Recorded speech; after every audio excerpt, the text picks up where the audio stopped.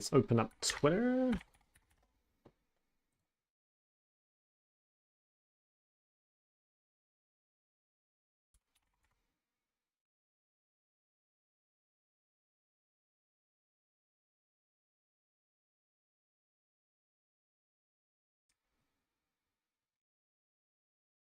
The best top laner? I wouldn't know. What top laners do I see all the time?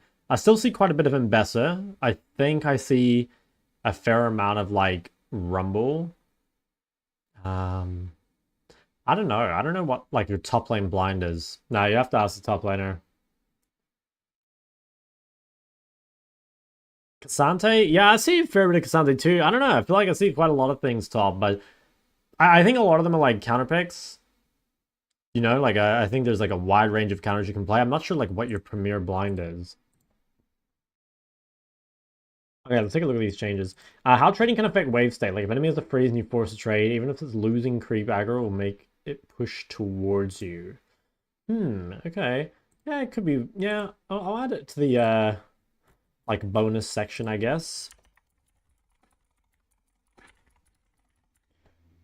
Yeah, because I've written down like a lot of it is just gonna be repeats of like my previous wave control video. But also like there's a lot of stuff I'm gonna add to it. So yeah, we'll kind of see. I'll ask again like later in the stream though. If I go to the beach to practice wave control. No, I don't need to practice wave control. I'm the master of wave control. I'm the challenger of wave control even. Okay, let's read through the changes. So the ones we care about. Let's see. So there's no buffs to mids, right? Like that doesn't change brand. Okay, so the nerfs. Okay, so what do they do to Neferia? Armor down, HP down, WCD up, passive down, Q minion mod up. Wait, this could maybe be a buff. It is probably a nerf overall. No, I think it is probably still a nerf overall. Like less armor and less health obviously is kind of bad. I think WCD isn't too big a deal. It's like not something you press on cooldown anyway.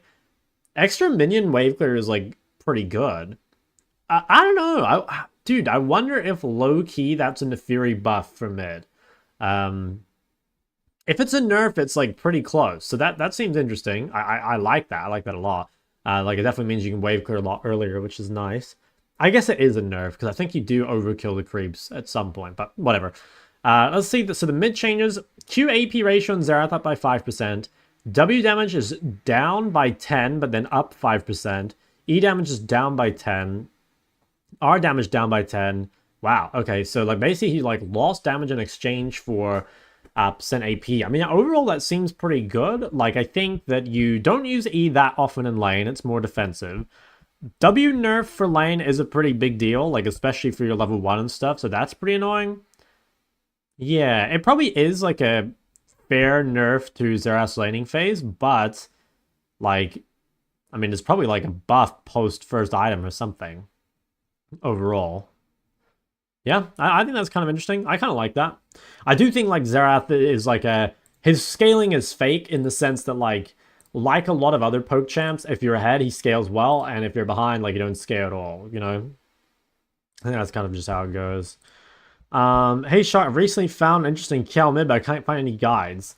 I think she's pretty good. There's a couple Kale mid streamers on Twitch. Like I think Kale 1v9, Desperate Nasus. I think Desperate Nasus is the best. That guy's like 1300 LP with Kale mid, so I'd go watch their streams probably. But yeah, I think Kale's underrated. I mean, I thought it was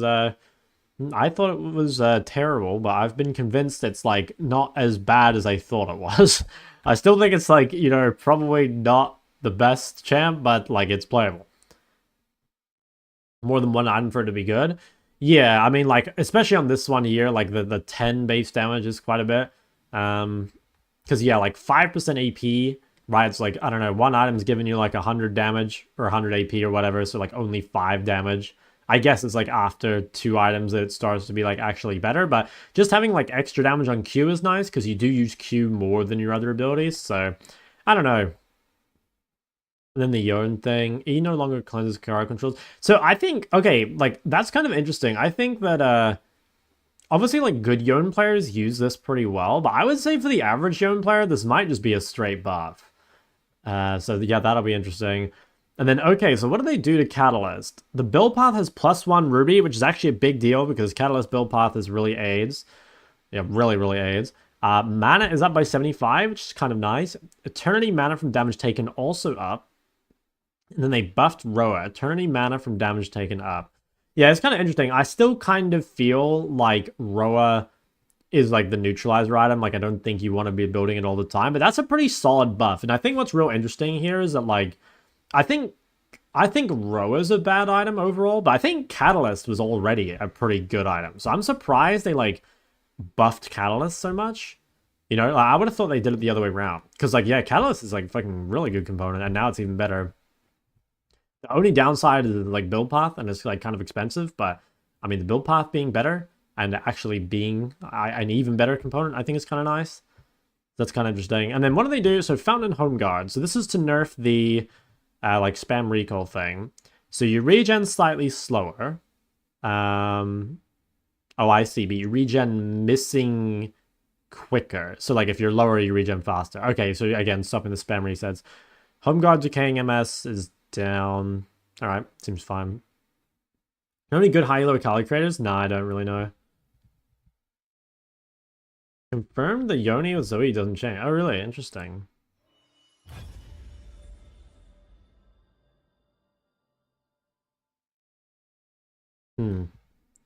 I actually kind of doubt that Yone will change his build path. I'm pretty sure you'll still just build Bork.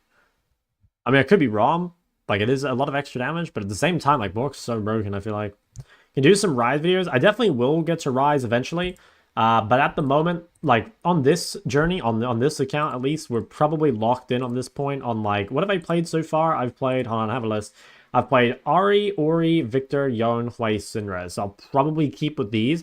Now, if we get into higher elos and it's, like, taking us longer to climb, we could play more champs. Because, like, I just need to make sure I have a couple champs, or a couple examples, I guess, from each elo. And, like, right now, I really need to play an Ori game. Because we don't have, like, any Plat Emerald Ori games. Also really need, like, another Hui game. But yeah, I will next time, probably. What are we at? I'm gold 1, but my elo seems to be, like, roughly emerald. Like, this guy was emerald 3. So, yeah, seems like we're an emerald or so. I'm actually real curious what rank I'll be when I get my first master player. You know, like, will I still be fucking platinum or some shit?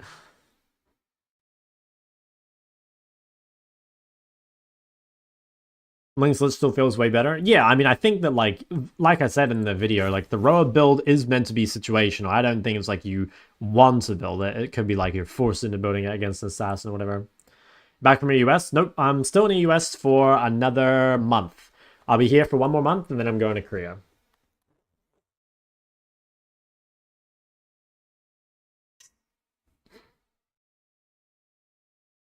Yeah, Ryze is pretty hard, champ. Any tips to get out of Diamond? Like, same advice I'd give to getting out of any other elo, really. Like, the better you are at the first 15 minutes, the easier it'll become. So, like, just looking at stuff like your warding, wave control, trading, roam timings, like, you know, Dynaganks, whatever. Like, everything in the first 15 minutes you've got to clean up. And there's plenty of guides on the internet on how to play the first 15 minutes. You can obviously watch VODs, you can look at your own games. A lot of different ways to do it. Thanks for the follows. Spamming the robo, and I didn't have one situation when it didn't feel good. Yeah, I mean, I don't know, I feel like I'm kind of repeating myself, but, like, in the video, I did state that, like, I think there is there is an argument, even for, like, very high elo players, that, like, the ease of execution is, like, relevant, right? Like, even higher elo players make mistakes, right? And just having, like, more mistake protection, I think, is kind of OP. And that's, like, one of the reasons why, like, mobile champs are, like, better in solo queue, right? Like, again, even high elo included. Or maybe not better, but, like, easier to pull off.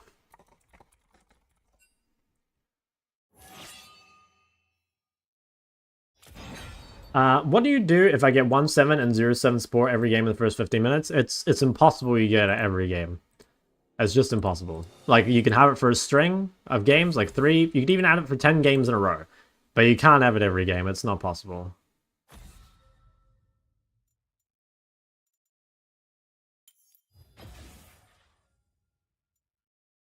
When to freeze wave? You can look at my wave control video that I made like 2 years ago, but I am going to make an updated one pretty soon.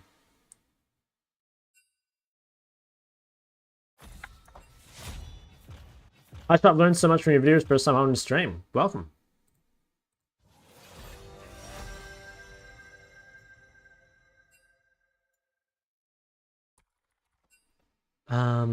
Okay, what did I need to play? I needed to play an Ori game. I think, yeah, I really needed to play an Ori game. Let me check my... Yeah. No, I really need to get another Ori game in for the... to make everything make sense. 3 games, I get it, and 2, and I still can't climb. Like, if you can't climb... I don't know. At the end of the day, it's, like, just you. There's really no other way around it, you know? It's like... You're the only common factor. And I don't know, there's so many resources out there to improve. I think if you're spamming games, you are like definitely using your time inefficiently though. There's so many guides, streams, you know, videos, whatever. And all of that is more useful than just spamming out games, wondering why you're not climbing. A game 1 street with the Ari build, there we go. Get shock coaching in your climb. True. Say Victor Zed Yon is a good shampoo. Yeah, it's not bad. I think it's fine.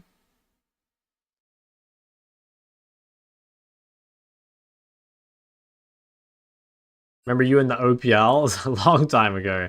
Very long time ago. Okay, I think I'm gonna go a scaling page, I think. Do I actually need resolve? I don't think I do. So, I don't know. Here you're kind of gambling. I think... Okay, here's the thing. I think if this Zed is good, he should take Second Wind. And if he's taking Second Wind and possibly D-Shield, then playing full scaling makes more sense. Now, I think in low reloads, this guy will take the wrong setup. So I probably could abuse him by going like Airy Scorch or whatever. But I'm going to kind of say that like I want to play this properly and not like as if I'm smurfing. You know, I don't want to cheese it, basically. I'm going to take this as if I were playing against a high elo Zed. And I think I would take this setup if I were playing in a challenger game. But, like I said, I think if I was just purely playing for win rate, yeah, see, like, this guy took Ignite, which I kind of knew was going to happen. And in that case, like, having Airy or whatever is probably better.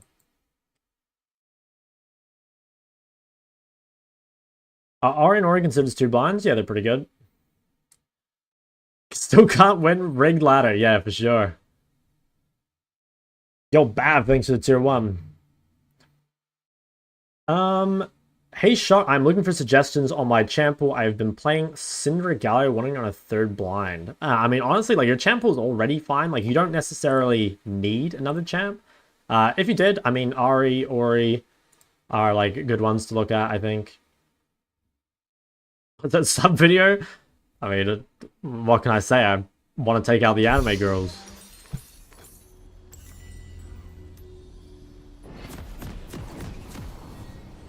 After reaching Masters, is there any point in keep trying to play it? That's like literally just something you can answer for yourself. Like for me, right, for someone like me, the game doesn't even begin until like I get close to Master, right? Or I'm in Master. Like there's just like, there's no, I don't know, like if you're higher, you know, chances are you want to get even higher, right?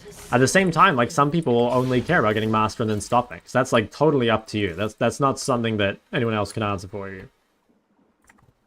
Alright, let me make sure I can see the YouTube chat. Dinosaur Enjoy? Yeah, it's base name.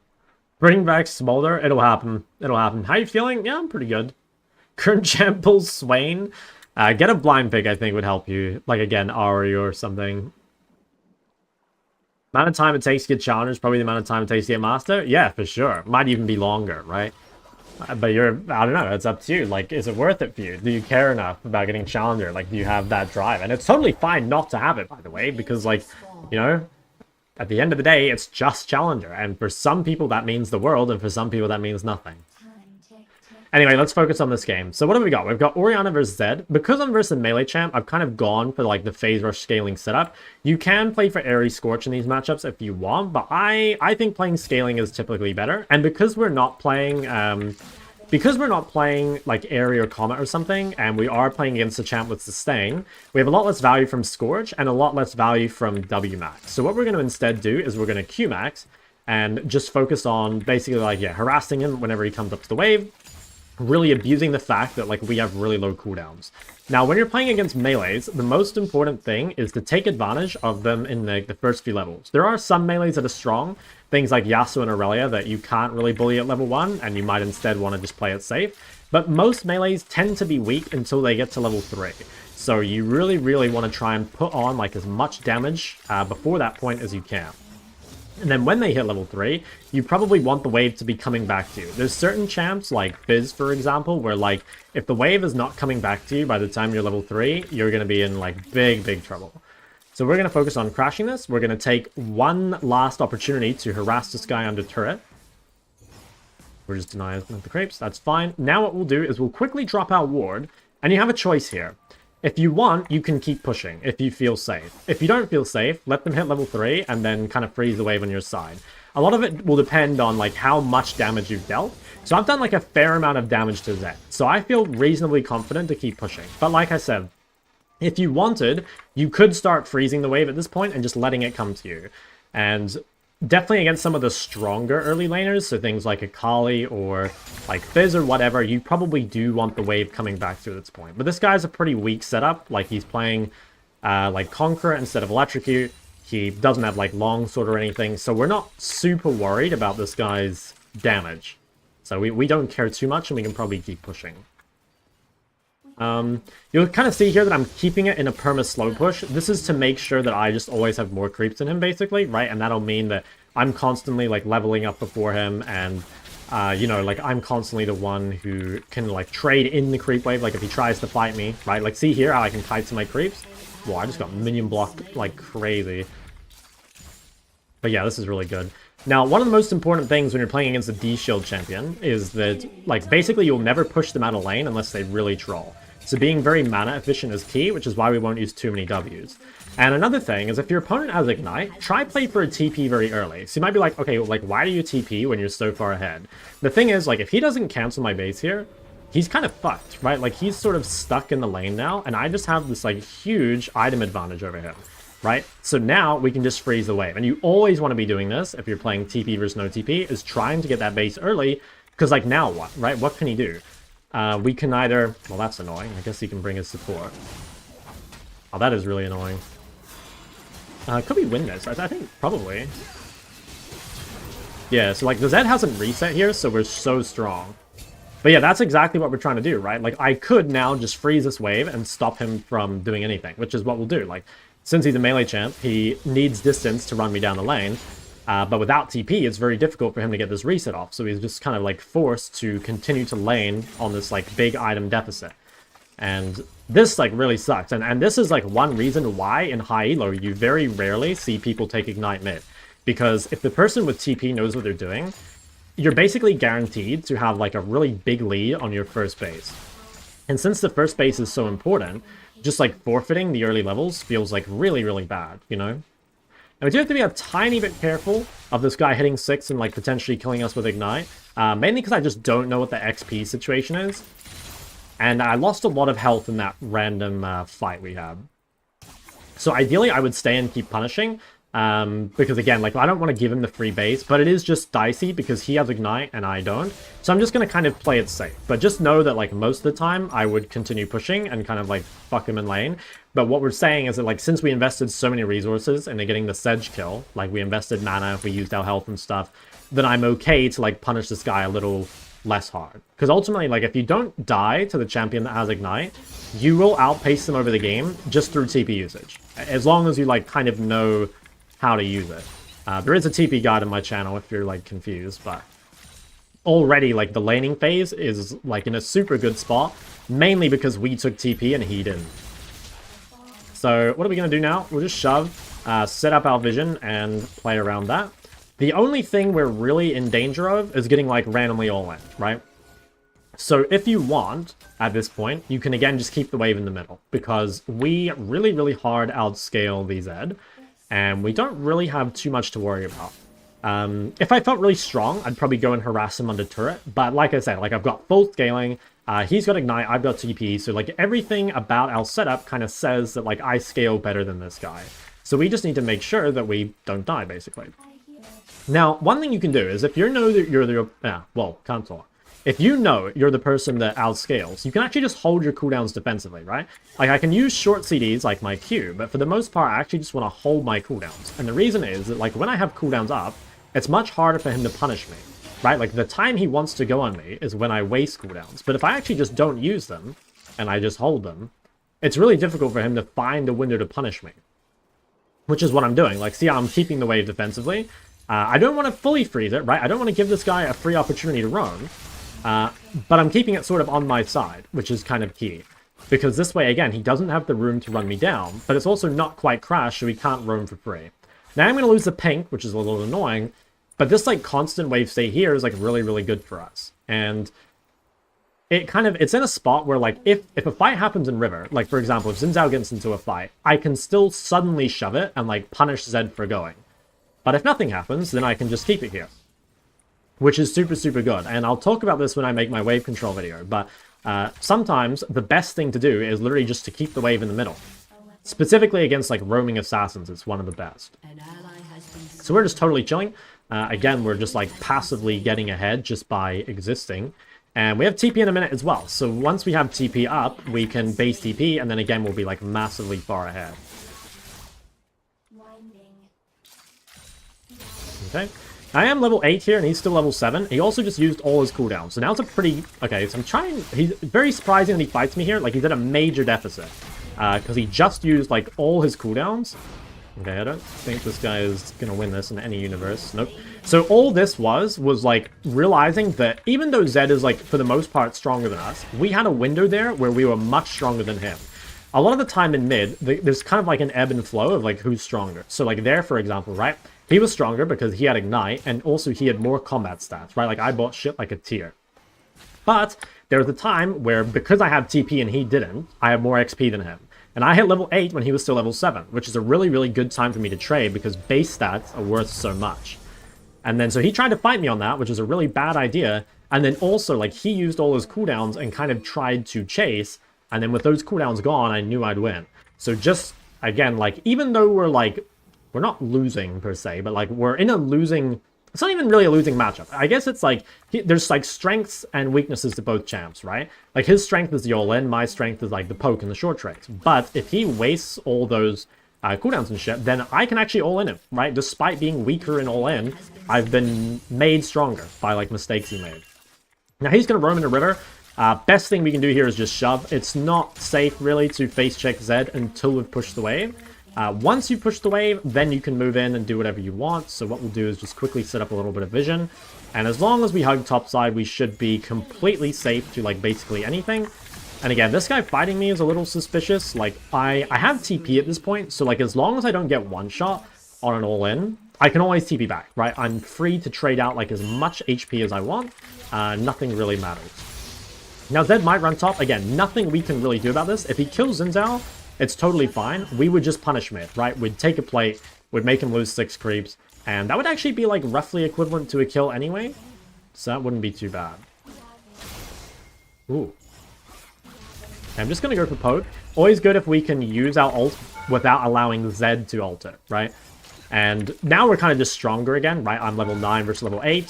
I have, like, more items than him. So even though we've got, like, this full scaling setup, we're kind of just stat checking him at this point, which is good, obviously.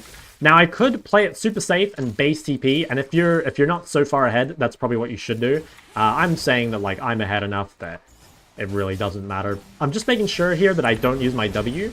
See how I wasn't using my W there? That's because I wanted it in case he went on me. I was fine to use Q, because Q's a very low CD. It's like 2 seconds.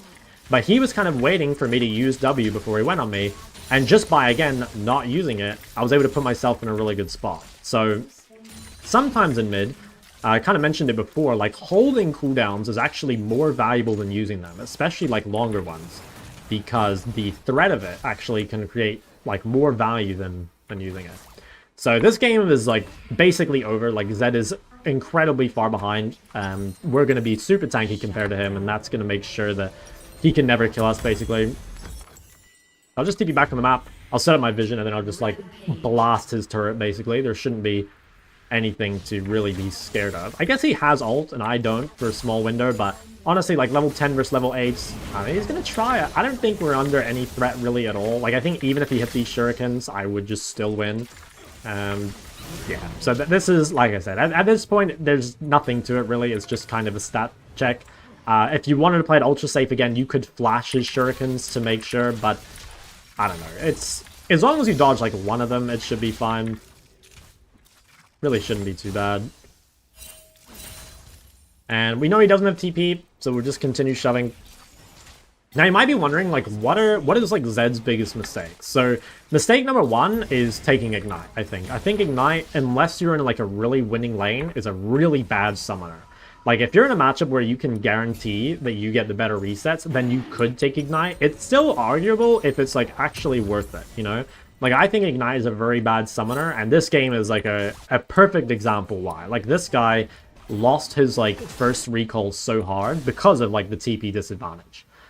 If you are playing Ignite into TP, you need to make sure, again, like, you're either winning your lane super hard or that you just like find a way to recall first, because if you get locked in lane, you're just kind of fucked. Now I should be able to keep this guy out of the fight. Nice. Probably turn this around. Just gonna try and save my ult here for a bit. Wow, guy's a flash abuser. Okay, probably kill the Zyra as well. The reason I ran to this fight is basically because it looked like there was just a big fight going on. Like, normally you wouldn't roam without shoving, but in this situation, like, the fight looked too big for me, like, not to go to, basically. But yeah, that does suck that I lost a lot of creeps mid.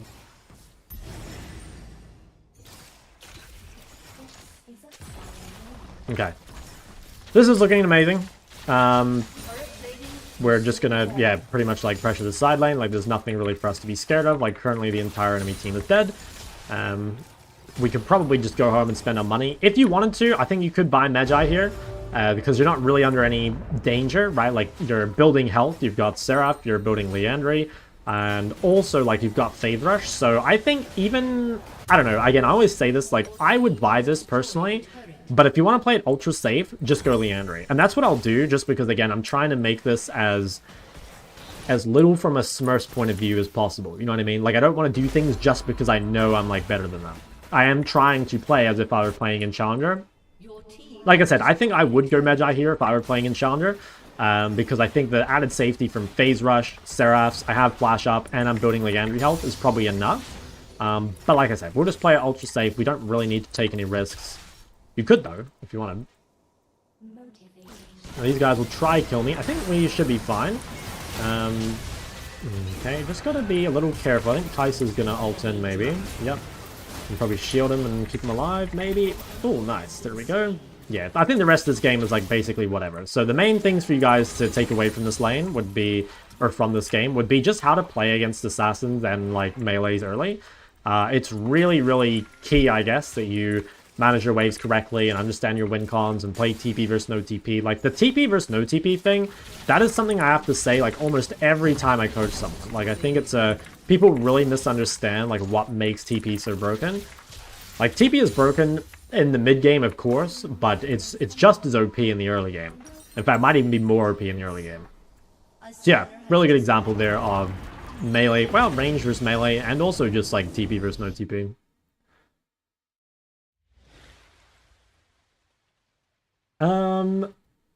Games where you're not able to win survivors in lane, how do you deal with this level 6 to 8 all in?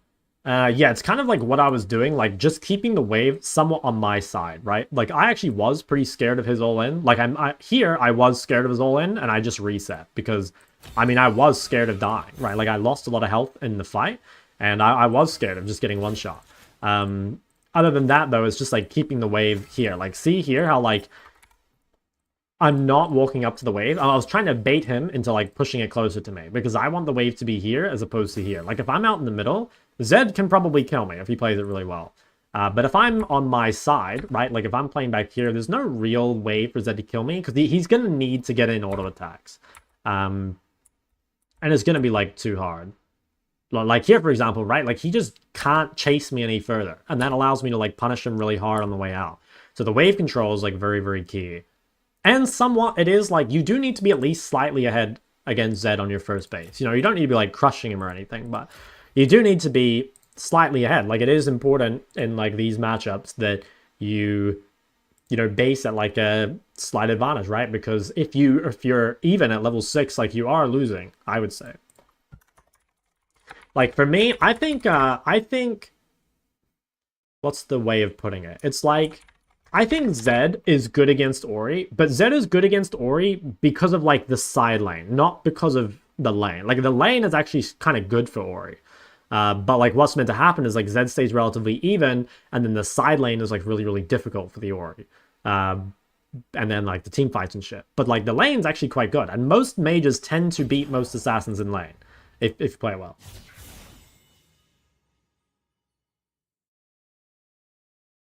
Looking good as always. Thank you, man. Thoughts about Diana mid? I think pretty underrated, to be honest. I think, especially as a counter pick, very underrated. Got to Emerald. That game was another Emerald game, I'm pretty sure. I think most people in this game were Emerald. Let's see. I think I was Platinum. The game I played last night, like, most people were Emerald. So, I don't know. It's like roughly around Emerald elo. They go more damage rather than defensive? No. I would just, like, build... It sounds dumb, but I would just, like, build correctly, I guess. You know, like, I would just build to the game, not so much, like, to my teammates. Just take on Annie and Plat Emerald. I think Annie's, like, really OP. Or, like, underrated, I guess. Even in higher elo. G Talia game. So, at the moment, I need to make sure that I'm getting games on... Because, like, I'm trying to make these into Unranked to Master videos, and I need to make sure I'm getting some more games on certain champs before I leave this elo. Like, I need to make sure I get another Hui game before we get into Diamond, and another Cinder game before we get into Diamond, and maybe another Ari game before we get into Diamond. If we're not in Diamond by those 3 games, then I can definitely, like, play some other stuff. How was Lux? I think underrated as well. I really hate playing against Lux. Or you do your Victor games? I've played 3. I probably should play another, though. Because the Victor games are, like, kind of meh. Diana counters what? Like, anything that's weak in lane, or anything that doesn't have CC. One of those 2 things. Like, being able to dash on someone, basically, and then not being able to CC you, or just not being able to fight back. I think that's really good for Diana. Yesterday? I didn't play any yesterday, actually. No, I didn't play any yesterday.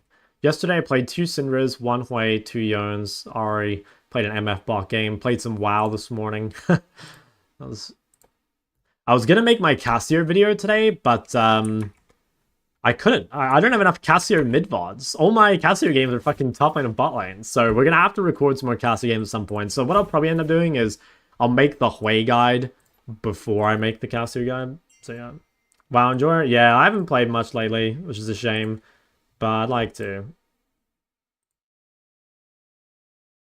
Why do you not continue on the I Will Not Lose account? I will. I definitely will. But the I Will Not Lose account's in Master, and, like, you know, we needed to get some games in the lower elos, basically. But I will. Like, if we need to... If we get all our Diamond games done, we could probably just swap to the Master account. Playing WoW Retail Classic? That was Retail. I would like to play Classic, though. About some Azir games, again, like, I'm probably going to do Unranked to Master on Azir at some point, or like Azir and some other champs, but I probably won't play many games on him this time, if any, because I just don't have the, like, time. How long are you in EU for? Another month, and then I go to Korea. Are you reading YouTube chat? I do, but, like, not as often as I read Twitch chat, but I do try.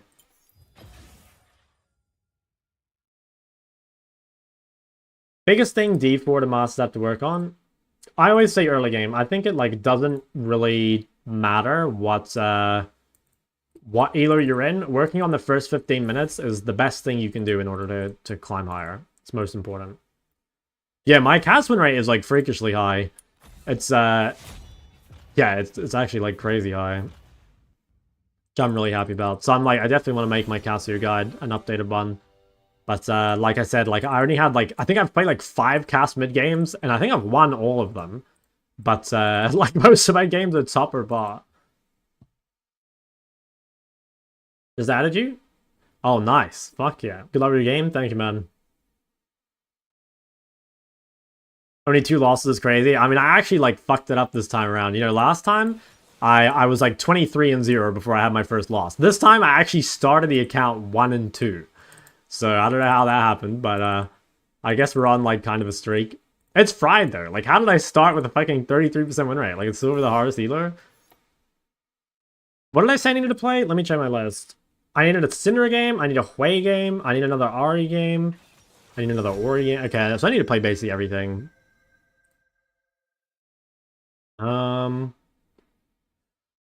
We play.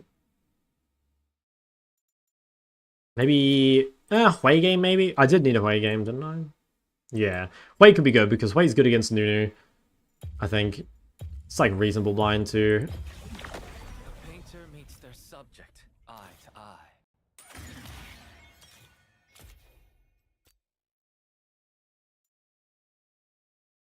The games were spicy. Yeah, they were. Like I had lost one game when I went like 10-1, and then I kind of deserved to lose the other game. Like, let me check. I kind of did deserve to lose the other game. I played, don't get me wrong, I played like way better than my teammates this game here. But I did make some pretty big mistakes this game. And the enemy Viego got like really fed because of me, I think. So I think I deserved to lose that game. This game though, I mean, maybe if I were better at Yone, I would have won. I think my itemization like fucked me a little. Like, I think I could have won both games, actually. But yeah, we're on quite the streak since then. Annie. Okay. Guys, fun fact, I played Hui versus Annie against Caps. So I'm very versed in this matchup now. And I actually analyzed the game as well to see like what Caps did better than me. And Caps was 1-4 in that game, is all I'm going to say. I did lose because of jungle gap. But I will prove to you guys that I've learned, and I will stomp this Annie. Syndra blindable? I think she's not bad. Yeah, she's like a solid blind.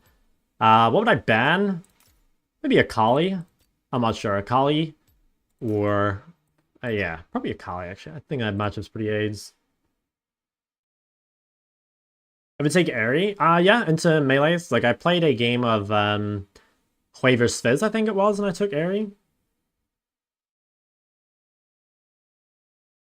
Annie being plat walls of hell. I mean, hey, if I took out Caps, won't I also be able to take out this Annie? Like, don't get me wrong. I think Caps played the lane better, but I mean, I played the game better. Should always go phase rush. No, you should go to my Ori guide if you want more details on runes, or exclamation mark Orianna. Okay, this was an Emerald game, right? Let me just tag it while I remember. Hui versus Annie Emerald. Dude, it actually sucks like how quick you rank up. I know that's like such a first world problem, but like, you know, trying to get 2 games from every elo is actually hard when you're playing a lot of champs because like you just rank up. Oh fuck. Okay. Yo, that sucks. Okay, I probably shouldn't have gone first. Okay, well, that is unfortunate, but it should be fine. I don't think it'll change the game really.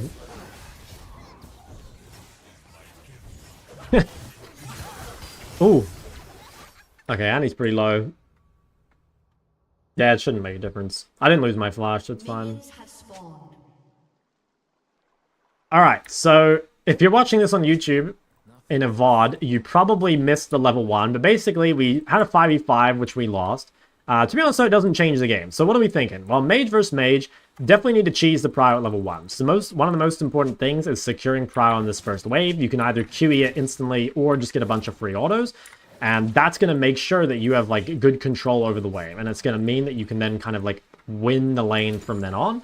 Because we'll hit level 2 first. We'll be able to like harass her when she comes up for creeps and stuff.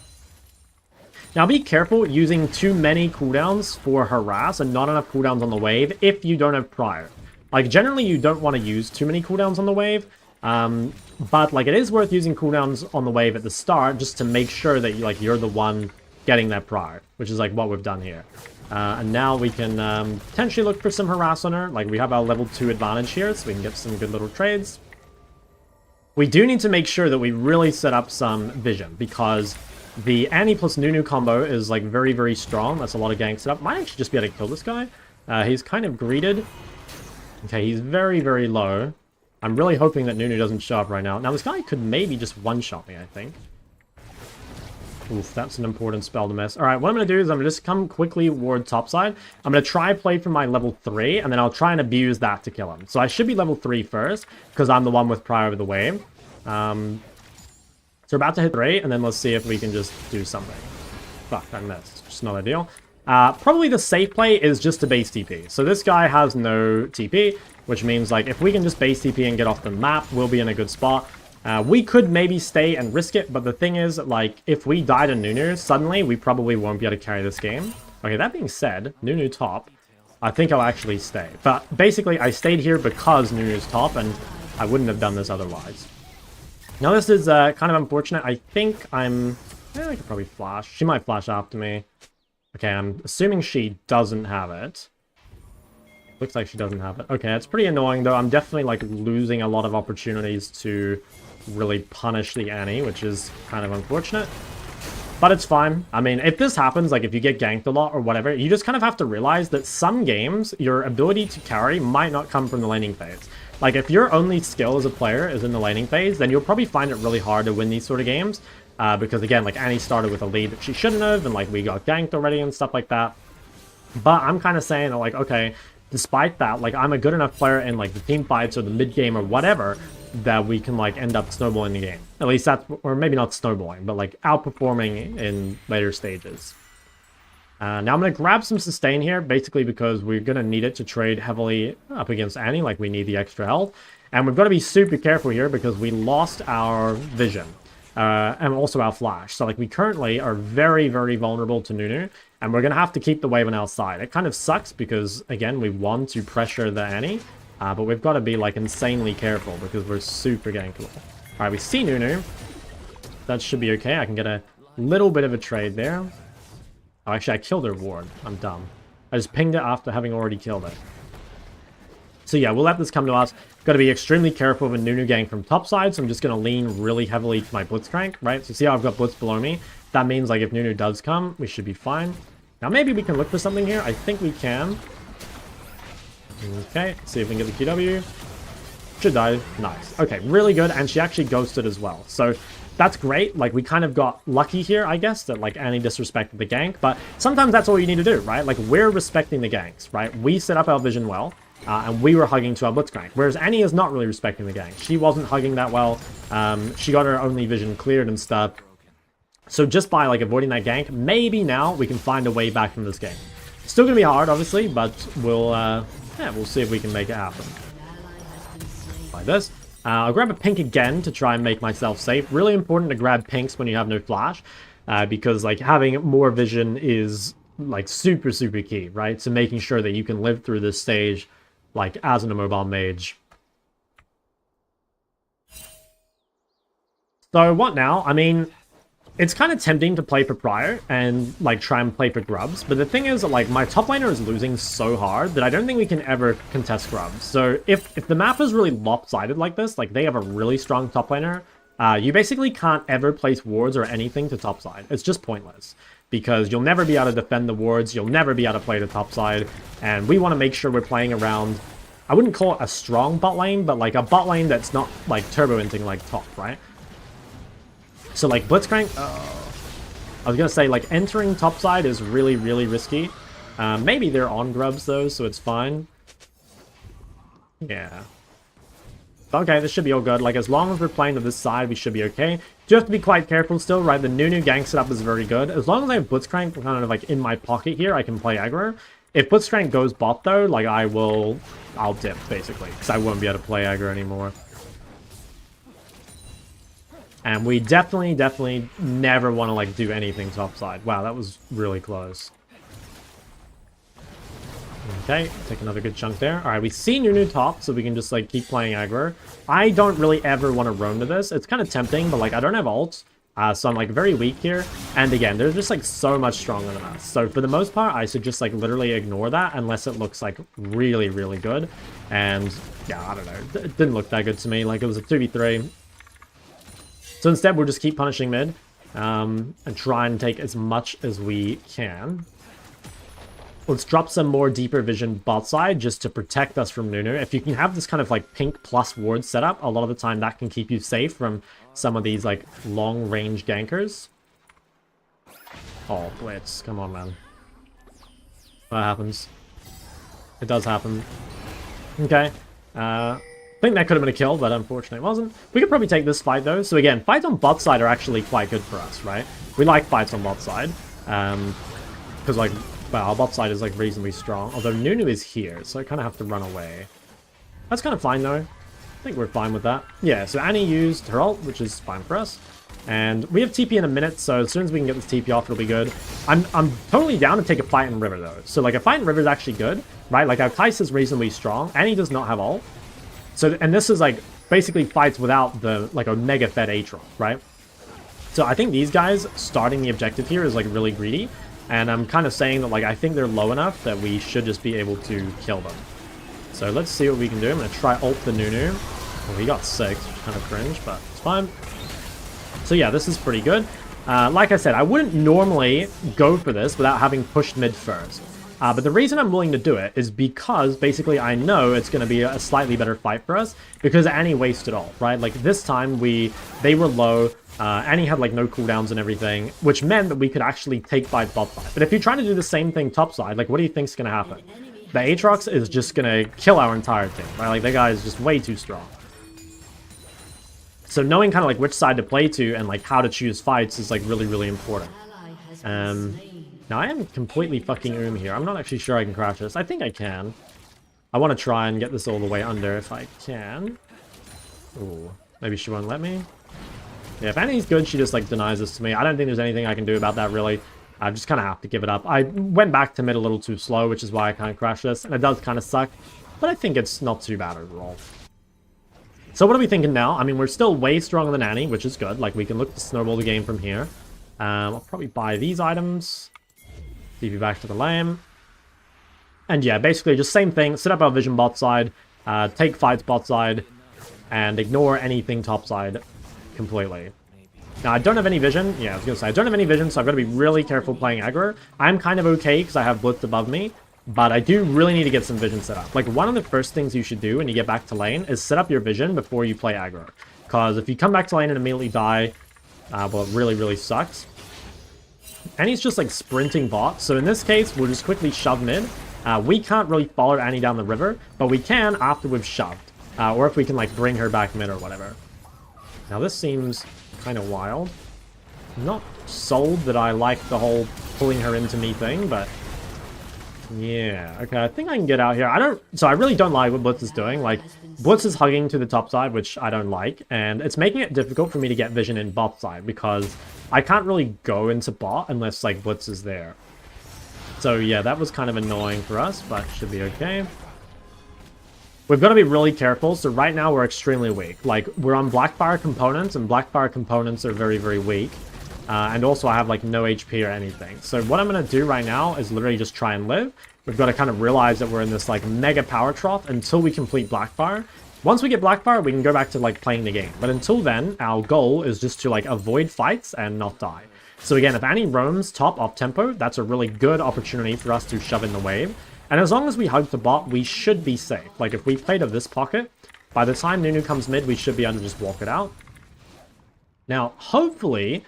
I can get one more wave and get my Blackfire, because again, Blackfire is a big spike. So what we might do here is just, well, okay, that was a lot of damage. I was gonna say is actually just pretend we're recalled. So one of the best ways to getting a wave for free, if you're the one losing, is to pretend you've based and let them shove a wave. And then you can just collect it when it comes to your turret. Now I think Annie's actually just recalling, in which case we can just shove this wave. So we'll shove this all the way in. And then let's base. So now we've got Blackfire, we're going to be in a pretty good position. We managed to punish Annie recalling, like we deny her some of the wave, which is kind of nice for us. We'll go for this. And yeah, so at this point we're really strong. Now the thing is, we're really strong, but the strongest person on the map is this Aatrox. So like we've got to completely avoid playing around the Aatrox, right? Like if we have any fight with the Aatrox, things are going to go really bad. If we can take fights with like Kai'Sa, it's not too bad. Or yeah, like fights with Ivern, maybe it's not bad, but it's going to be kind of, it is going to be kind of difficult, right? Like it's still a pretty bad game. So, oh shit. Alright, I'll just fear this guy and hopefully I can walk out. There we go. Yeah, it's kind of unfortunate. I don't have any vision right now, so we've got to be really, really careful. Like, I have no vision bot side, no vision top side. I have no wards or anything to place. So our goal right now, again, is just to kind of neutralize this window. If we have any vision from our team, it would be really good. Like, we could actually push, but it's just so... It's so risky for us to play aggro right now with no flash and no vision. So it's like, again, if you can do anything extra, you would.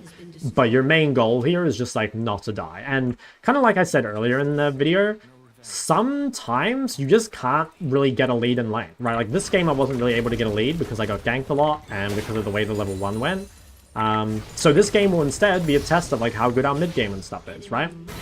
And if you're only good at laning phase, then you will just lose these games. And it's possible that I do just lose this game, right? Like, the game is looking pretty bad. But, like, maybe because we're good at mid-game and maybe because we're good at team fighting and stuff, we might be able to find a way to actually win this. But that's why it's important to be, like, well-rounded as a player, because if you don't have those skills, then, like, you'll never even get a chance. So, I'm just going to push bot. I opportunistically ram bot, which is kind of... I want Kai'Sa to go mid. I would have ran back mid, but I think it's totally fine for Kai'Sa to go. So we'll just shove this, basically. It's actually safer for us to be bot anyway, because, you know, we don't have, like, the lack of vision that we do mid. And we should be able to just, like, clear waves and survive. Okay. So yeah, what are we going to do now? Again, like, keep avoiding any fight with Aatrox in it. Our best goal to, like, or our best bet to win this game is to, like, catch these guys if they, like, overextend or make a mistake. Realistically, though, if they play well, we can't win the game, right? That's kind of how it goes. But it's solo queue. Like, there is a reasonable chance that these guys throw at some point. And so we're not really going to do anything proactive to get back in the game. We're just going to keep farming and kind of, like, wait our turn. If they misplay or they overextend or whatever, we might be able to win. But, you know, it's probably difficult, right? Like, they're probably going to win unless they really misplay. But, again, we could get lucky. They might make mistakes or whatever. Now, I do have to be really careful here, because I think Annie's going to run bot, and then I'm just going to lose this turret. Okay, I'm going to kind of greed and say that she's not doing that, but this was pretty risky. I think I can get away with it. Oh, wow, okay, this guy's just running at me. Hopefully Annie's not here. If she is, I'm just dead, but... Oh, yeah, I'm just dead. Okay, so I kind of... Yeah, this was a misplay by me. Like I said, I knew it was greedy. The reason I did it is because I saw Annie walking to top side, but she did it well. She, like, lent into fog. That might be GG there. Like, yeah, okay, my team FF'd anyway. If you make one mistake when you're losing like that, you probably just immediately lose. So, yeah. Could we have done anything differently this game? Honestly, not really. Like, sometimes you just lose, right? Like I said, we could have avoided that death at the end. I don't think it would have made a difference, really. Yeah, no, I don't think we really could have done anything different. Like, possibly we could have played the early lane, like, ever so slightly better, and maybe we get a kill, and maybe that changes the game, but... Like I said, sometimes you just lose. But as you can see from my win rate, right, like, the amount of times you just lose is, like, very rare. Needed to stomp the lane? I mean, like, sure. Like, you could argue I need to stomp the lane in order to carry a game that's, like, you know, uncarryable or whatever. But, like, it's difficult, right? Like, this guy, he got a kill at level 1. He... like, got the counter pick, I suppose, is what you'd say. Like, he picked after me, right? It's not like I got to pick into him. He also got, like, bailed out, like, very early in the lane, right? Like, the game was, like, really good for me right now, but, like, Janna came and, like, bailed him out. So it's like, yeah, I guess you could argue that, like, I needed to just, like, hard stomp the lane, but it's way harder if, like, she starts with a kill, and, like, if her support comes in at level 2, and... You know, she also rushes recall boots, which is a really good neutralizing item, right? Like, if her only job is, like, not to die while her team carries, then, like, recall boots are really, really good. Yeah, no, it is what you said. Like, I would have to somehow win my lane hard enough to make up for that. So, yeah. And honestly, guys, like, I think a lot of you, like, hyper-focus on these games. Like, these games don't matter at all, right? Like, I see you guys kind of get mad about the wrong games, right? There's not much point getting mad about this one, because it's like, there's not a whole lot you could have done, really, right? Like, you should still look at these games and be like, okay, like, what could I have done better? But you're not actually worried about winning it. You're just worried about, like, what could I do better, right? Like, how could I improve for next game, not for this game, right? And, like, the games you should get mad about are the ones where if you had played better, you would have won. Not the games that were, like, unwinnable. Like, that game doesn't matter. We don't care about that game at all. Syndra or Ori better for solo queue? Syndra is way easier, so I would say Syndra. What's your opinion on recall boots every game? I wouldn't do it every game. I think it's mainly good if you're losing or you're in a hard matchup.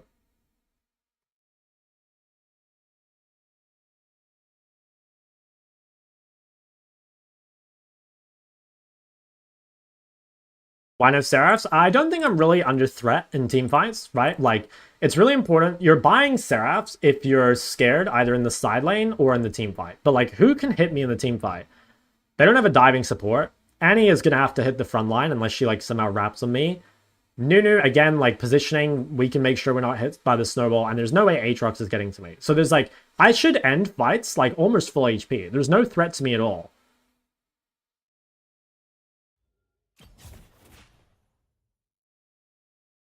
Exploring the city? Nah, like, today and yesterday, I had to do, like, MLA coaching. Why did this? Oh, I see. The link didn't complete. Yeah, normally I do coaching. Otherwise, go home.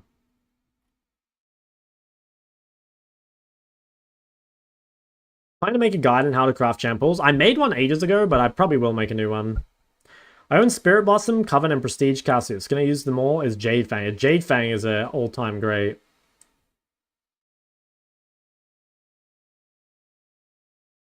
Okay, what are we looking at here? Ori, Syndra, Hui, Galio. Okay, I think we can, I would lock in a little bit on your champ pool, right? Like, we've got, like, some random, like, Aurora, some Ahri. I think we could just drop them. We could probably choose, like, how about just choosing your top three? Like, Ori, Syndra, Hui, you know? And, like, I don't know, maybe Yoden counterpick or something. But I'd play, like, less champs. That's probably your first thing. Not a huge fan of the builds. Don't really like Shadow Flame Hui that much. Don't like this random Ruby Crystal. Don't like Luden's Storm Surge Syndra. Don't like Shadow Flame Ahri. I don't know, I just don't like your builds overall. I think your builds are pretty suboptimal. Yeah, I think champion builds. That's what I'd say.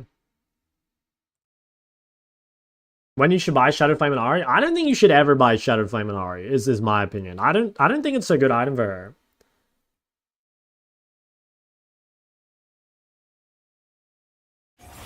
Okay, I don't know what exactly to tell you because I do not play Nyla. My guess is that, like, if you want to get higher elo, you probably need to learn a blind pick ADC because I'm assuming that Nyla's, like, not meant to be blindable. So, like, if you wanted to get the, like, Challenger, I think having, like, yeah, being, like, good at Ashe or something and then, like, counter picking with Nyla is probably better. Yeah, I can't tell you fucking anything about the builds, though. Like, I don't know shit about them. But that would be my best recommendation, is, like, make Nyla your counter pick, or even just, like, pick if it's not a terrible game for Nyla, and that way you're getting rid of, like, some of the, like, really turbo AIDS Nyla games. What do we got here? What was the question with this one? Can I get to Masters with White mid Zillion support? Yeah, definitely. What are we looking at? CS is pretty low for Hui. Actually, well, that game looks like it ended quickly. Yeah, I don't know. I think your CS is, like, a little low. Like, Hui, you should, like, really be looking closer to, like, 9, even 10 CSPM. Deaths are also very high. Like, it should be quite difficult to die on Hui. So, I'm not sure how we're, like, dying so often. Yeah, deaths in CS, that's, like, basically it. Like, that's a champ where, like, you're really balanced around not dying. So if you're having a lot of deaths, you're, like, either itemizing badly or positioning too aggressively or something. Like this game, for example, against Nocturne Akali, that's a really good game to play Seraphs because, like, it's unrealistic to position around this. Having, like, Seraph Liandry makes you, like, 10 times safer in that kind of game. Some games, it's just positioning, right? But I think that game, it's... I don't think you can position around that. Rechamp for Guerrero be the same as EU? Not really sure, to be honest. I'll just see what the meta's like when I get there.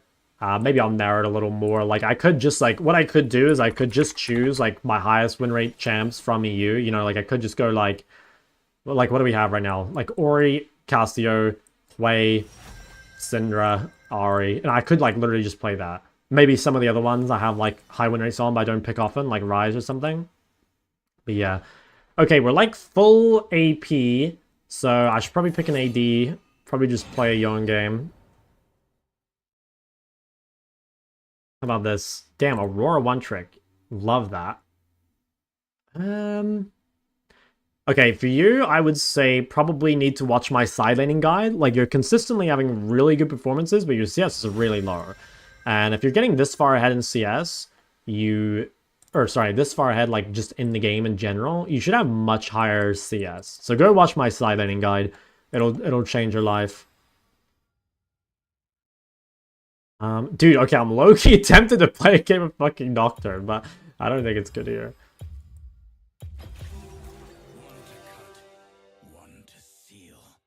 I mean, Zed's basically a mage. Should I take Fleet? I think I should.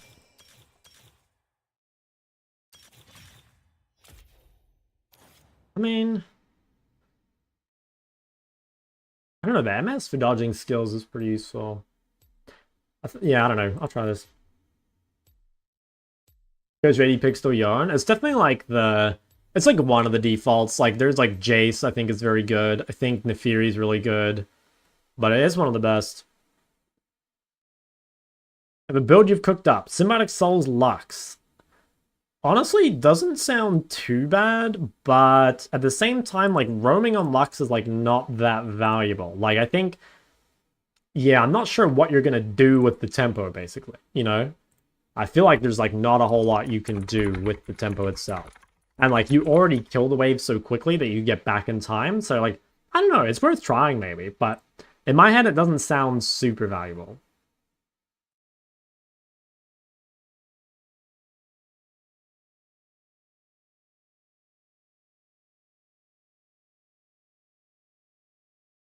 Guys, if you want OBG reviews, you can redeem them, but I'll have to look at it in the next queue.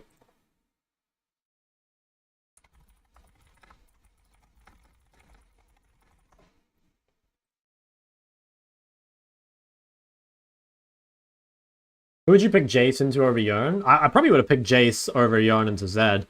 Like, if you're against some sort of assassin and you can just play the tank Jace build, I think it's really good. You know, like, if you're playing against Zed and you've got fucking Grasp, Cleaver, and Shojin, right? Like, he's never killing you.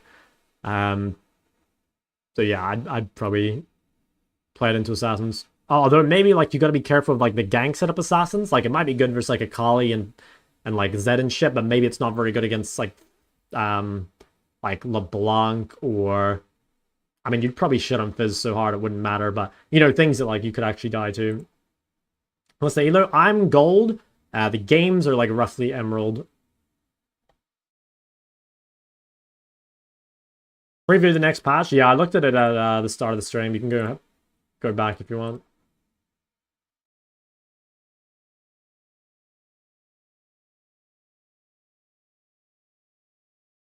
Playing ARAM? No, sir. I've not played an ARAM in months. That's fun. That's cool, though. A little shock fan? That's so sick. Dude, what's this new fucking, like, Discord thing that shows up? Message want to play? Dude, how do I get rid of this shit? It's ganking me every game. 84% win rate Heimer versus 84% win rate Shock. Oh shit, maybe I should go top and take him out.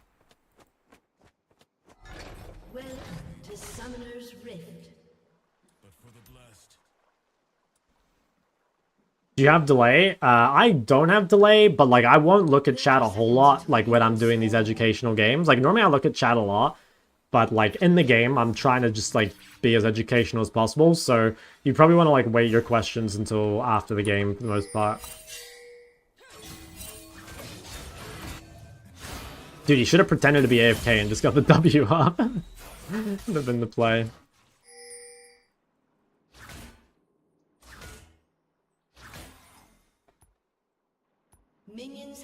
Alright, so let's talk about Yone versus Zed. So Zed is like not particularly strong until level 3, so we should actually be able to get control. Like Yone also doesn't spike too hard too early, but we have much shorter cooldowns than Zed and much stronger extended trades. So we're actually fine to crash the first like 2 or 3 waves. We'll go for like a slow push and just kind of get control that way. If he trades on us, we have bone plating, which basically guarantees that like we'll win the fight. obviously you can poke it out, but if we can manage to, like, sometimes you can take bone plating and then just like trade aggressively with it, right? And that's what we'll do when we have our E, is whenever we have bone plating up, we'll literally just E forward. That's something that is actually quite key in a lot of melee versus melee matchups, is like really abusing the bone plating. So this is good. We're maintaining our slow push, and we're just gonna, yeah, slowly build a lead. If we go relatively even in lane, we should be in a pretty good spot. Like, our side lane, obviously, with Bork is going to be extremely good. So, yeah, if we can do anything extra, that's great. But, you know, ultimately, just being even early is kind of enough. I want to shove this wave in and then get some vision down. Also important that we get this wave in without allowing him to freeze it, right? So just walk up to make sure he can't freeze, and then you can come look for some vision in the enemy jungle. We're just going to check if the Raptors... Okay, she's on the Raptors. And then I'm just going to place my ward here. Also, try to get back to the wave before he hits it. I'm actually, like, slightly late to this wave, and that means that he gets a few hits on it that we wouldn't normally want him to get. So that is kind of important, too, because, like, you don't want to, like, be late to the wave and then give him level 3 for free. It's a pretty big mistake that I lost my bone plating there, getting hit by the max range shuriken, but should be fine. Now, his W is on cooldown, so we can look to be very aggressive while this is down.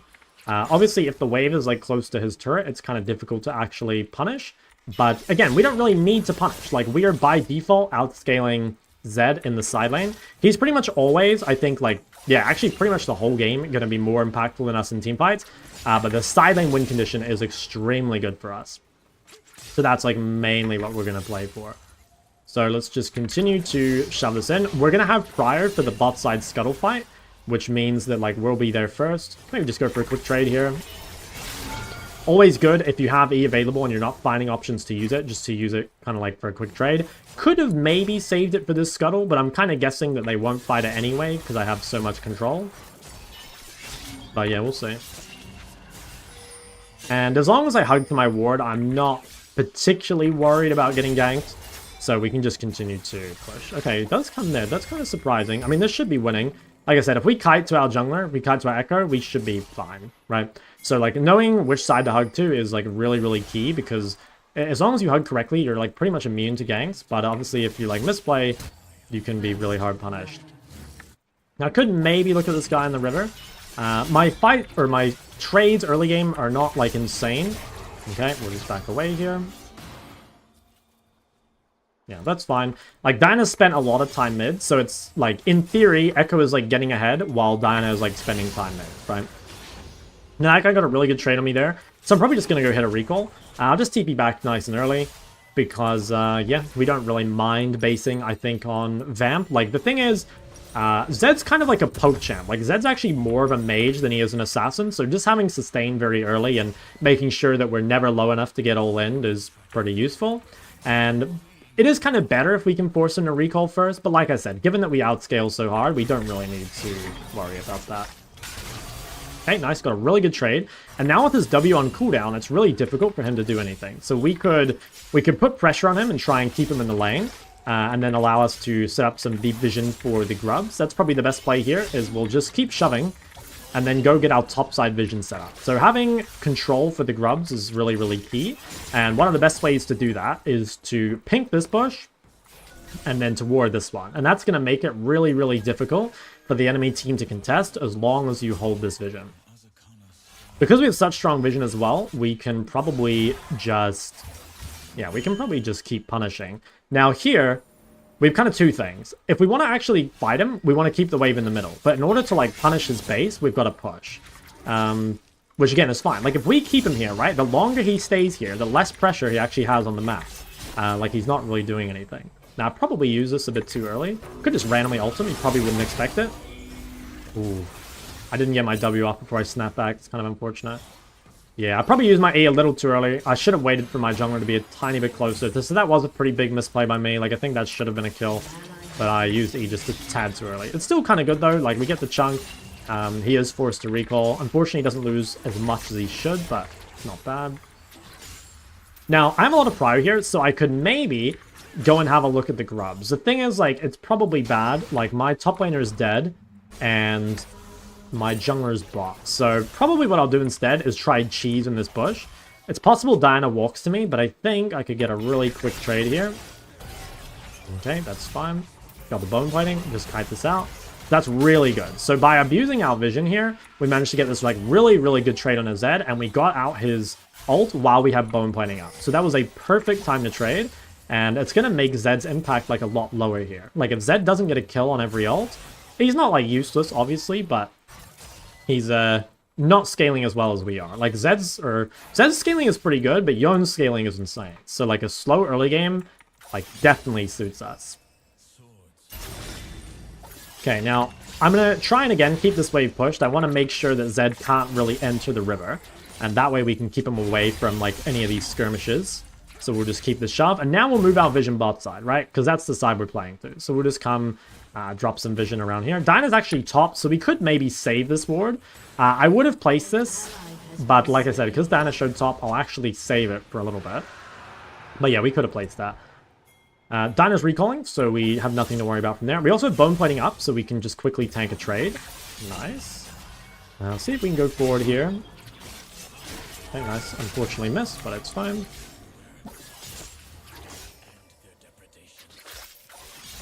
Okay.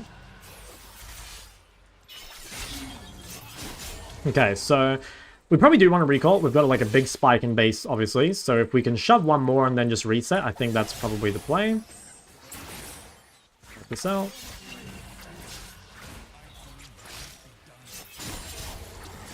Okay, now, could I walk to this? Is it worth walking to this? Probably not. Okay, I better run. You might be wondering, like, why am I perma-shoving Zed in instead of, like, keeping the wave in the middle? So the thing is, like, Zed, unlike most melees, actually can farm from range. So, like, by keeping the wave in the middle, it's actually a lot harder to punish.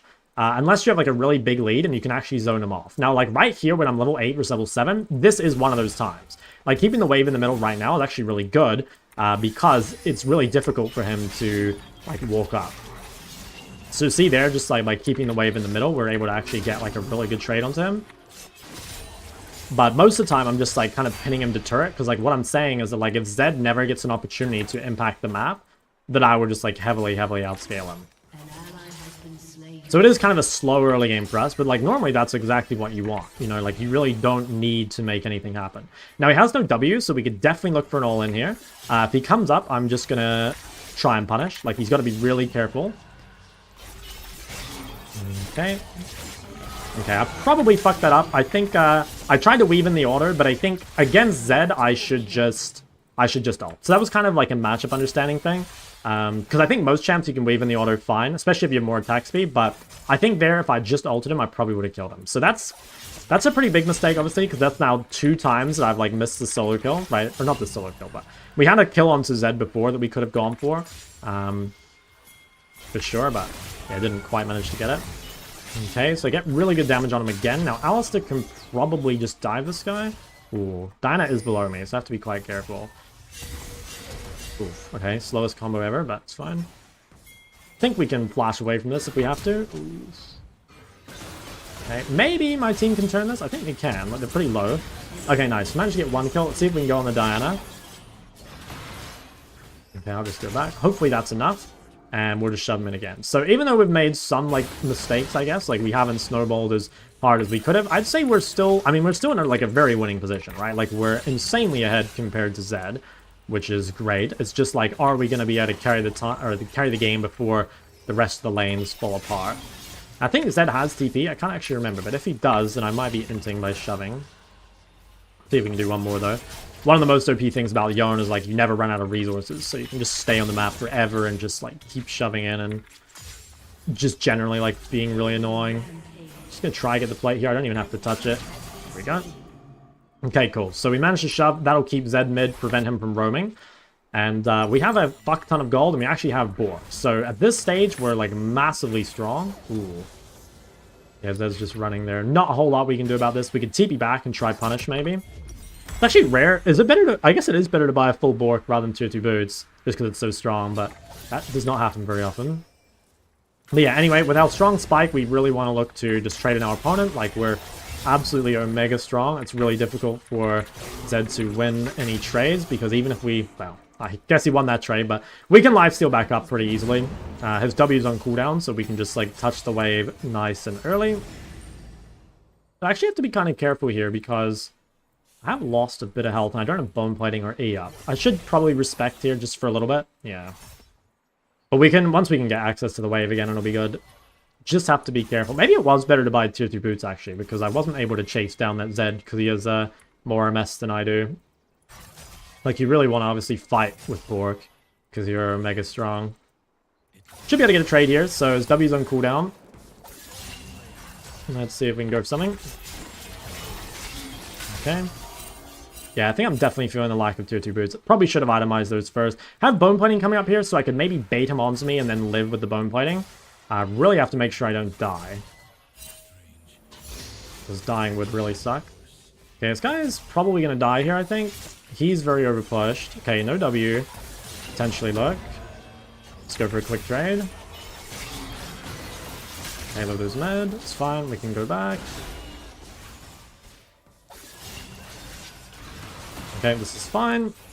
A lot of people around mid.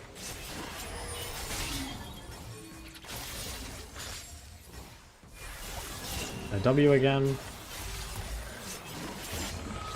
Okay, dude, kill him. Okay, nice. I think we just killed this guy. Oh, I'm actually gonna live, I think. Yes, nice. Just barely live. The lack of tier 2 boots, I think, is really hurting me. I don't think it was worth completing the Bork. Like, having no MS is making it so difficult to chase him down, so that's kind of just a misunderstanding from me from the itemization, but we managed to get the kill. Looks like my team's doing fairly well bot side. I should maybe shove one more, actually. I just realized I don't actually have enough gold. Yeah, I should have shoved one more here. I didn't realize I didn't have enough for Berserkers, but we should try and get that. So let's hit this turret a few times. It was bad to be so late to this wave, though. Like, what I should have done is shoved that wave and then, like, instantly backed. Yeah, because, like, now I'm kind of, like, stuck in lane, which is not ideal. Let's see if we can clear this. Yeah, I can kill this guy. He's gonna be really careful. Like, I'm really, really strong here. Okay, if I hit that, I probably would have killed him. But yeah, he's gonna be really careful. Like, obviously my Bork is an insane spike, so even with Eclipse, he's not able to beat me. Now, I might stay here, just because I think his ult's still down. I think I should stay. I really fucked up, though, by not getting that reset off. But I probably should stay for a little bit.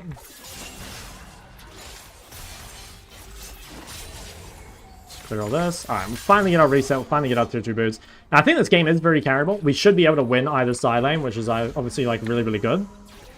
Yeah, like, I think we'll beat Heimer. If we don't beat Heimer, the game could definitely be tough. Like, that's pretty important for us to be able to win. So we'll buy these. I think at this point, like, we absolutely smoked Zed. But it's really important now that we play to, like, our win con, right? Like, we're going to lose team fights super hard. They have, like, Sivir Lulu. I have, like, a pretty strong Diana. So we need to play, like, even more so. Obviously, like, on your own, you don't really want to play for team fights early anyway. But I would actually be surprised if we ever win a team fight, like, this entire game. We want, like, small fights and split pushing for the most part. And just, like, staying away from any sort of, like, actual team fight. I guess I could have ulted there. I was kind of thinking I didn't need it, but... Okay. I'm running down with the MS. Let's get the Zed kill.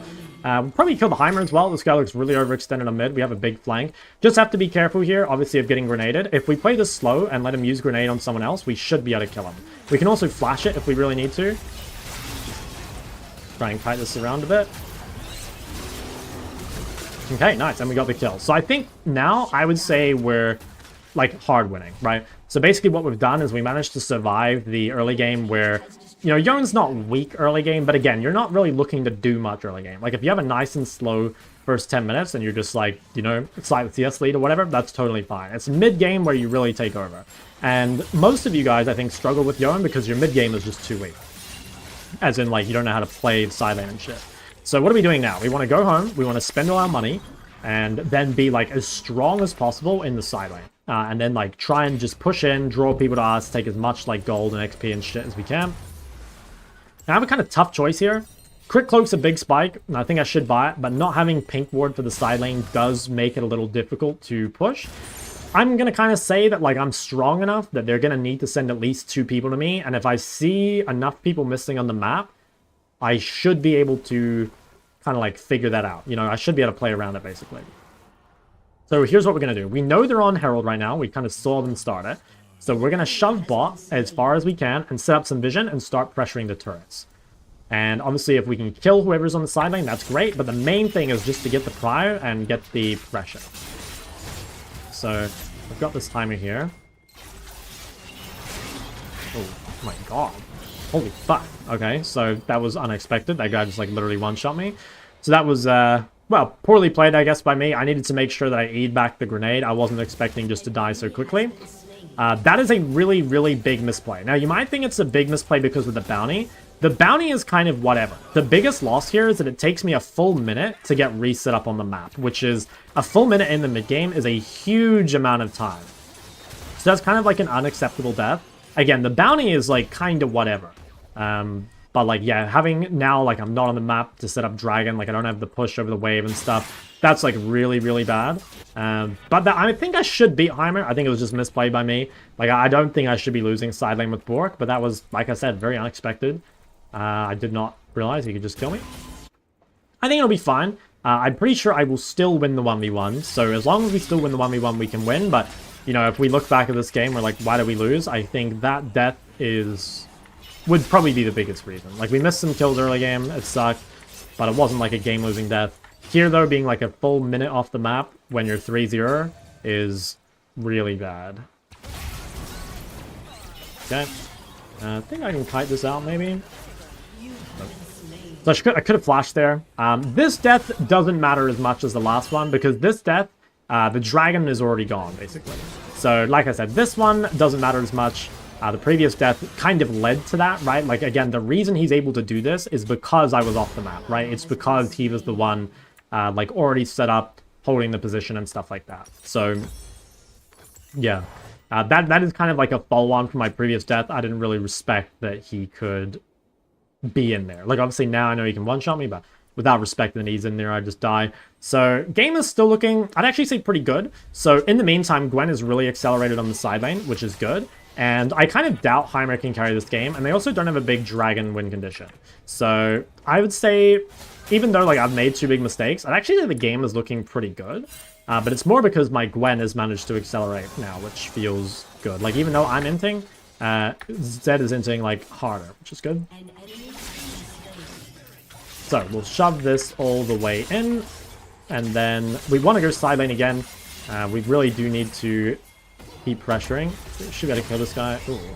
I guess I'll just kill him quickly. Nice. It's pretty good. I want to go side. Currently, Trist is playing side, so I guess we'll just let her.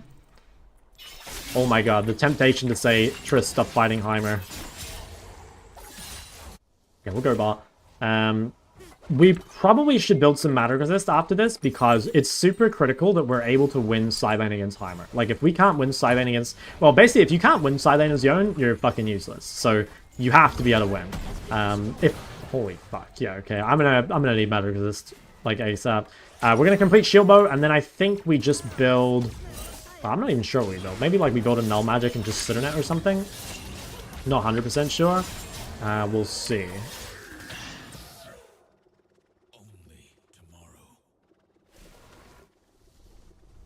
The Shield Bow and like a Null Magic or something might actually be enough. And if we ever kill this Heimer once and like he starts to fall behind, I'd say the game's in like a really, really good position. Not sure we can kill with just 2. I think he's got a bit too much damage. Okay, that seems fine. Damn, that's a pretty bad death. Like, Gwen dies top. Let's go home, buy our Shield Bow, and then I think, yeah, let's buy Null Magic and just sit on it. This guy's really smart and goes Void next. I think it could be fucked. We'll have to see. We'll buy this, and buy this. And then... Could TP top if we want. We are strong, like we do have Shield Bow. There's not really a good TP ward, so I'm kind of like hesitant to look for it, but we could, I guess. Oh, fuck. Didn't quite touch it. Okay, hopefully they win top. Doesn't look like it. Okay, I think the game might be over. Like, these deaths top are too bad, and the problem is, like, if I can't win side lane, we just, like, don't really have a win con. Like, it was so key for me to be able to win side lane. Maybe we can fight this guy? He has stayed on the map a while. Like, he is sitting on a lot of gold, I think. So, there might be a window here. He's going to try to cheese me in the bush.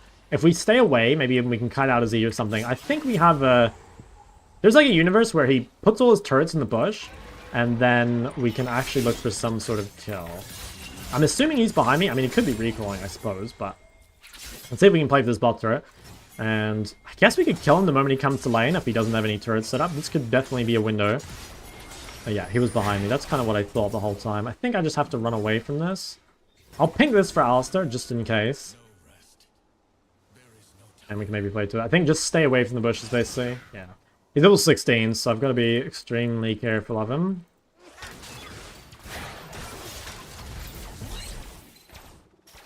Okay, maybe I should go heal off the ground. It might be better. Alright, let's fix this. Yeah, I'll leave that for now. Should come back to it though, but I need to get pressure on the map, so I don't really have time to do the camp. Could TP flank top maybe? That could be a way back in. Yeah, I think I'm gonna go for it. So I'm kind of saying that like I need, oh dude, I need them to go. Like, I can't win side, so I kind of have to like desperation do something. You don't really want to do this as Yoan. You want to pressure the side lane first, but like the problem is again I'm kind of getting fucked in side lane, so I don't really have a choice. I just kind of have to like group and do some random shit. Okay, managed to get some pick, but I think now we just kind of kite this out. Now that's pretty good, because we managed to get Heimer's TP out, which is really big because it's gonna mean that he can't pressure the side lane as hard, and like that's their main win con right now, or at least his main win con. They can probably win fights anyway because they have this like Sivir and Lulu, but you know, we'll see. So I'm not sure what to build. I think I should still go IE probably, and I just sit on this Magic Resist. Because I'm pretty sure this is going to be a Void. And if I build an MR item and this is a Void, then I'll just be useless. So, yeah. I think third dragon's gone. Won't worry about it too much. I'm just going to come, again, shove as much as I can. I mean, we could fight this, maybe. Gotta be careful. They might try cheese me before dragon. I don't really want to ward this. Okay, he's got Void. So that's why I didn't buy a full MR item, because it would end up being useless the moment he buys Void. So let's clear all that. I don't have ult. I don't really want this fight. Probably right now we should just let Gwen take top turret. Like if Gwen takes top turret, I think winnable. Okay, can we look for something here? Yeah, I couldn't press E in time. Holy shit, I just almost got one shot. Can they kill him now? I think they can. Can they? Not quite. Yeah, it's a shame he actually lived with the Lulu ult. Okay, can we get out here? I don't have shield bows, so I probably just have to run. Actually, can we even win this? I think I have to fight Lulu.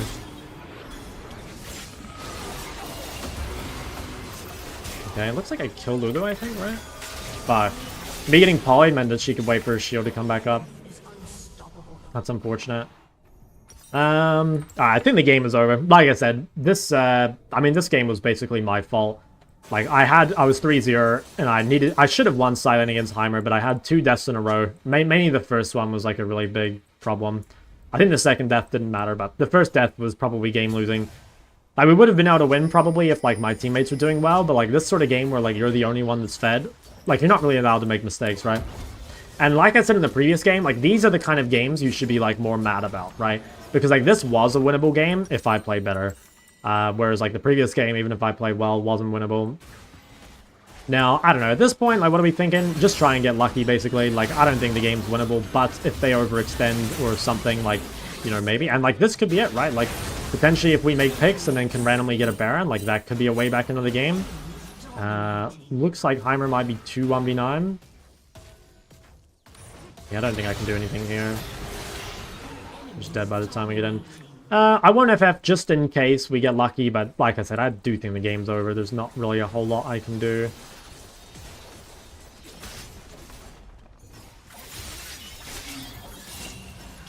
Can maybe go and kill Zed. Yeah, I think we can kill Zed. Okay. I'm just gonna save E here.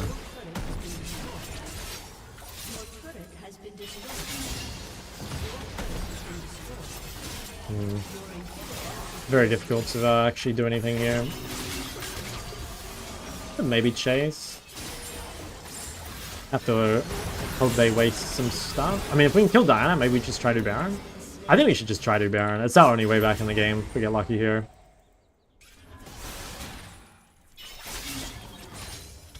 I think what we do is we push down mid and then... Yeah, push down mid. Try enter. If we can't do Baron... Yeah, the team doesn't really want to look for it. I think we could do it. It is risky, obviously, but like we have to take a risk because the game's over otherwise. Oh, wow. I got his solo Baron. Okay. That's interesting.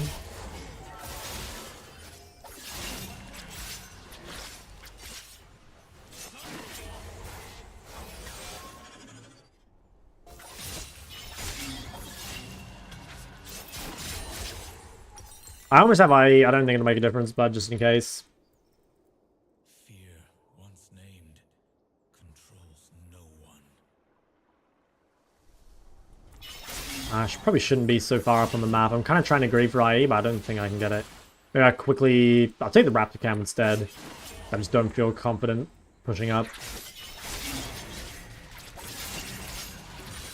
I can sell D-Shield, so like potentially if I get like a little more gold. Maybe if I cheese... If I can cheese Zed quickly enough, and like before they get up, I think maybe. Yeah, no, he played it well. He knows like kind of all he needs to do is just like not die.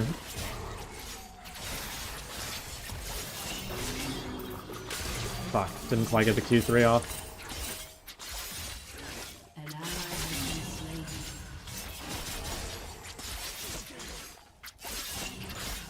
Quickly go home, sell this D-Shield, buy IE, maybe we get some sort of miracle engage, but yeah, I don't think it's winnable.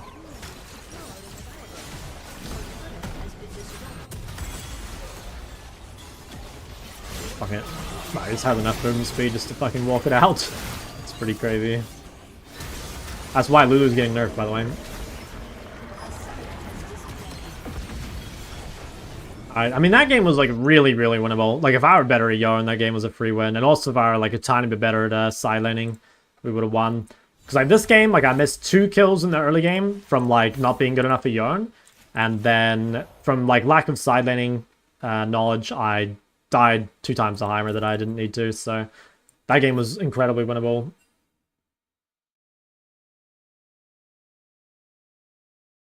Play even good? I think he's pretty good, yeah.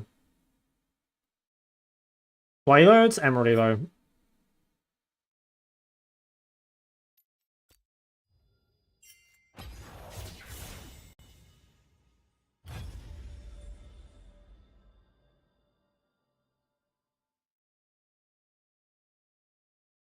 Alright, what are we doing next? Can I need to buy some more champs. Because like that was a much better game to play Jace, but I didn't own him.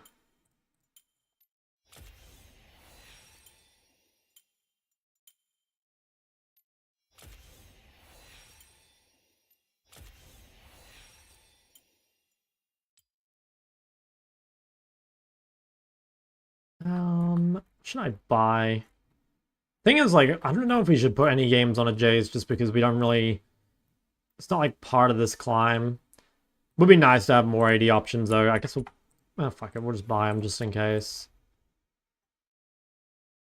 Maybe we could buy a Smolder just for fun. I'm not sure we'll end up playing it, but... I don't really want to... Oh, fuck it. I'll just get rid of them. We're not going to play Vel'Koz in this account. Like, Yumi's worth fucking 90. How much was Smolder? Was he 31? Yeah, he's expensive. Any of your games? Not on this climb, no.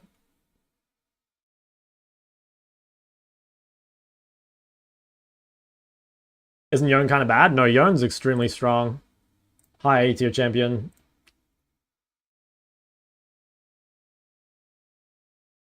I think there's a good chance to climb high diamond.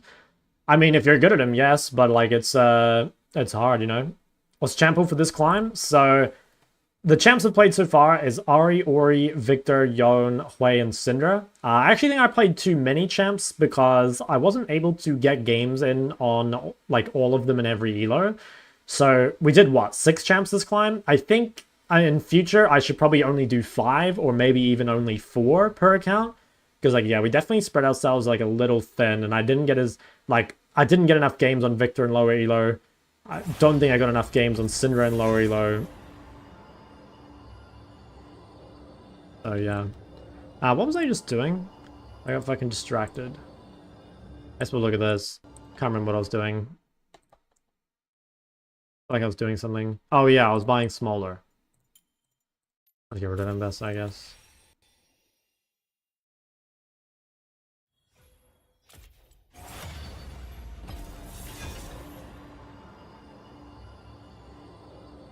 How do you play versus Akshan? It's pretty hard. It's kind of a it's like a champion check. Like you either have a champ that can deal with Akshan or you don't. You gotta have some CC. Aurora's still good? Yeah, I think so. Should be like A tier or so. Alright, let me look at this. So your Sinner, one trick, more or less. I don't like your builds. I really don't like your builds. I don't like Electrocute. I don't like Ludens. I hate Storm Surge as an item. So, yeah, at least personally, like, we're not on the same page when it comes to runes and items. But I would say that, like, regardless, like, deaths are way too high. Like, your deaths are really, really high. And, like, yeah, Sinner isn't a mobile mage, right? So positioning is hard. But, like, that's like, the skill. You've got to get better at that. Because, yeah, we're dying too much, and that makes CS harder. And then, like, it becomes harder to live because the enemy's so fed. So, I don't know. Change your runes if you like, but for me... like, deaths for sure.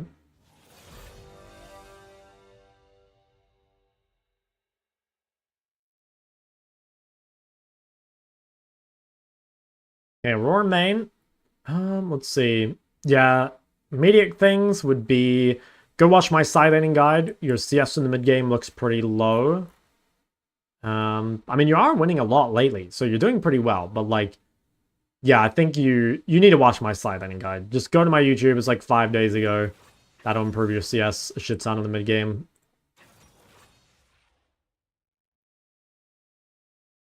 Feel like you're doing well. Oh, this would be a turbo banger Castu game. What other champs do I have to play? I mean, it might be Silas top, I guess. So I need to get in another. Definitely. So, I mean, it's still just basically everything. Yeah, basically everything for the Elo. We haven't really played many games in Emerald.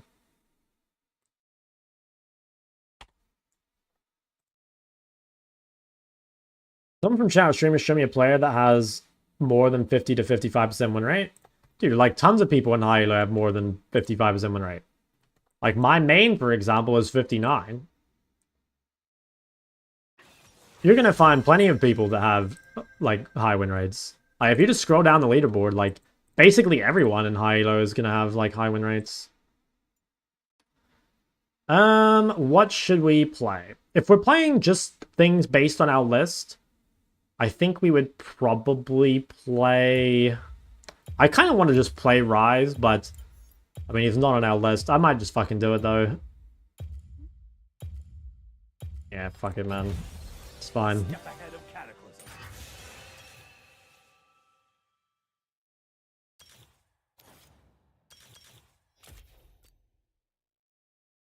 Jay Silas. Biggest thing would be your blind pick ability. CS is low, people fight all the time, it's not the LCK, or am I wrong? Well, like, look at my games, for example, on this account, right? I have games where I have 14 kills and 10.7 CSPM, right? Like, people have this idea that, like, you have to do one or the other. That, like, you either farm or you fight. And, like, that's not how it works. You can do both, right? I have plenty of games here with, like, shit tons of kills. Again, 13 kills, 9 CSPM. 13 kills, 10 CSPM. 13 kills in a 42-minute game, 8.4 CSPM. Like, if you know how to side lane, you will be able to get good farm and fight. Dodging behind the Ryze angle is just good into Silas, and I kind of can't be fucked playing the other things against it. I do like it into Silas. It's kind of bad in the Belvet, though. How do I turn off this fucking Discord overlay, by the way? I don't want this thing, like, ganking me at the start of every game. Whatever, actually, I don't care enough. I'll figure it out after. Welcome to Summoner's Rift. Ryze good against low range? Yeah, for the most part. Like, you gotta be careful. There's some low range champs that have a lot of CC. Like, Bel'Veth's actually a good example where you just get fucking CC for like 10 minutes. But generally, yes. What season? Last season, you know? It's never been ranked before.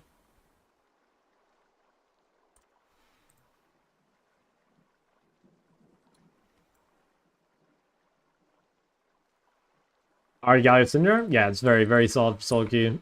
It's like pretty easy and got blind picks, fairly well rounded. I like it a lot.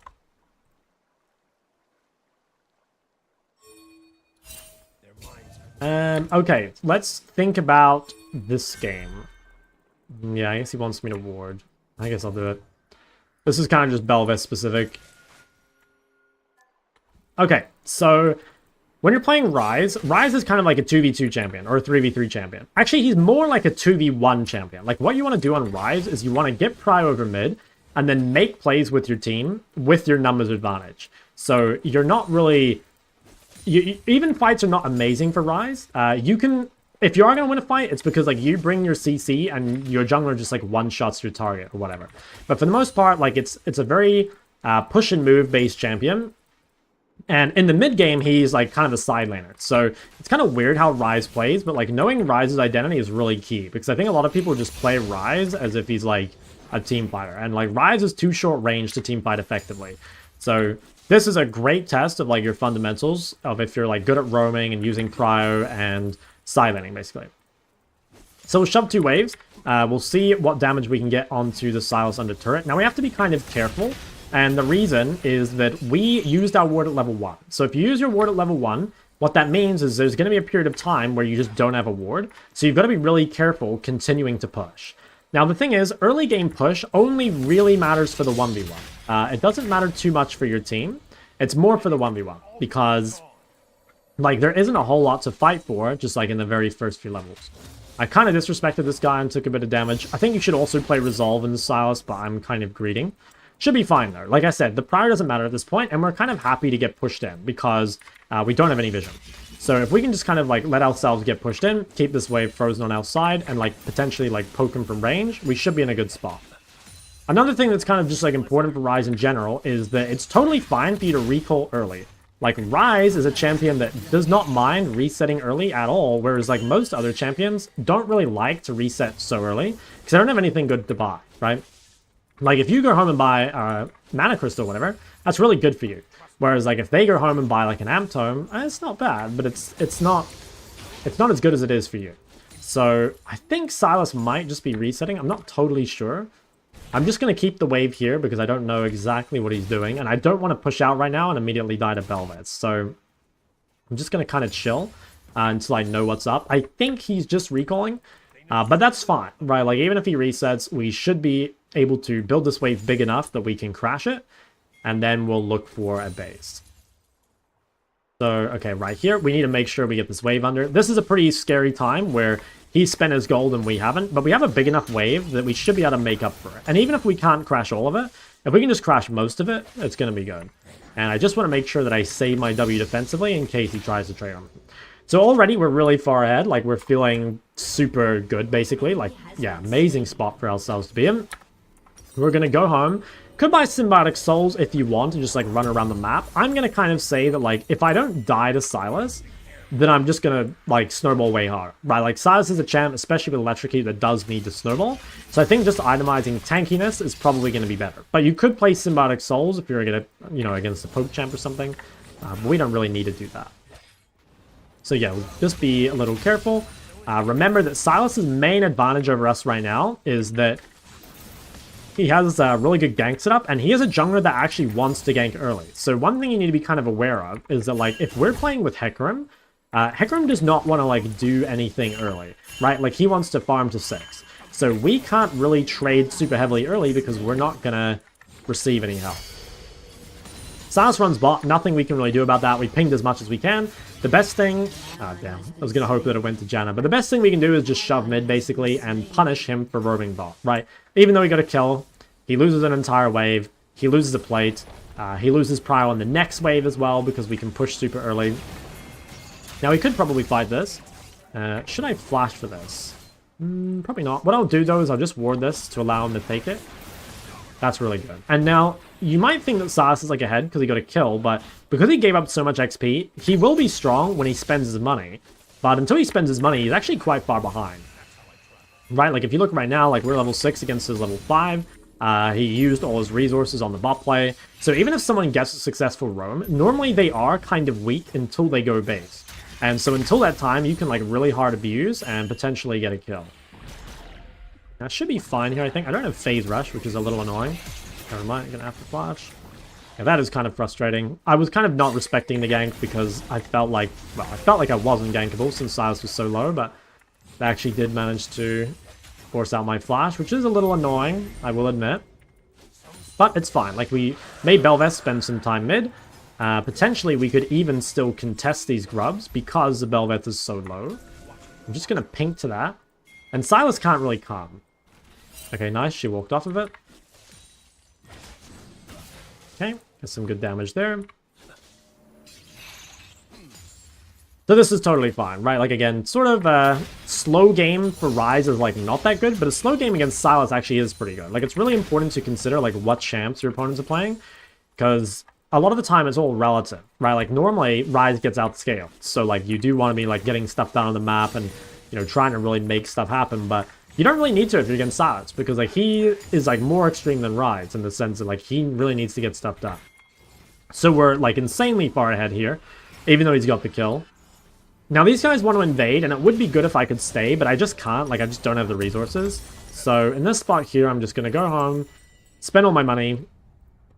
I'll come back on the map, and then I'll be really strong. And from here, it's just, like, we pretty much just follow up whatever Hecarim is doing. Like, if Hecarim's ganking bot, we'll gank bot. If Hecarim wants to invade, like, we'll push and move to him. And if Hecarim doesn't do anything, like, if he's just farming the jungle, then you just farm as well. Like, that's totally fine, right? We get a pretty good trade here.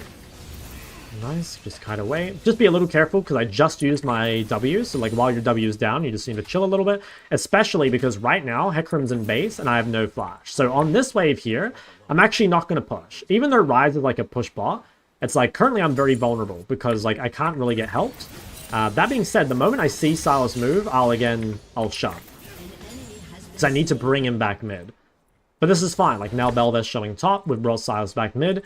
Potentially I can just fight him, like I'm higher level than him. That should be fine. And we're totally fine to, again, just trade like this because, you know, we deny him a wave, but two, like we're higher level. We outscale. Okay, so this is amazing, like this guy is going to have to recall.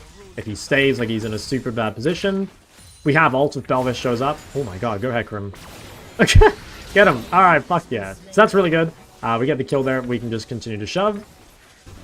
And we're just lean to Hecarim here, right? So like if Hecarim does want to go bot, I could maybe go bot with him.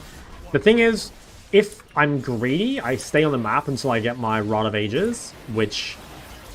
okay, I'll try help him. If I can get him out.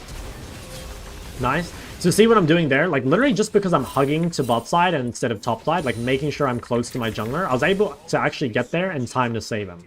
Which is really important, right? Because if Belveth gets that kill, potentially this game could get a lot scarier. But because we're able to get to him like so early, and we're able to save him, then yeah, he gets away with that. And that's like kind of what the mid-prior does for you, right? Like mid-prior, even if you don't like directly turn it into something, you know, like a dive or whatever, just having mid-prior makes the jungler's job easier, and the enemy jungler's job harder. So we're very, very happy with that. What next? TP's up. We also have Flash coming up soon. So honestly, it's rinse repeat. We'll just keep doing what Hecarim wants to do.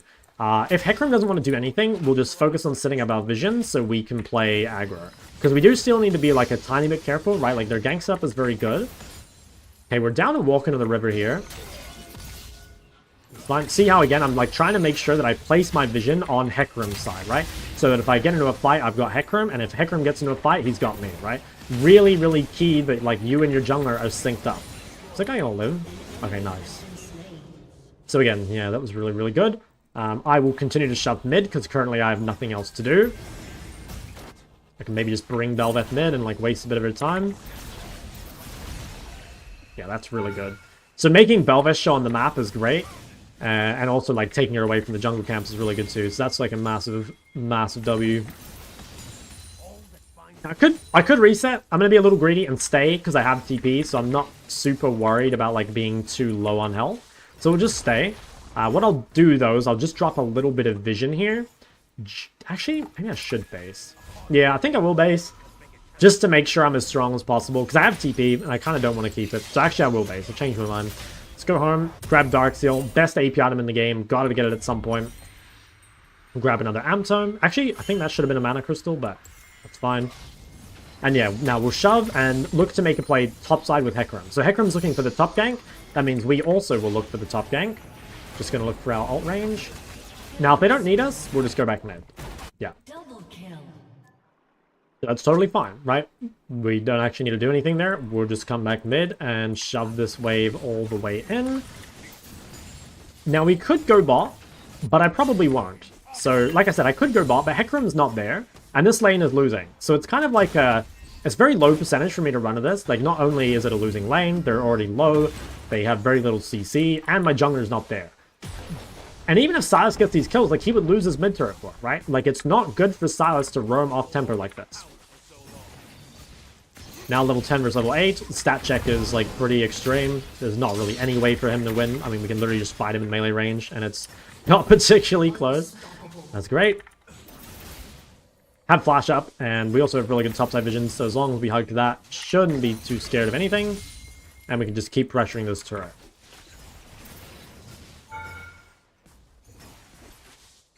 See if this guy wants to hold it. He does not. Grab the turret. Okay, and we have a ton of gold. We should probably go home and spend it before we get in trouble. Could flash for this guy, but honestly, I don't even think it's worth. Oh, I should just... Ah, fuck it. It's too tempting, man. I don't think it's worth it, really, to do this, because, like, having flash for team fights is probably better, but... I mean, he's tempting me too much. Okay. I think the game is, like, more or less over. So, the main things for this game were really just, like, playing around the jungle. And maybe a little bit of, like, wave control, like, knowing which times you need to play safe, right? Like, there are some times where I have no flash or I have no vision or whatever that I make sure to play safe from. But for the most part, if you're, like, aware of the windows, like, normally you'll be fine. Maybe I'll just clear this, then go for base.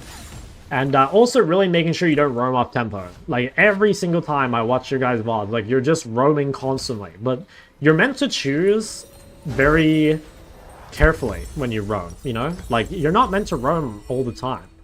You're meant to, like, get prior if you can, and, like, get deep vision and, like, lean and stuff like that. But it's actually pretty rare that you just, like, run bot, right? Unless your jungler is doing it as well. And if your jungler is, like, very active, then, like, you should be active too. But it's all dependent on your jungler, right? Like, mid-jungle is a duo. It's honestly maybe even more connected than AD and support. Because, like, straight-up support leaves bot lane in, like, 3 minutes. And then it's just a 1v1. But, like, mid is more like a 3v3, right? You have to consider what your jungler and support are doing at, like, all times. Like here, for example, right? Like, I have Prior, and I'll walk in. But I walk in because I have Poppy. If Poppy weren't here, and I saw Hecarim was just farming his camps, I probably wouldn't do this, because I don't have anyone to play with. But I have a Poppy to play with, so we can do that instead.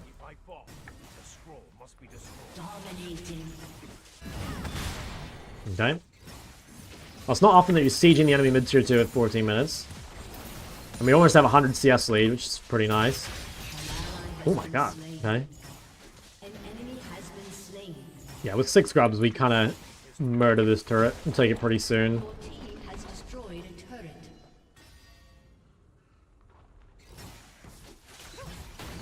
Okay. Gonna grab this. After this, we should probably go home and just set up on the side lane.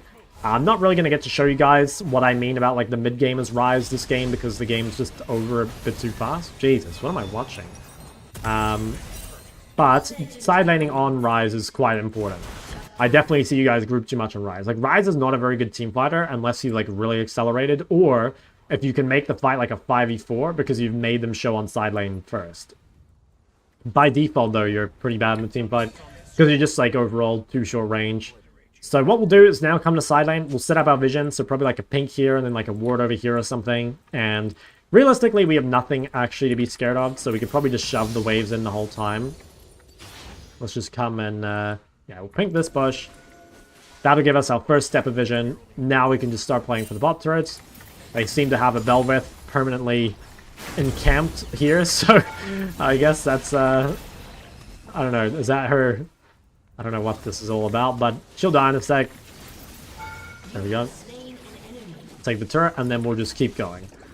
Like I said, we have ult, and we have, like, reasonable vision. We also have jungler and support on our side of the map, so we're not really scared of anything. Janet coming to clear my vision is very annoying. Yeah, that is very annoying. Actually, I can maybe defend it. I really don't want to lose the pink, because it's going to make it way harder to keep sieging. Dude, this guy really fucking flashed for my pink. What a rat. That's so annoying. But without pink, it does make it quite a lot harder to pressure side lane. The thing is, though, like, if they invest that much into stopping you, then, like, you just don't have to do as much, right? Because, like, you already got the resources out. We'll just chill for a bit. It's kind of weird to play aggro here when our jungler is topside. So your default here is to play safe. I have a Lucian in my lane, so I guess I can play aggressive. But normally you just want to play safe, right? Like, my team's making a play top. I don't have any vision anymore. All I need to do is just, like, go home and reset up the vision. Just gonna go for this. Maybe Alawi wants to go bot. Doesn't really matter to me where I am at the moment, as long as I'm farming something. I guess I'll let Alawi go bot, and I'll go top here.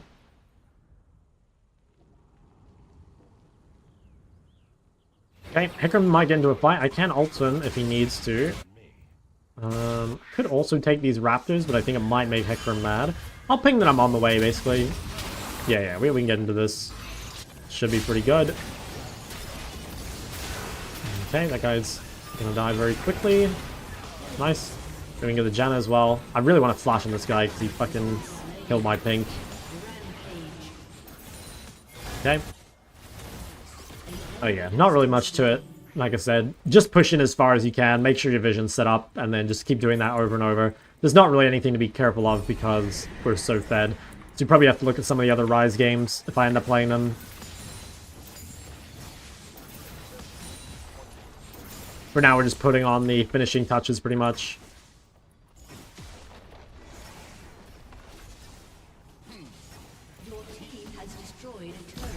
Reason you're not buying tier 2 boots? I've just never had a window to buy them. Every base I've gone for, there's been better options. Like, tier 2 boots are really, really good, don't get me wrong, but I've never had a good opportunity to buy them. I can go through the buys and, like, show you guys what I mean, but it's like, do I want tier 2 boots over rod or, like, a rod? No. Do I want tier 2 boots over tier 1 boots and Darksteel? Like, no. I think I have to flash here. Did I want tier 2 boots over Catalyst? No. Tier 2 boots over Roa? No. So all my bases, I just never had an opportunity. But the thing is, like, not often are you this fit, right? Like, on that last base, I would have bought tier 2 boots, probably. It's like, same with this one, right? Like, I could buy tier 2 boots, but I will spend more gold by buying a rod, right? Like, why would I spend 700 gold, or 800 gold, sorry, when I can spend 1200 gold, right? There's no point.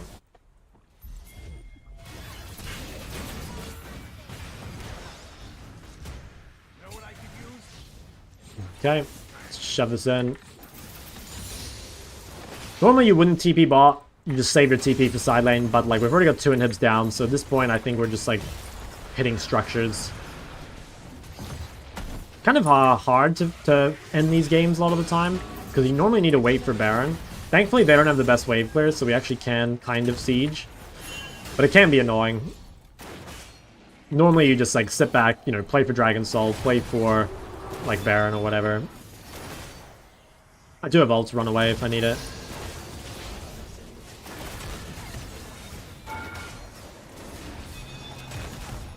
Unstoppable.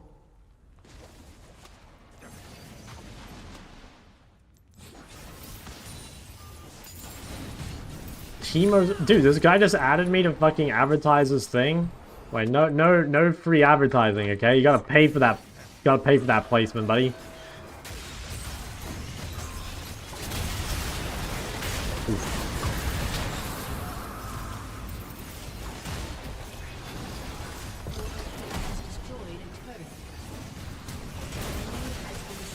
Can't really do a whole lot. This is a good example of what I mean. Like, Ryze is just too short range a lot of the time to actually do anything in fights. The thing is, like, you should be playing side lane. It's just like I have no side lane to play because they just have no structures left. Damn, the fattest fucking Ryze shield of all time.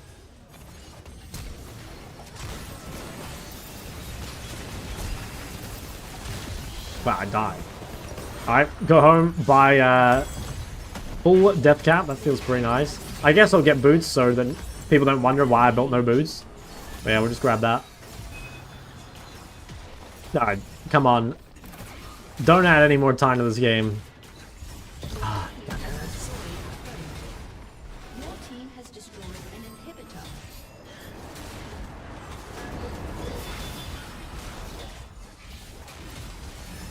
do a Silas game? Like I said, probably not on this climb, just because I've already played too many champs. Like, I didn't get enough games in the lower elos on the champs I was trying to do. But I'm planning on doing, like, Unranked to Master or whatever on, like, basically every champ, you know? But I probably should only do 5 champs at a time, or maybe even 4. Like, I kind of fucked up by doing, like, 6 this time. I think it's not too bad, like, once you get into these elos, because, like, you get through these elos slower. But, like, you spend so little time in those early elos that, like, yeah, I think it's kind of bad to play too many.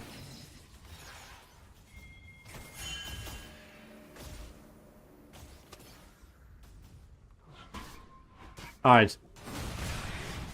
Let's end. This guy's playing Spellbook Janna, by the way. I don't think I've ever seen that.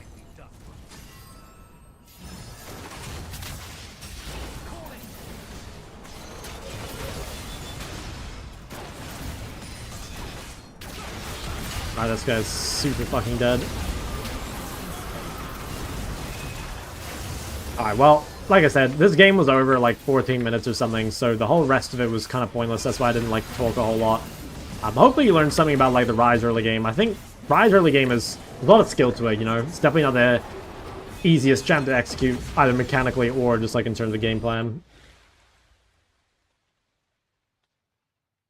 Ever consider doing Assassin? Well, like I said, I want to try do every champ, so yeah, I will make sure to get Assassins.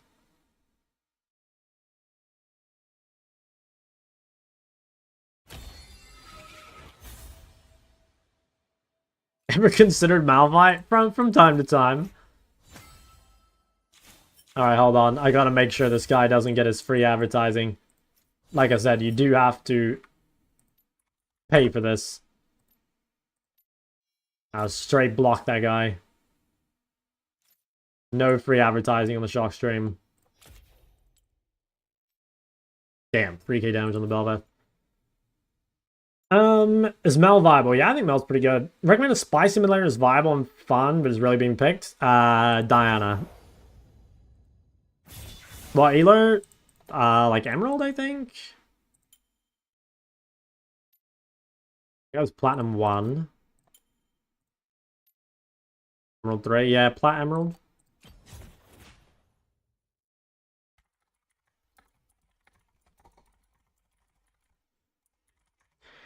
I probably won't play any other Ryze games unless it's like a really good angle for it. Because like I said, I really need to get in the games that I'm like meant to be playing. Like, I don't know.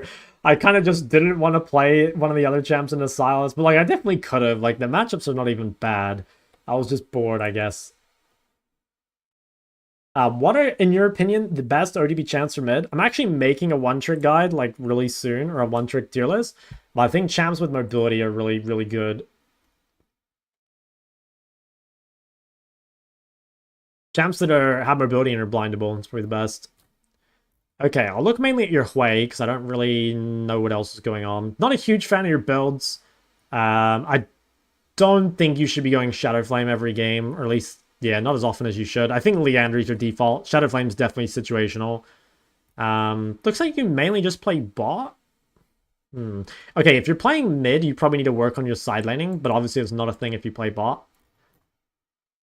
But yeah, like, you should have higher CS on Hui mid. I think your CS is good when you play Hui bot, but it's probably bad when you play mid, because I think you don't know how to side lane, which kind of makes sense if, like, you're an ADC main. But yeah. So I'd probably just, like, consider Leandry a little more. Definitely shouldn't die too much if we're playing Hui, like a champ with super long range, and need to learn how to side lane. Well, our game again, not this account, I don't think. Ari Pog. Okay, Smolder most played is very brave. What are we looking at? Okay, so you prefer that build, which is fine. I don't think that's too bad. What would I say? Hold on. How do I filter by ranked? There we go. Okay, I think you should probably decide what your champs are going to be. Like, I like the Ahri. I think you could drop the Ori for Syndra. Like, I think it's easier to play. Yeah, I'd actually just drop the Ori, unless you really want it. And I also drop the Smolder. Like, I'd say just spam Ahri, Syndra. And, like, honestly, you could just spam that, and you'd probably be fine. If you really want to get good at Ori, you can. But Ori is, like, much more difficult than Syndra. And, like, unless you're super good at Ori, I don't think the reward is, like, as much as Syndra. Like, Syndra is just Ori on easy mode, I think. And it's, like, a really OP champ for solo queue, too. So, yeah, lower your champ pool, basically, and lock in on a couple that you really want to play.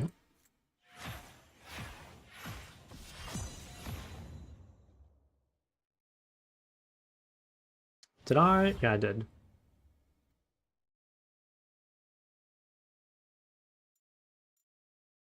Give you 10 subs, you grinds count the mass with higher than 60%. Dude, that's like the easiest thing ever. You might as well just be giving away money.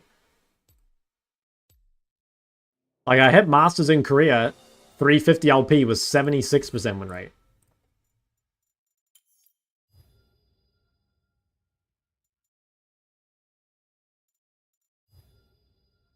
Okay, let's look at these.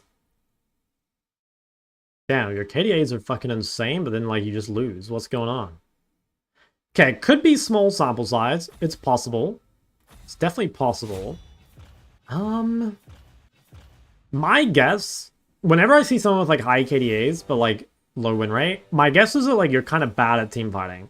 Now, I don't know for sure because, like, I haven't watched the games, but I suspect you just need to get better at team fighting. Like, you're getting fed and you're doing everything correctly, but then you're just, like, misplaying the team fights, and that can be things like target priority, threat assessment, flanking, you know, positioning before the fight, right? Like, can't really say, but, like, looking at this, I think you suck at team fighting.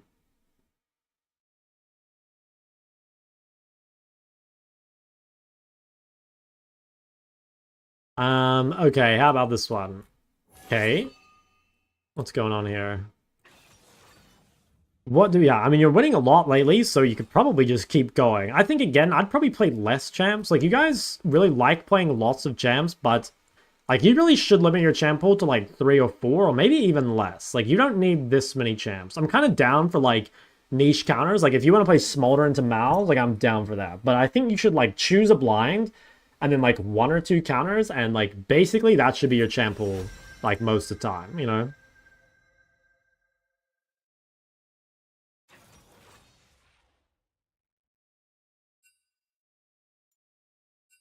What the fuck? What is this? Is that team really 29% AP with these champs? That's crazy. Okay, this is looking like a pretty fire Hui game, and I think we do, yeah, we do need more games on the Hui. I guess Rammus is like kind of a magical champ. Painter meets their subject, eye to eye. Discover you're streaming too? Welcome, welcome. Yeah, we get a game on the way. Can make a guide for Azir. I've got like old guides for Azir, but yeah, I don't have any new ones. Okay, this will be an interesting game against the Akali. So I can show you guys. I played one against Fizz already, but Akali's a very different assassin. Like, normally you want to take Aerie against assassins with no sustain, or melees with no sustain, but Akali actually has shit tons of sustain. So against Akali, you just want to play full scaling, basically. And a lot of the time you'll go Seraphs against Akali as well, just to make sure you don't die in team fights. When would be a good game to go Blackfire and when not? I don't think you should ever go Ludens on Hui. I think the item's just terrible. I think default to Blackfire, and you can go Seraphs in games like this, where like you're under a lot of threat, right? Like Akali, Nefiri, even Singed can all be pretty scary.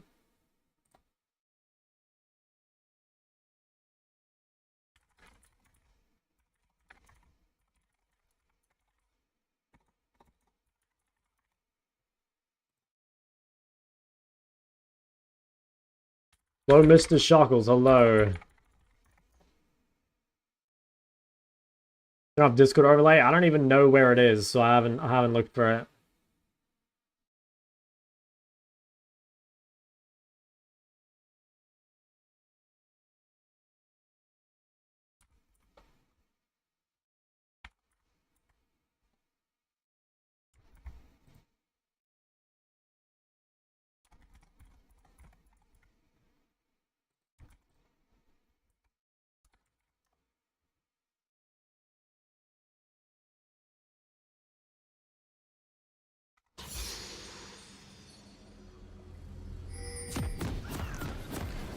Okay. Alright. Guys, I'll tell you guys a little secret. I'm not going to expose who it was, but I saw an Unranked to Master recently, and some of the games were normal games. I've never seen that before. Welcome to Summoner's Rift. Leads the color from everything it touches. How'd you find out? I did like some crazy stalking. Like, you know how like I've said on stream before that I'm like a fucking beast at like finding wall accounts and stuff? Like, he had done everything to make sure the account like couldn't be found, and I fucking found it, and it was just like a level 23 normal game. It was like, I couldn't fucking believe it.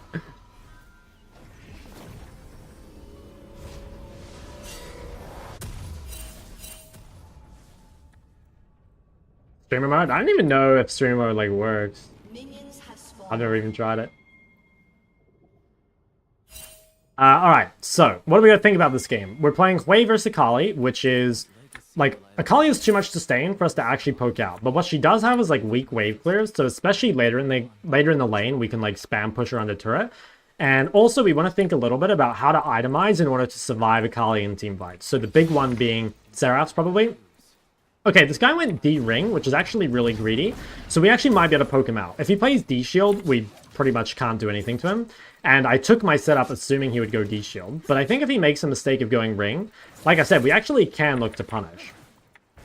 So yeah, that's kind of cool. Like, she's also really mismanaging the waves. So like, you don't really want to push early as a melee, because the problem is that like, you just get autoed for free basically, and you can't do anything when the wave is in this position. So like, for us, like, both sides kind of want to get pushed in. So the fact that she's just like pushing us in for free is like really, really good for us, right? We're actually going to be able to get like really, really good trades onto her. And this is all because like she messed up. Well, one, I think she has the wrong starting item, but two, the wave control here is like really bad for her. Your main goal when you're playing range versus melee is just to keep the wave in this state. Like, both of us want the wave on our side. Like, she wants the wave on her side to run me down. I want the wave on my side so I can't be run down, right? So this kind of wave state here is perfect for us. Like, she's taking shit tons of damage, and she doesn't have a way to like actually abuse us, which is insane for us. So honestly, like, I didn't even really do much this game. This guy just like threw his lead on his own. Like, this is an amazing spot to be in, where, like, basically full HP. See how she's, like, forced to use cooldowns to CS? Should actually be the other way around. Like, she should be able to, like, zone me off, because I should be so scared of the wave being, like, on her side that she can chase me down. But when it's here, right, like, she's the one who actually feels threatened. And I don't really want to push this out at all either. I'm just, like, keeping the wave in the middle. Like, I don't want to auto it. I just want to, like, try and punish her when she comes up to CS. And again, yeah, just, like, kind of keep pulling the wave to my side. Eventually, it will probably push out. And that can be scary, but like, we've already done so much damage and got so many cooldowns out of her that like, by the time it pushes out here, it probably just doesn't even matter, right? Like, this is exactly what I'm saying. Like, this is a really scary position to be in if Akali is like very healthy. But because Akali is already so low, like, we're super happy. And we also like mega outscale. So we, you know, just by being even, we're ahead, and like, we're actually more than even, right? Like, we're getting prior, we're forcing her to use cooldowns to CS. Basically, everything's going good. Now, I'm going to drop a quick ward just because I am a little scared to push without any sort of vision setup. I'll just quickly drop this. As long as I hug to that, I should be fine. Now, here I have a choice. If you're scared of Akali, you can, like, let her push into you, which I might have to because I just lost all my health to Neferia. I should have ran into the river there, by the way. I shouldn't run to my turret. Yeah, I would have saved a lot of health if I just ran into river. You do normally want to run into river, not to your turret. So I probably will let Akali push into me because I just lost all my health. I was otherwise, though, going to just spam push her because I wasn't really scared. But that was a big misplay by me. I lost all my health for basically no reason. But it's fine. I mean, we're pretty safe if we just, like, hold the turret or hold the wave here. Really good chance of us just killing Akali. Alright, Shen's crossing, which is fine. Grown blind to sorrow. Okay. Close. Ooh. Fuck. Okay, I didn't really respect that. That's a pretty bad death, I'd say. Like, despite Akali, like, really mismanaging her lane, she's, like, now managed to get a kill, which is really, really bad. Because, obviously, like, well, that starts her snowball, right? The snowball that she never really should have gotten. So, yeah, that is a really big misplay by me to die there. So, despite, yeah, like I said, she kind of entered her early game. She's actually very far ahead. And also, our current items are very weak, right? Like, if you're playing Seraphs, you're, like, very weak in the early game. So, what are we thinking now? Basically, we need to try and neutralize. Like, we cannot take any skirmishes against Akali. We'll get fucking slaughtered. We cannot push the wave far up because we can easily get run down the lane. The best thing we can do is try and keep the wave in the middle so that if she does roam, that we can, like, punish. And if she doesn't roam, then, like, we can still be in a position where we're, like, relatively safe. So if we can, like, hold this wave, maybe it's good. We might even want to push it because, like I said, I kind of want the wave in the middle. I could freeze it. I might freeze it for one wave. I'll freeze it for one wave because the grubs are not yet up, but I don't want to hold this for long because, like I said, I want to make her into a position where she can't quite kill me, but she also can't really roam.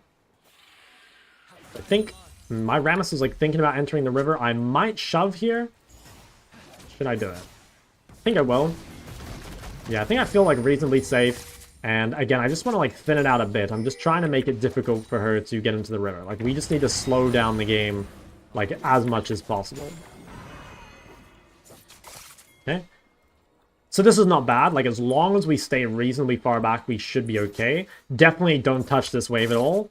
And just, like, yeah, kind of, like, match what she's doing. Like, if she's using cooldowns on the wave, we can use cooldowns on the wave as well. See here how I, like, only use it on the melees and not the backline? That's because I don't want to accidentally push the backline. I just want to, for the most part, again, keep it here. Now, actually, this is low enough that I might just be able to kill it. Normally I wouldn't do that, but, like, yeah, it got really low, and I think I can actually just kill them. That's fine, though. Again, like, she's killed the wave. If she's smart, she should just, like, leave all those creeps alive and let it pull further. But again, we're, like, totally fine just to be even. Now, here, they're going to go in the river. I'm going to do my best to stop Akali from moving. I got to be really careful face checking until I see her leave the bush, okay? Now, we probably lose this fight. Okay, that's really good. I can get a lot of chunk on Akali. Like I said, I kind of want to avoid taking fights, but if I can kind of just, like, poke her out and stuff, that's really good. Like, a 3v3 is much, much better for my team than a 4v4. Just have to be a tiny bit careful of Neferi from bot side. That's kind of what I'm thinking right now. Oh, wow. And apparently Singe from top side. That's crazy. But yeah, very, very vulnerable right now. I think Neferi is still below me as well, so... Or she's on Dragon. I don't know for sure, but I have to be careful. Okay, that's fine. Well, again, we'll just chill.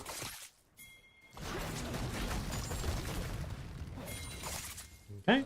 That should be fine. Like, yeah, Akali is not really finding any snowball, which is good, right? Like, again, we're just trying to slow her down as much as possible. We should Omega outscale this game. Like, not only do they have Akali that doesn't scale well, but they also have Draven. And Draven really sucks against Wei. Like, his short range is just way too punishing. Okay, I think we can just kill this guy. Actually, no. Okay, looks like they have really good vision. Is this guy going? What the fuck? I'll try to get him out. Okay. Could we snipe this guy? Maybe. Oh, so close. Yeah, that's pretty annoying though. So again, Akali's got another kill, which is going to make our job even more difficult. But it's not impossible. Like, again, we can try and make it work. We've got to scare Neferi from topside. If we could get a kill on her for her overstaying here, it would be quite nice. I could maybe flash in her. Yeah, I mean, she's almost dead, but, like, not quite. If I manage to hit everything, I think she does die. She leveled up, though. Oh, fuck. I think I'm, Alright, I'm dead. Alright, so that was very disrespectful by me. Basically, like, I saw Shen ult top, and I just assumed he'd reset, but that's, that death there is probably GG, I would say. Because, like, basically the one advantage I had here is that, like, you know, Akali was getting Omega bullied by me right now, but not only losing Flash, but also dying. puts me in a super bad spot. We might be able to win by outscaling, but I have a feeling the game is... Well, maybe it's not over, but it's going to be, like, extremely difficult. Yeah, it's going to be, like, insanely hard. And I could have lived there. I just wasn't thinking about Shen from topside. Like, I just assumed he was reset and I had time before he came bot-side. But this is, like, basically worst-case scenario, right? Like, Akali starts 3-0, even though she's played the lane very badly. And we just have to, like, try and deal with that. So we'll quickly set up vision on bot side. Our bot side is much stronger, so if we can just protect them and kind of stop Akali from roaming, that's the best thing we can do. Really got to be careful pushing up in the lane right now, right? Item deficit is insane. I also have no flash, so I'm extremely vulnerable. And again, like, any sort of skirmish is just, like, completely unplayable. So trying to keep the wave in a spot where, again, we're safe, but also, like, it's not easy for her to roam is probably ideal. But it's really difficult, right? Like, our job right now is insanely hard because, like, we're just so far behind. Now, here what I'm going to do is I'm going to run at Akali and try get her to not go bot, right? Like, my teammates are fighting bot. If I can just get her to not be in this fight, that's really good for my team. Now, here she's late to the wave, so I actually think I can push this.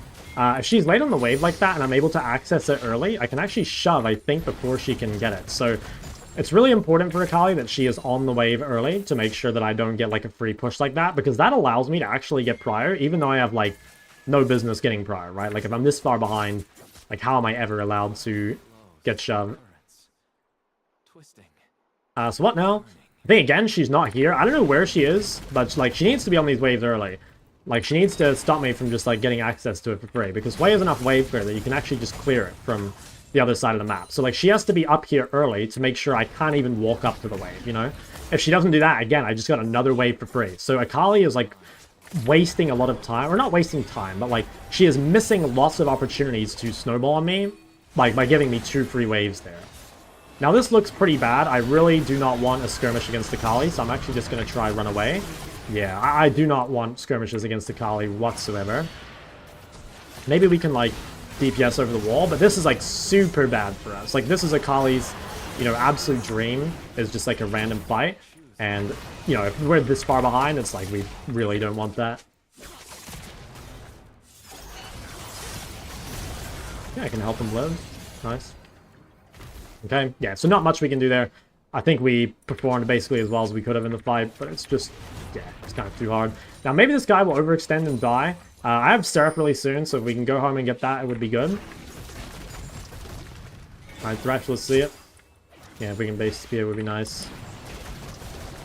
Okay, that's fine. And we're actually going to get out Seraph. I think we're in a pretty good spot, given that, you know, she's 3-0. I'd say we're doing reasonably well to come back into the game. Let's base TP here. And obviously, like, we'll try and get this, like, as quickly as we can. Grab another pink. Try and stop her roams with it.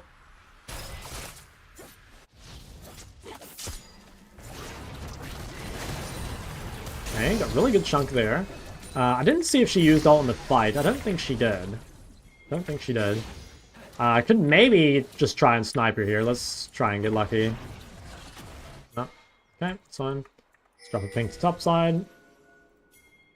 Okay, I could quickly shove this and maybe move. So like I said, normally I don't want fights, but this is a fight where we know Akali can't be in it, basically. So if I can get to this in time and clean this up, I think it would be quite good. Oh, nice. Okay, the team actually won without me. So that's really big. I'd say now we're probably back to winning. You know, like, the game has been really rough for us in the early game, but like I said, I think we're kind of winning now. It'd be really, really bad if I died here. I have ult 1 second. Fuck. Okay, so that was really bad. Greedy pathing by me, also slightly too late to the wave. Basically, same mistake Akali's been making all game long. If I had cooldowns ever so slightly sooner, I would have lived, but that was just a little misplay by me. I should have just walked around and it would have been fine. I actually don't think this changes the game too much. Like, I'm already losing to Akali, so it doesn't change too much if I lose more. I don't think she'll be able to carry the game, especially not with her build. So I'd say this doesn't matter too much. It is a bad death, obviously, but the previous deaths were much, much more punishing than this one. She has no flash, so Rammus might actually kill her. Be really good if he could.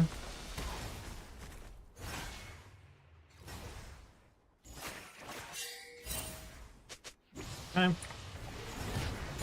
Now, a lot of you guys ask me, like, how do you side lane when you're behind? This will be a good example I should still manage to have pretty good CS, even though I'm like extremely behind. So I'll show you guys when I get into the mid game. So let's again shove this all the way in.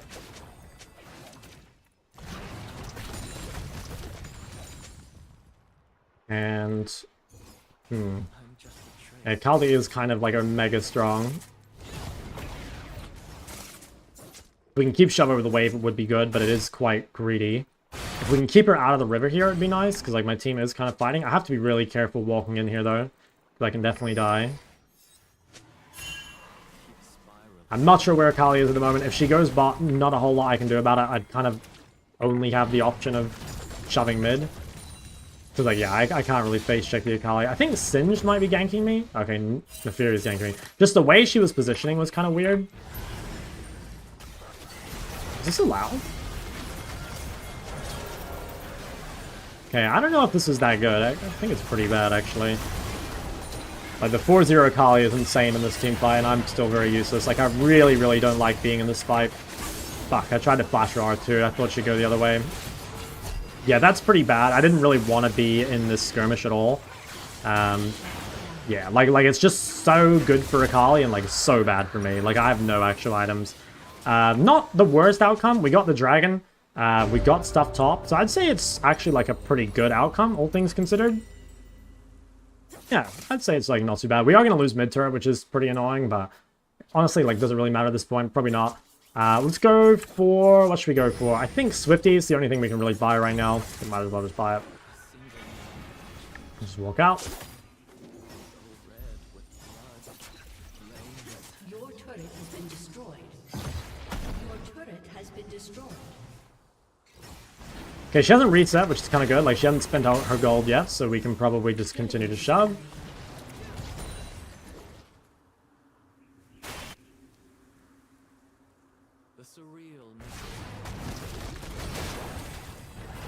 Alright, push that all the way in.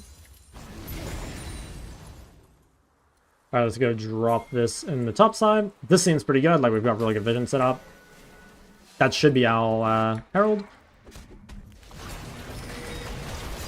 Okay, Akali's gonna walk bot. I'm just gonna ping that Akali is there. Should be bot side, like 99% chance. They'll probably beat her 2v1. Wow, I first on fucking Zaya. That's pretty crazy. That is definitely crazy. Your team has destroyed a turret. Right. Game's looking pretty good, I'd say, right now. I feel like we're in a pretty good position. Kali's got a full Shadow Flame, so she's really, really spiked right now. Obviously, we need to kind of avoid her. I need to go into the side lane now, which is obviously going to be kind of a yikes, but it should be okay. So, yeah, this will be a great example of, like, how do you side lane when you're behind? So, I have TP, which means it's totally fine for me to just sit under the turret, right? Like, if my team fights and I need to get there, I can. Alternatively, though, if I can just keep Akali in the side lane, that's, like, really, really good for us, because Akali is way more useful in the fight than I am. So if you're this far behind, you know, ideal world, you'd push to there, right? If you're fed, but I can't, right? Like, I'm really behind. So what I'm going to do is just collect waves at turret. If I have vision, I will push out further, but otherwise, my goal is just to keep Akali here. And as long as I stay at this turret with TP, I should still be able to have pretty good CS, right? Even though I'm 0-4 and she's like 6-0, I'm actually only down 10 CS. And my CS compared to, like, the time is not even that bad, right? Obviously, I'd like to have more CS, but, like, it's not too bad. Okay, should even be able to defend these Krugs. Should be good. Let's see if I can steal away some of these. Nice. Okay, that's Rammus. Okay, now with my Rammus next to me, I could maybe push a little further. But I still don't have the best vision, right? I do have two people with me though, so I should be fine. But it is a little scary to fight because, I mean, she is 6-0, right? But let's see. Okay. I think I'm just immediately dead here. Okay, she actually missed R2, so I think she's dead. My Seraph Shield went crazy there. Can we even kill her? I don't think we can. No, so this is kind of why, like, ideally you don't play to the losing lane, because as you can see, like, we just don't have the damage. Now, potentially, with Zaya on the way, we might be able to kill.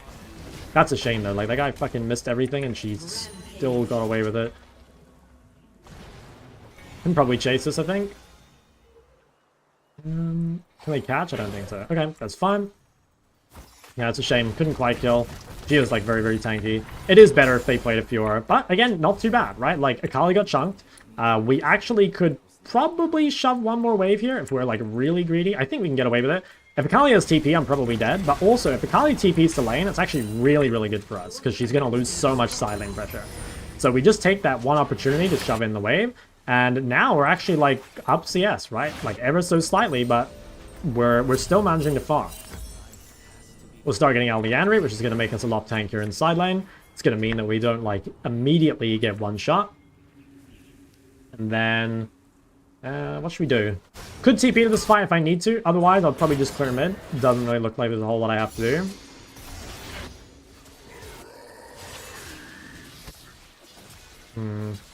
Should I TP top? I think no. I'm pretty weak. Yeah, I don't know. Could look at it. Oh fuck, this is a little scary. Okay. Yeah, if we can get third dragon, it would be really, really good. I think if Akali dies once, the game is like immediately over, so... Alright, that should be GG. I don't think it's hard anymore. Especially not if we get dragon. I could go bot and defend, but I kind of want to play for dragon. I don't know, it is good if I can go bot, but it's kind of hard. I do want to like stop that though. We can get both, I think. Okay, yeah, Neferi's not on it. Should be fine. I really don't want to have to ult this guy if possible. Because I want to save it for the Drake fight. Like, getting this third dragon is really key. So I just want to make sure I keep it. Okay, should probably cut away here. They might be behind me. Nice, got a cannon. Can I save my Thresh? Maybe. It might be fucked. Ooh, that would have been a grand escape. Yeah, not much I can do for him. That might be dragon, although Fiora's really strong. I think it's greedy to play for this, but I'll do my best. Okay, that should be a Dead Neferi, and actually Dead Neferi probably means we get dragged. Okay, pretty good. Oh, dog. Unlucky. Okay, we'll just quickly take this. I would like to go to the sideways, but they're a bit too far away, and just like the way this has worked out, it's like turned out I'm here for the dragon. But ideally, I would push one of these sides before being here. It was just kind of like weird the way it worked out. It's pretty good though. I mean, we can just go home by... Yeah, I mean, I guess the Leandry components will push out bot, I guess. Okay, Xayah wants to go bot. I guess I'll go top. Could TP, but I don't really care about... No, that'll push anyway. It's fine.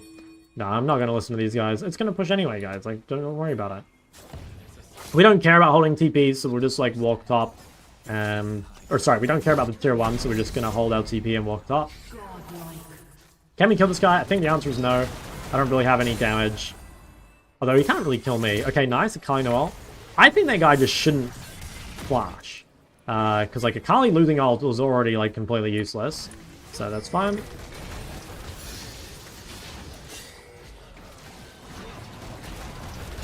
Alright. Shove this all the way in.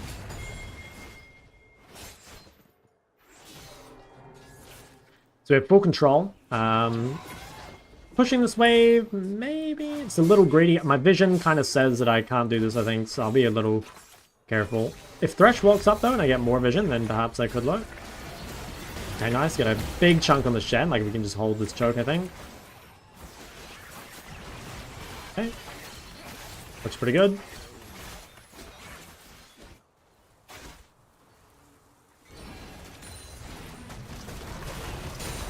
Okay, I got Leandry in base, so we can just go and recall for that if we need to. I'm gonna greed one wave here. I'm kind of staying that, like, I think everyone's bot side, so I should be able to shove this wave. So this is the key to side laning when you're behind, right? It's like knowing your windows where you can actually push, based off like where you see people and like where your vision is and all that sort of shit, right? Like, you can't just push randomly. You'll probably die. But if you're like aware enough of your windows, you will still find times to push. And if you can't push, then you can just sit on the turret, right? Like, I did spend a lot of this game literally sitting under my bot turret. But, like, sitting on your turret is fine. Like, if you're behind, that's, like, the best thing you can do. At least you keep, like, good CS, right? Like, ultimately, I'm level 15, I have 2 items, and I have 200 CS. Like, despite the fact that I'm super... I've gotten super... I will say I got pretty unlucky this game. Like, I've still ended up, like, a pretty credible threat, right? Like, I do a lot of damage. In fact, I might even out-damage Akali this game. Obviously, like, some of it's poke, right? So it's kind of fake, but, you know, I'm definitely not useless. I should base, though. Like, we have so much gold.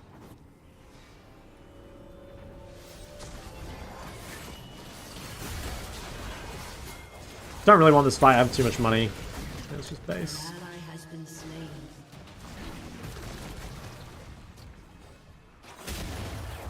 That should be fine. Alright, let's go home. Let's grab our Leandry, and then what next? I mean, nothing special really. I think, should I build? I think I can just go death cap, to be honest. Probably just farm mid. That's where we can get our gold right now. We could also just like look for Baron, probably. I wonder if they're doing Baron. It's possible they try, like, given that our Jungler's dead. They don't have great DPS, so I don't think they can do it. Be pretty surprised. Okay. I don't think he should TP. They have 2 bot, like, he probably wins as well. Yeah, I thought so. Okay, this guy's calling. Should be kills, and then if we get kills here, like, that should be Baron. Okay. If we come and shove this top wave. Now, I don't think I'm needed for Baron. Looks to me like it's already gone, so I'll just take the opportunity to shove top. If you're not needed for objectives, just, like, try and shove extra waves. Here's a good opportunity to just quickly shove. And then probably just recall with the rest of our team here. But we need to go home and spend all our money. Go home, buy Rod. We'll start voting this. Maybe swap the blue trinket, because we're probably not silencing anymore at this point. Hello from Denmark. Hello. How's it going? Not bad. Been seeing more Aurelion mid. Do you have any tips for the Ahri matchup? It's all about wave control, basically. Just like keeping the wave close to your turret is ideal. Like Aurelia, if you're down 10 or even 20 CS to Aurelia, you're winning the game. You just gotta not die. Yeah, I'm level 16, which is actually, I think I'm the highest. Okay, other than Fiora, I'm the highest level in the game, which is quite nice. Like, we've still found quite a lot of farm on the side lane. I guess here I'll just keep clearing mid because no one else is. I would probably prefer to go bot, but like obviously if this is happening, then we'll just keep doing this.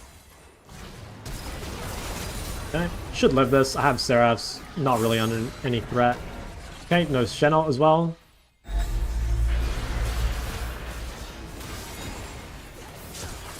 Nice, that should be a dead Akali. Freaking played him out of my thing.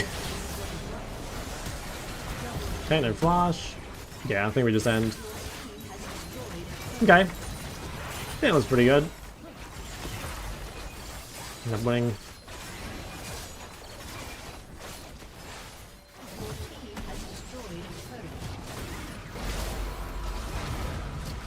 I actually think I would have ended up doing like quite a bit of damage this game. Like, I'm level 17, you know? Like, I am still pretty fucking strong.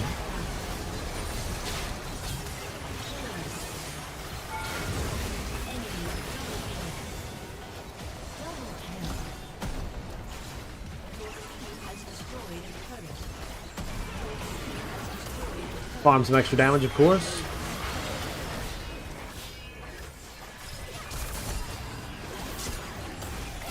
Okay, nice. So, I mean, that's a really good game, like, to show, like, what to do if you fall behind, right? Like, I don't think Akali played this game very well. I think she got extremely lucky. But, like, sometimes that happens, right? Sometimes it does happen. And, like, so, like, knowing how to play from behind is, like, kind of important. And all you're really doing is, like, sitting on the tower farming, basically. And just, like, trying not to die and, like, realizing what windows you can actually, like, shut out and do stuff. But, yeah. I actually think I would have ended up doing a lot of damage. Yeah, I thought so, right? Like, I actually ended up, like, pretty impactful in this game. Just because I managed to keep farming, right? Like, I'm level 17. I actually almost caught up to Akali in gold, which is quite nice. Chill and farm? Yeah, pretty much. I'll show you guys what happened for those of you that missed it. So basically, like, you know, Akali, like, turbo into her lane. Like, she's extremely far behind. Like, game is more or less over, right? I didn't respect the Shen taunt flash. So I got killed here. Like, So that's the first death, right? And then Akali got another kill from like Rammus ulting under her turret. I think it was like right. Maybe it's already happened. No, it hasn't happened. Yeah, it's right here. So Akali like got another kill from Rammus just ulting under her turret. And then here Shen ulted top, and I saw it, but I wasn't really thinking about it. And like I was hugging to bot. I probably should have gone and placed vision. Like it was pretty greedy, I think, to do this. I was just kind of assuming that Shen would recall, but like, yeah. I mean, he's still full HP, so why would he, right? So I die again, and I lose flash, because I was like hoping I could get the flash off before she gets the E. So now she's like 3-0, and I would say like she didn't really do anything. I do think she got pretty lucky, but ultimately like I made mistakes, right? Like I didn't play it perfectly. And then I think she got a 4th kill somewhere here in a team fight. And then, oh, she killed me at some point as well.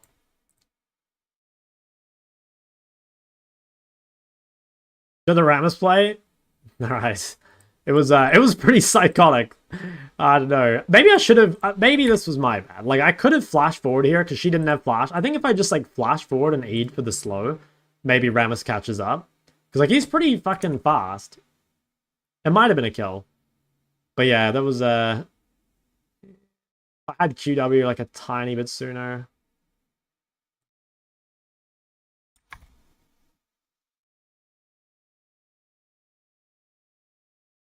Did I look at these? I think I did, right? Yeah, I know I did. Hey, you did a great job for me and my friends. Our Russian server watches you, and thanks for top content. Fuck yeah. No worries. Okay, you're an ADC swapping to mid, I guess? Or like maybe Q mid second or something? I don't know. I mean, from what I can tell from your mid games, like you're kind of smurfing on mid. Like, I'm not really sure what to tell you. I mean, like all your mid games look good. Like maybe you're dying a bit too much, but I mean, like 10 CSPM, 0 deaths, like really good performances here. I'd say you probably just like need more practice on mid, like or like more games. Like it's looking pretty good to me. Guys, if you want OBGGs, you gotta redeem it because there's just too much. There's too many to do otherwise. So if you can redeem it, I'll do it. It's only 2k shekels. If you're in YouTube chat, you gotta come over to Twitch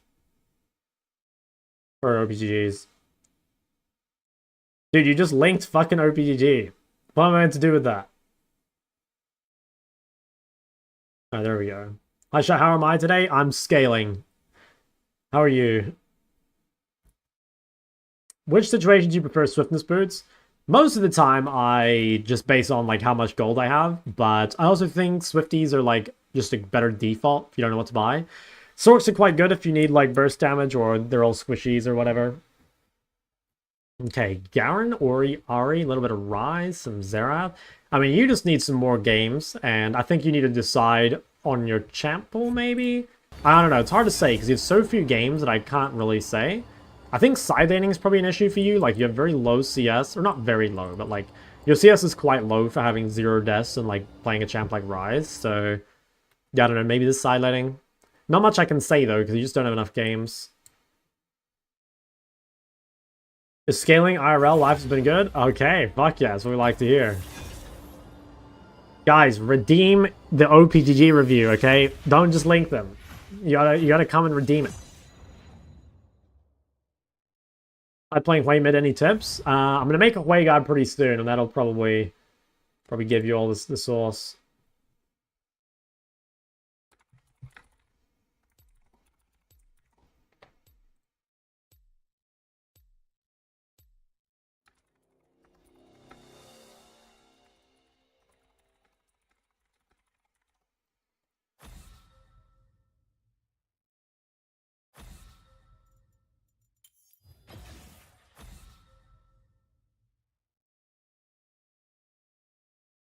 OPG is mostly flex. Okay, I don't really like look at flex at all, but I guess I can take a look.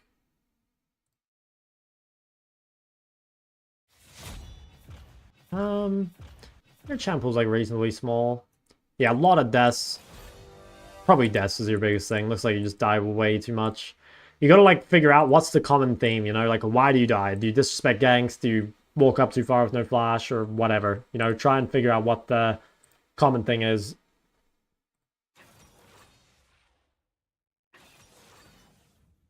Talia. What would we say here? Okay, I think... Okay, mainly playing 4 champs, that seems pretty good. I think it would be easier to blind pick something else rather than Talia. Like, you can blind pick Talia, but I do think it would be easier if you countered. Like, you are playing some pretty rough matchups here. So I would probably, like, I don't know, maybe blind Syndra and, like, counter pick Talia or something. I think that would go a long way, just to making sure you don't have to play such difficult matchups. I think I'd give that a try. Play one trick, more or less. I don't know how the music stopped, but there we go. How's the Silas matchup? As what? Good night, shots. OC gamers go to sleep. Hey, thanks for sticking it out. Appreciate you. All right. What are we saying here?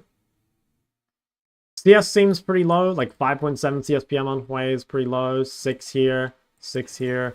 Like Hui is a really good farming champ. So this to me tells me that like you don't know how to side lane or something.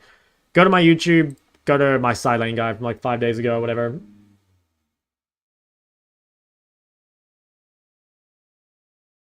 Trying to pick it up, taking an LP hit. Okay, yeah, fair enough. I mean, it happens. The Redeemer 1v1 Summoner's Rift? I mean, it can be Howling Abyss, I guess. Or did you mean like a different game? Okay, we have a lot of options this game. What do I need to play still? Like, all the champs we need to play are very good this game. We definitely need another Syndra game, and this is a pretty good Syndra game, so we'll give that a shot.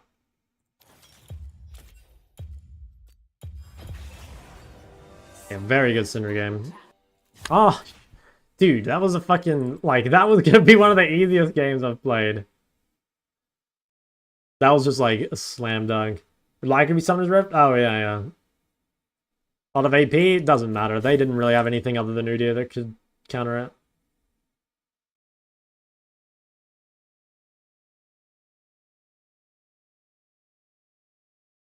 Guy, anyone asking in the YouTube chat, like, you've got to come over to Twitch and redeem it, because otherwise, like, there's just too many, and I can't prioritize people.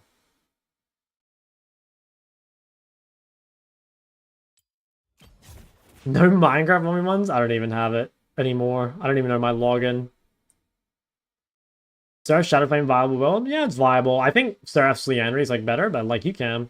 Just check OBGs or for channel points. Yeah, it's for channel points. 2k channel points. I was just doing it when people link it, but the problem was that like people would just spam link their link like 5 times, and then it would be really hard for me to tell like, you know, who's actually just linking it once and shit. So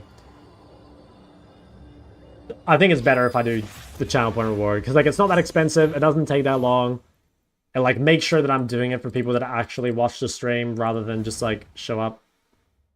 Shadowflame late game, good option for damage? Not really, no.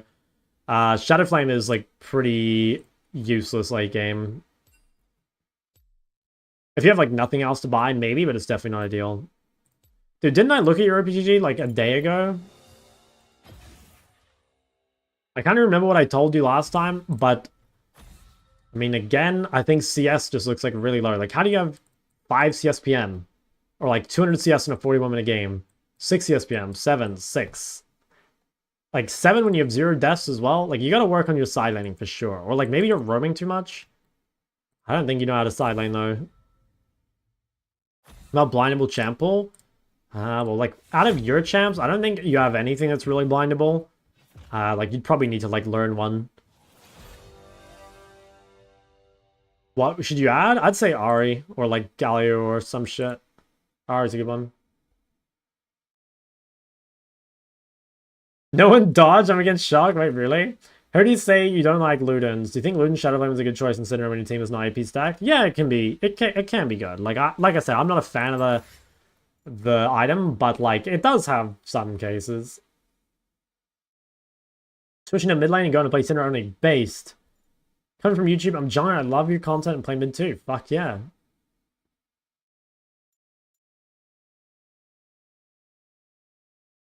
Okay, against the Zoe, we have options. Probably play Cinder into it, I think. LeBlanc not bindable? She's not bad, but she's like not good either. Ari's better, but yeah, she's not bad. Okay, now do we think this is Galio mid and Zoe support? Or is it like Galio support or something?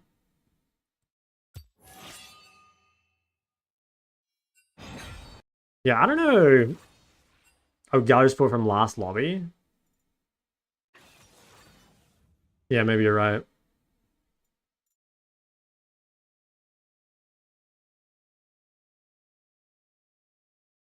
Yeah, you do not have a whole lot of games. Comet LeBlanc is very suspicious. No sudden impact? That is like super suspicious. I guess you just like play Yon top or something? I don't know. To me, like, if you're Yon most played, that means you're blinding him. I think Yon blind's okay, but not ideal. I guess you're also playing like a lot of top lane. Dude, guys, stop dodging. I don't know. I don't really like top lane Yon that much. I think it's not very good. With your current pull, I'd actually just queue mid AD and play Cinder bot. But it looks to me like you mostly just want more mid lane games, blind Ahri, and then counterpick with like Yon or something. But I think the Yon top is looking very suspicious. Yeah, I'd like decide on some roles and then like decide the champ after that.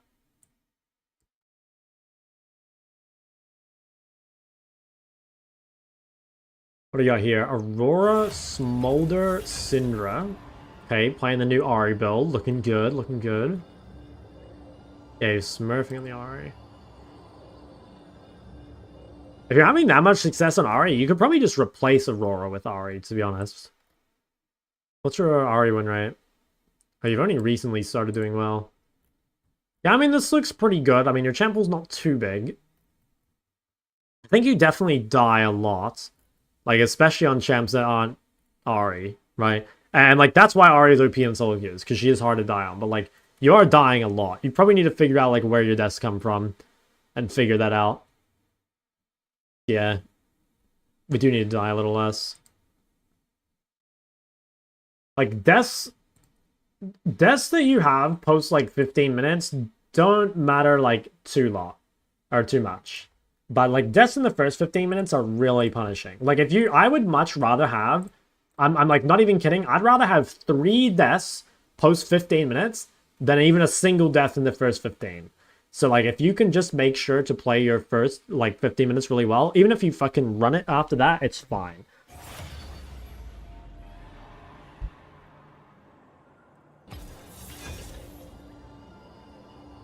Guys, I'm only doing OBG reviews if they're reviewed, okay? I'm sorry. Otherwise, I just don't have time to get to them all.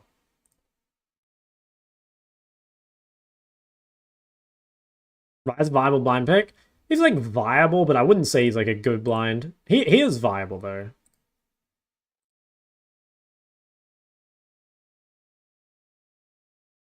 When you like to go Shadowflame versus Liandry, I pretty much default Liandry every game. I would only go Shadowflame if they were like all ranged or like all really squishy. Like if they're all ranged, Liandry loses a lot of value, so Shadowflame becomes better. But like, yeah, I very rarely go Shadowflame because like, I mean, there's so many melees all the time. Sas good OTP to blind. Again, it's like fine. It's like middle of the pack. I wouldn't say it's the best. Like he is better as a counter, but like you can make it work. Probably read it before. Sorry about it. Is the row build actually decent? I made a video on it on my YouTube like a couple days ago. It's pretty good in the right situations, but it's not good all the time.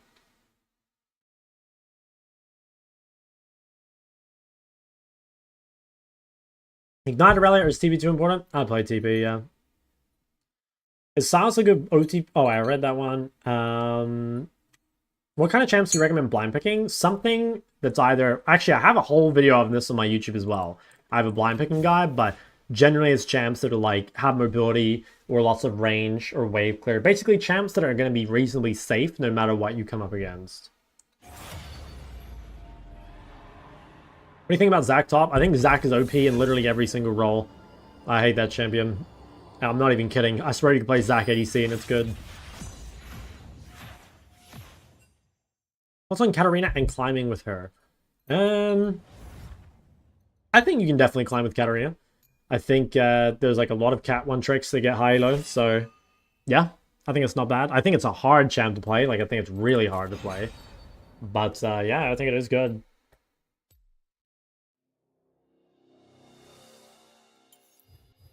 When Robo versus Kai and Fed everyone, yeah, that's like a great example of when to use it, right? Like, I don't think you want to go the Robo build so much, but it's like games where you're forced to go it, it'll allow you to actually play the game when you like otherwise wouldn't have been able to, you know? Goes on LB and climbing with her in the current meta. I think she's pretty good, like an A tier. The main reason you don't see more LB is because I think Ahri is better, like a better version, and also easier, but LeBlanc is good. It used to be the other way around. Like, LeBlanc was always better than Ahri, but Ahri was way easier. So you still saw a lot of, like, play. But now you just don't see LeBlanc because it's like, why put in more effort for a champ that's, like, weaker? Especially when Ahri is so forgiving in comparison. All these questions about League, but how are you doing? Look, I'm doing my best, pal. One foot in front of the other. Main Center Victor, when should I pick one over the other? I guess it would be like you would probably like default Syndra and pick Victor into like tanks or something, but I think Syndra is like easier and just like better than Victor. Like I would just pick Syndra every time. Unless they take Syndra and then you can play Victor into it. Thoughts on Vlad? Pretty good counter, I think, but not a great blind. I don't really play him though. Play any StarCraft? No, I haven't. I haven't played anything except League and like 2 hours of WoW in the last like 6 weeks. Which sucks, because, as we all know, League is a trash game. Now, League is fun when you're winning, I do have to say. I had a lot of fun climbing. Not having as much fun lately on my main, but... I mean, actually, my win rate's still good lately. It's not bad. You know, Guy and Loilo? I think it's good, yeah. Pin on the Zera changes? I think... probably a net positive, but it doesn't look like insane. Playing Lux Mel, which one's better? I'd say Lux.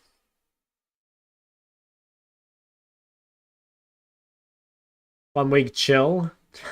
This guy thinks I'm gonna go outside. Delusion. This guy's blind pick Kale top. I should have fucking swapped with him. Oh my god, let's play Kale versus Olaf. Okay, with luck, it's Olaf jungle and Sedge top, but I don't think it is. Alright, what are we picking here?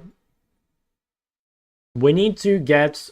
let's see, Olaf. Good if I can play a phase rush champ, I think. Maybe Ori's good this game. Do I need more games on Ori? Let me check my list. Yeah, we do need at least one more on the Ori.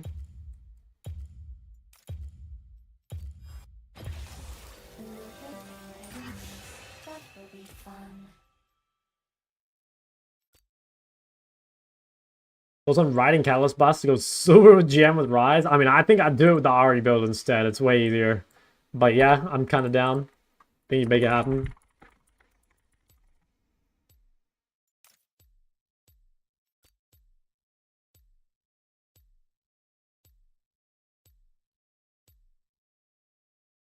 Should I add Ahri to my pool of Syndra Cat, or should I just go with Syndra? I would say, like, Ahri is useful to have, but, like, you definitely don't need it, you know?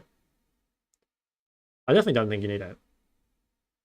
Like, Syndra is a fine blind. It's not, like, as good as Ahri, but it's, like just about. And, like, you don't have to learn a new champ that way.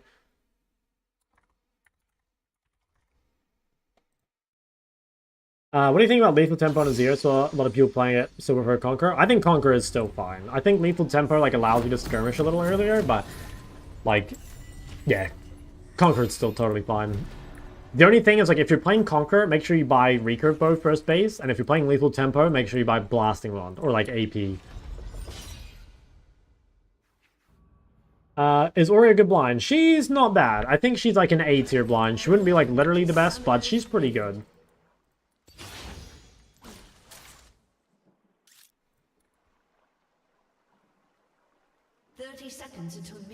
Try add Ahri to your OTB cast pool. Yeah, it probably would. Like my first season of League, I was a Casu one trick, and I got super hard stuck in like Diamond 4, Diamond 2, like going back and forth for like months.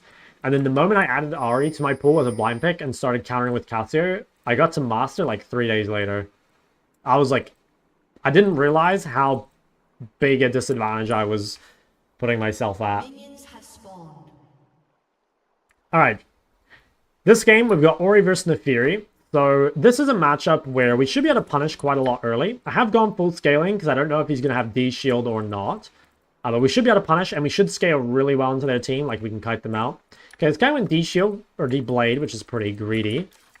So the key to playing against melees, again, mostly wave control and also playing around phase rush. So we want to make sure that when she hits her level 3 spike, that the wave is coming back to us, just to make sure that we can't get chased down the lane.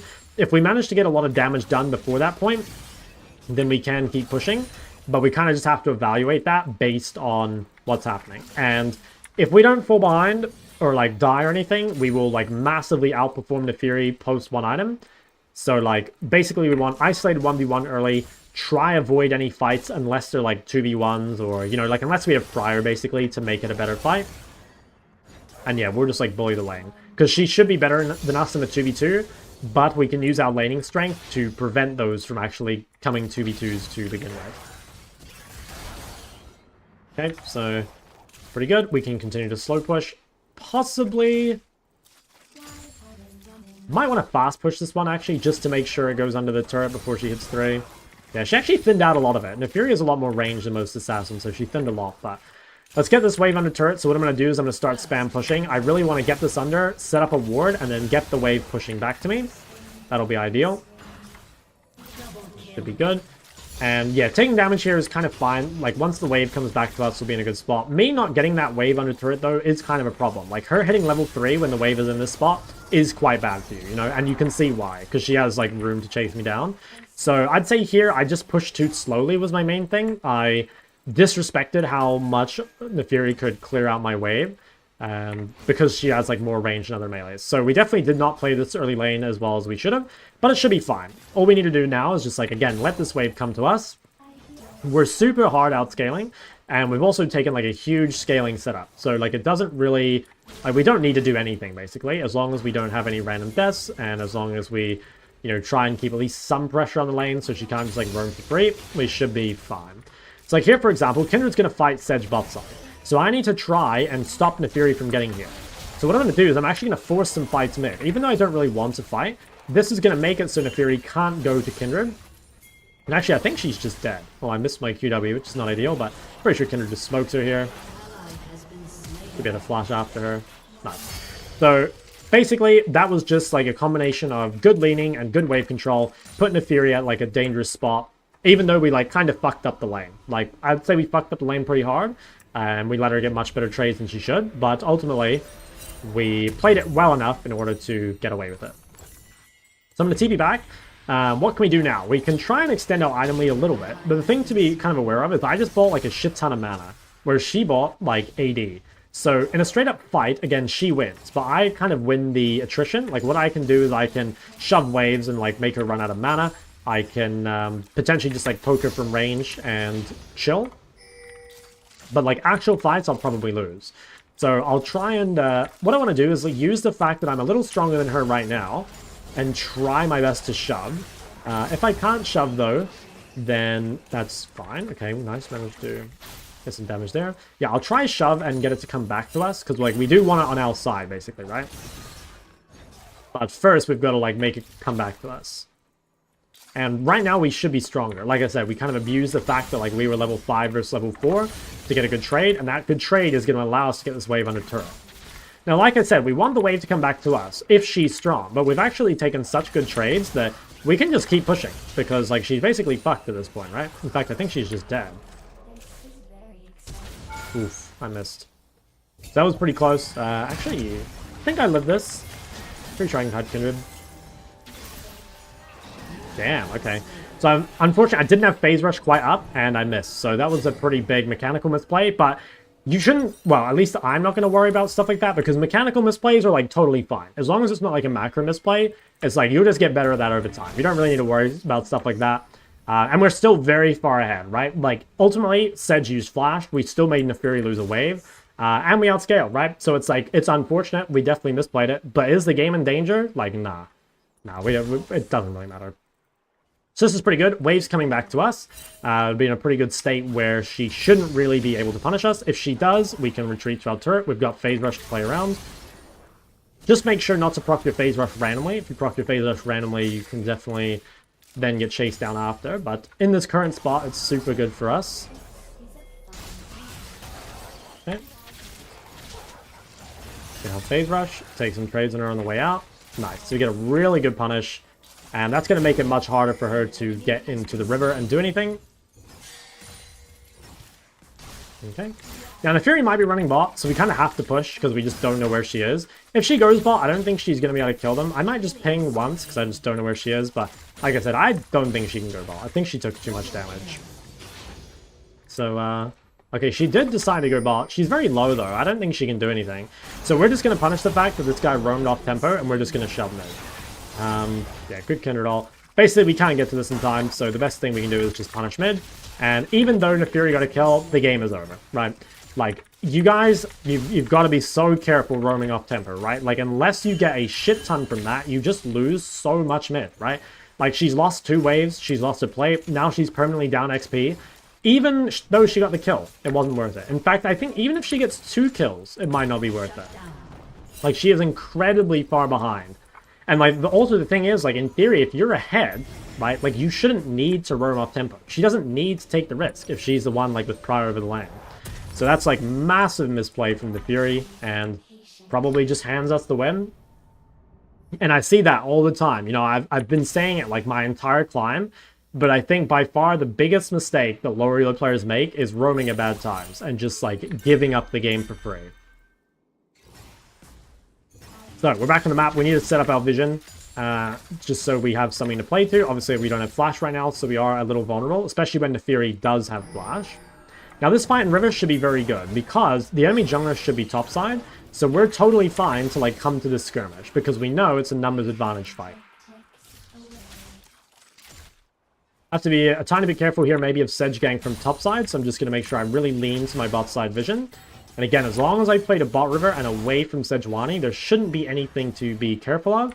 And one of the best ways to contest these objectives is to hold this vision, right? Because she can't face check, right? See here how if she face checks, she'd just die.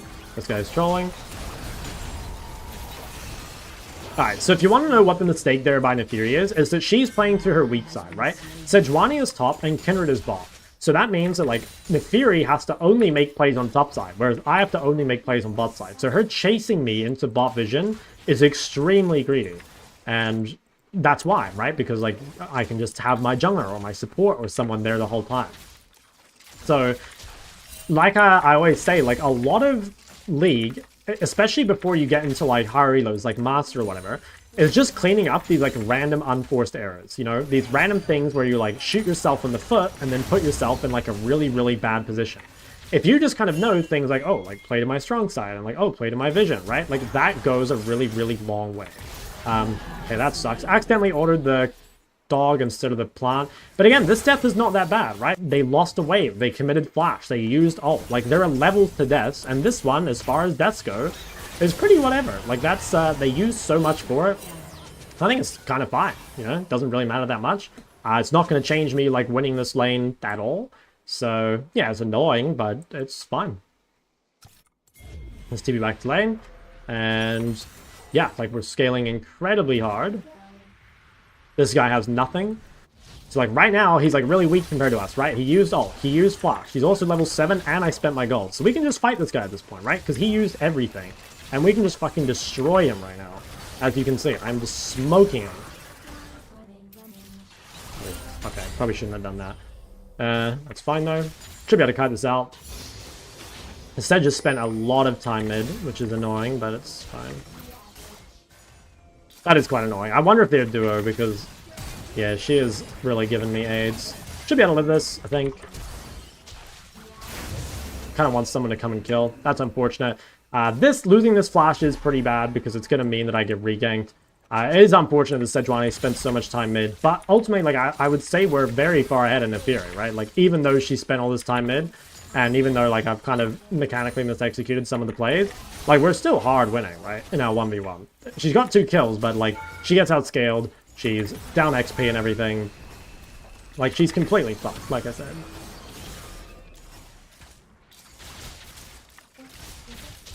Okay, shove this all the way in again. Soraka's gonna go to kill the Fury. Okay, wow, even Olaf's coming, man. Damn, a little bit of a party. Go home here and buy my Seraphs.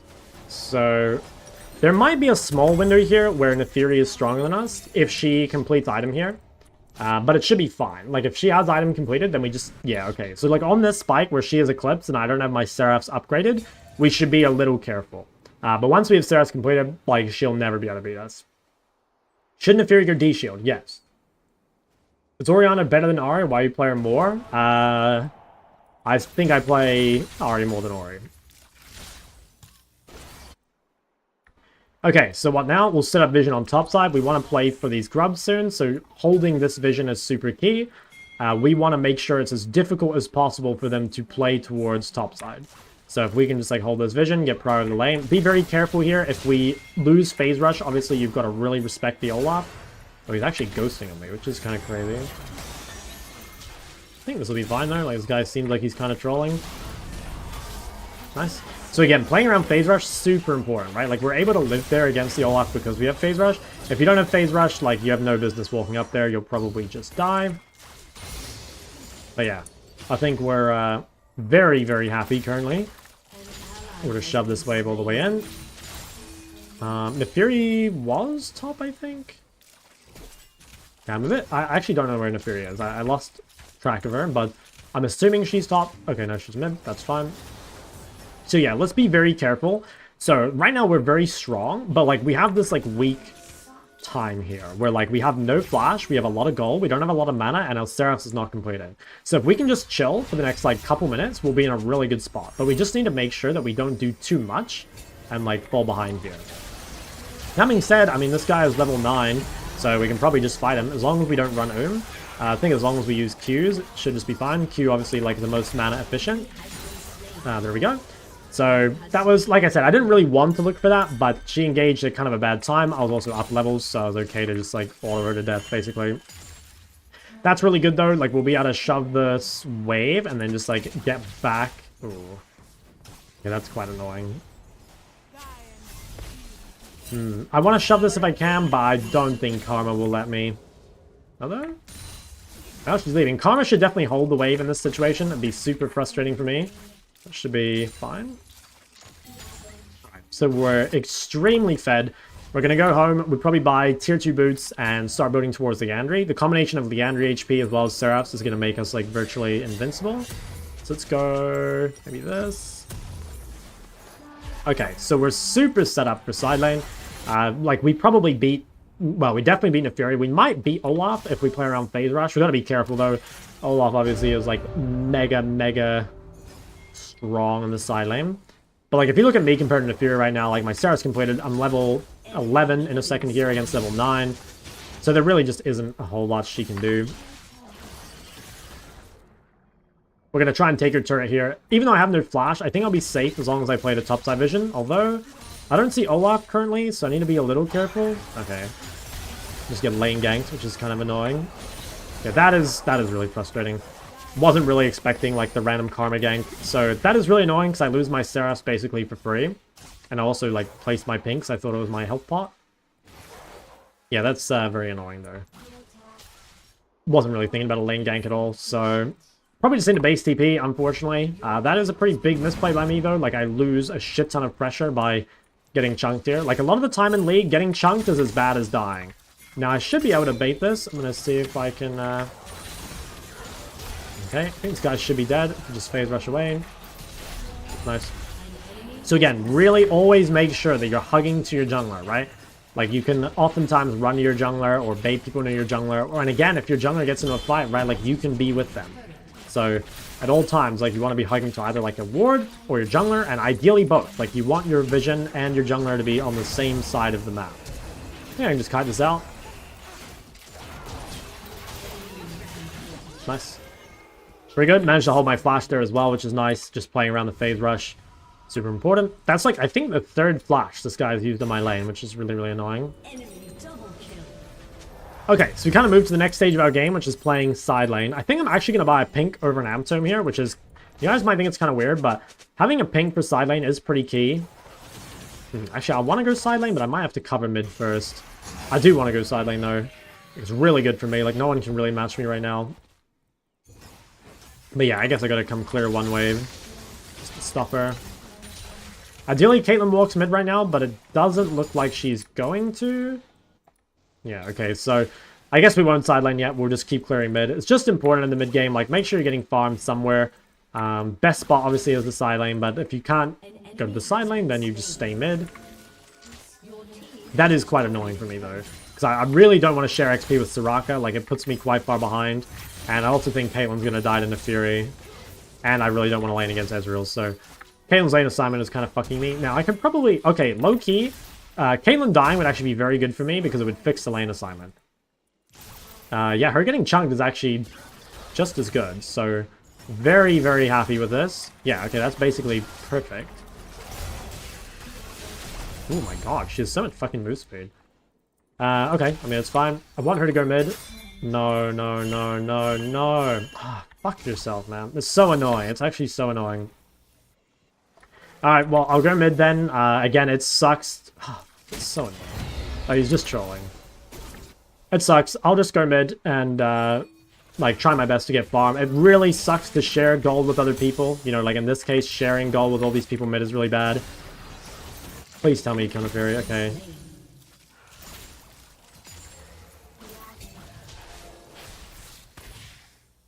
Alright, well, yeah, we'll just stay mid. Like I said, it's very bad for us, but, I mean... Caitlyn, I guess, is, like, getting something off it at least, so it's not the end of the world.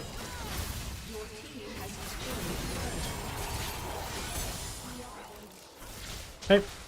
Just keep clearing these waves. Really want to try avoid this as much as you can. Like, sharing XP with other carries is super bad. But we don't have a choice. I'll probably stay on the map here until I have Liandry. Like, that's my next big spike. So, it's tempting to go base and spend gold before dragon. Like, normally you should do that. But the reason I'm going to stay is because I think it's too important to get Liandry. Like, Faded Ash is a very weak component. So, if we can stay on the map until we get a full Liandry, that's probably going to be better. That guy kind of came out of nowhere. Wasn't really expecting that. I think we can live. Yeah, okay. I just didn't really expect Neferi to be mid at all. That is quite annoying because it's going to mean that it's difficult for me to farm Liandry. If I can get a tiny bit more gold. Okay, and then if I go home, sell Ray, I'll be able to get Liandry. So it kind of works out. Caitlyn left this wave in a very awkward spot for us. It's a bit annoying, but it happens. I think I'll walk on the map here. It's tempting to want to TP bot and just like pressure the turret, but I don't think it's worth. Like, I want to make sure that I save TP. Could even walk top. Actually, maybe I should walk top. Yeah, I think I portaled to the wrong side of the map. I should probably go top and defend. I guess it would have been better for me to go bot, but once Kale died, I think it's better for me to be there. I can always TP to the dragon if they need me, so should be fine. Not sure why that guy's pinging me. Doesn't really make a difference. Like, I can always TP down if it's contested. Otherwise, I'll shove out the top wave.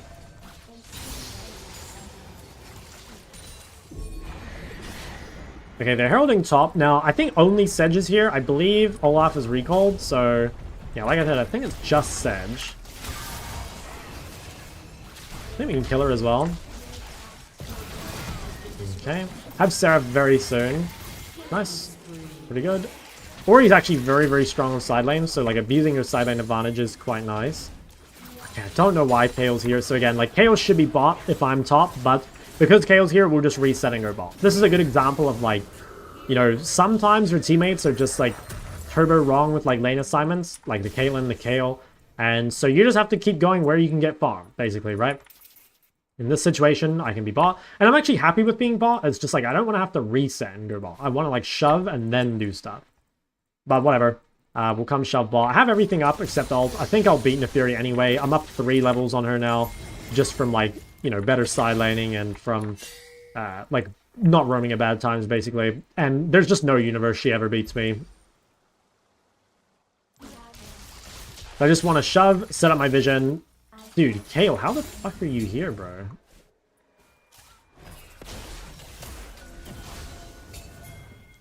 Okay.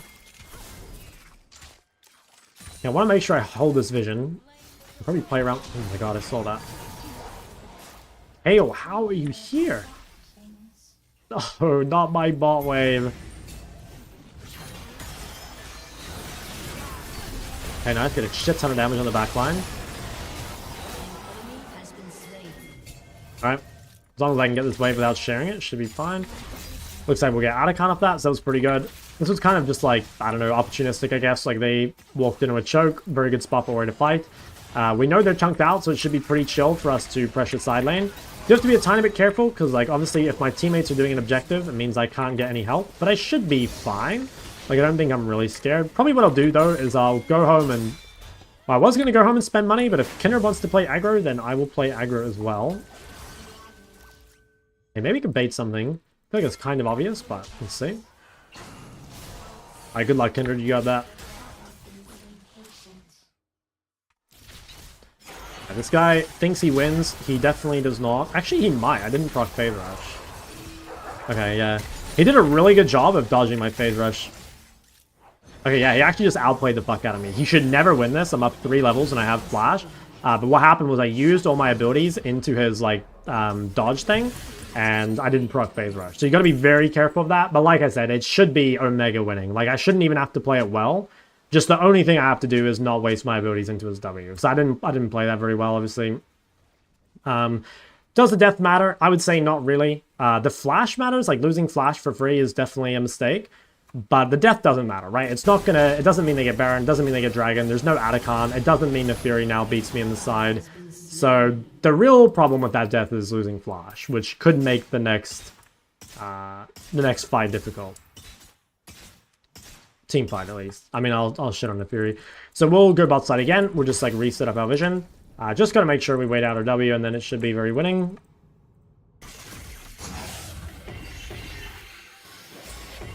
Okay. Not sure. No, I don't want to be top. Oh.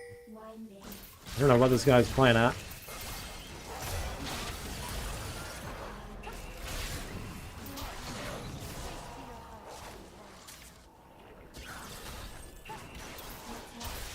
Okay, the Fury's gonna die. Enemy has been slain. Right, reset our vision, and then we'll keep pushing bot. Take this.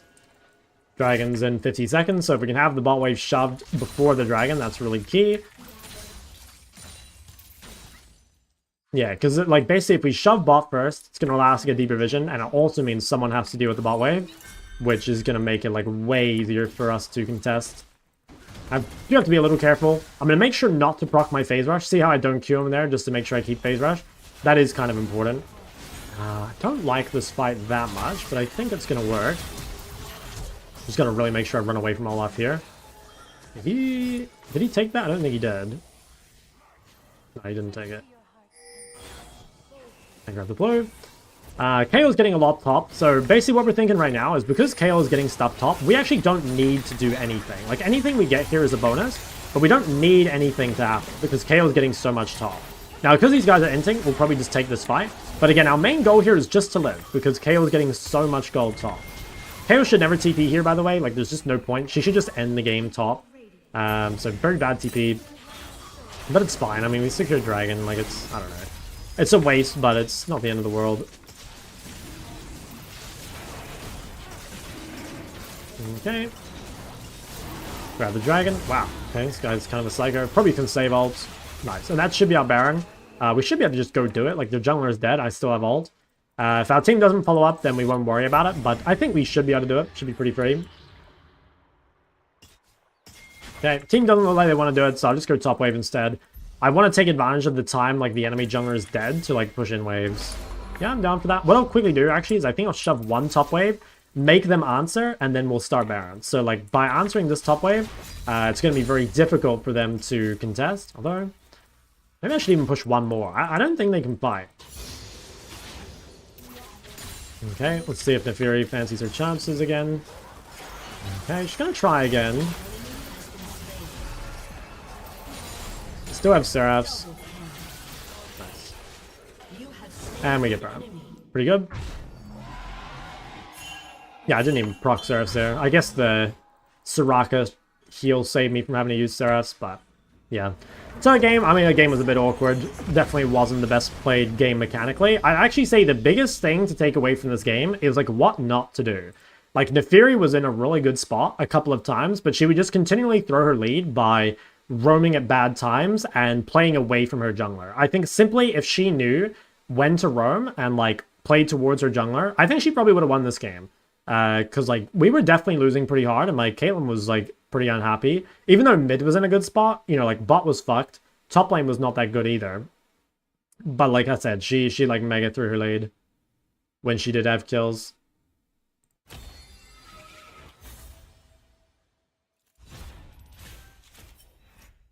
Any VPN or third-party programs? Yeah, if it's just a, like, connection issue, I think, like, exit lag or some shit will be good. Only way is to move closer to the server. It depends why you have the issue. Because I also had that issue. Like, when I used to play Apex, I would play games on, like, I think it was Southeast Asia or Singapore or something. And some games I'd have, like, 130 ping. And some games I'd have, like, 220. And by using exit lag, it, like, kind of evened it out. You know, I'd have, like, roughly, like, 150 most of the time.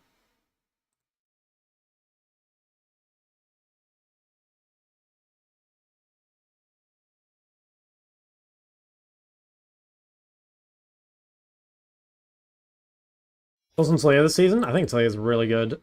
Yeah, our damage was fucking insane. That was pretty good. Definitely made some mistakes, but they're all, like, mechanical, which we don't care about. Or at least I don't care about that much. You should care about mechanical misplays, but you should care way more about, like, the macro, I think. Because the mechanics will come with time. Alright, let me be right back 1 second. I'm just gonna eat something. I'll be, like, literally 2 minutes. I'll probably be even less than 5. Just let me be right back a sec.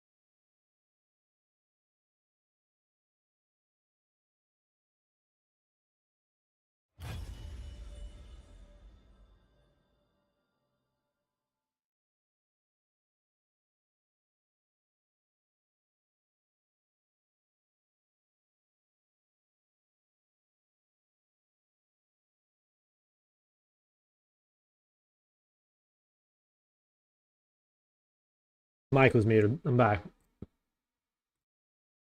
No way in hell will you convince me of a plat level Sedge hits Rift on lower.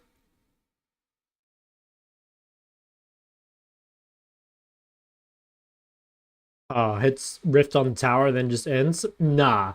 Dude, people like way overrate like skill levels in general, right? Like, even in Challenger, right? Like, people make plenty of dumb mistakes, right? And like, I don't know. Like, outside of Challenger, people make even more dumb mistakes, you know? Hello, Shock. It's my birthday tomorrow. Can I get a Lux game? Please. Look, it's tempting, but I probably won't get it on this climb. I'm sorry. Happy birthday for tomorrow, though. Because I need to make sure that we're getting games in every elo for the champs that I've been playing so far. And I have a feeling we're going to hit Diamond MMR pretty soon. And I still definitely need to get, like, another Ari game. I need to probably get, like, another Victor game. Or maybe even 2. Definitely need to get, like, another Hui game. Even, like, Syndra. So, like, I'm pretty far behind. I'm thinking that, like, next time I do this, I might need to limit it to even, like, 4 champs, you know? I think 6 might be too many. I think I might have made sure that well, not made sure, but I think I've made it too difficult to get games in every elo. You're beautiful and sexy. Have a beautiful sunny day. Goddamn. Paid chatter. Dinah? Yeah, again, not on this climb. Like, my plan, guys, is to do, like, all the mid-champs. I do want to do all the mid-champs. But currently, I've chosen these, I guess, for this time, and we'll try and do it. And yeah, after I finish the mids, I will try and do other roles as well. We're going to go on quite the journey, I think. I'm still not sure what I want to do in Korea, because, like, honestly, I've kind of chosen a bad time to go to Korea, I think, because, like I said, I think people just don't care that much about, like, high-elo content. I think Korea is a little different, and potentially I could do Unranked Master in Korea if I get a new account. I'm not sure if I'm getting a new account, or they'll just give me my old one. I don't know. When am I going? I'm going in a month. Who would I recommend to climb to Platinum from Silver? Anything, like, easy to play, basically. I think, like, Ari is great. I think Lux, Swain. You can go to my low elo tier list. Like, anything that's, like, reasonably forgiving. Guys, if you want OPTG reviews, I need you to hit the OPTG review channel point reward.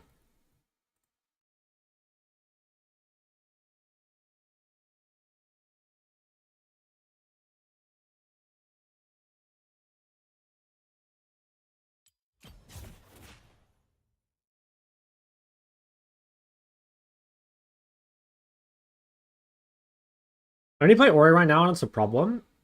I wouldn't say only playing Ori is a problem, to be totally honest with you. Wait, this prediction didn't get paid out? Will Shock win this game? I'm assuming... I don't even know which game this was, so I'm just gonna submit yes. 1v1? Alright. Is my friends list broken, or do I have no friends? Oh, wait. What's your name?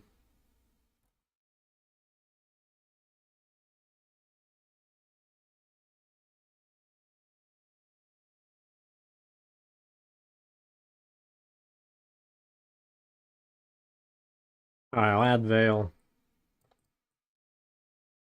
I'm assuming you're US. Okay.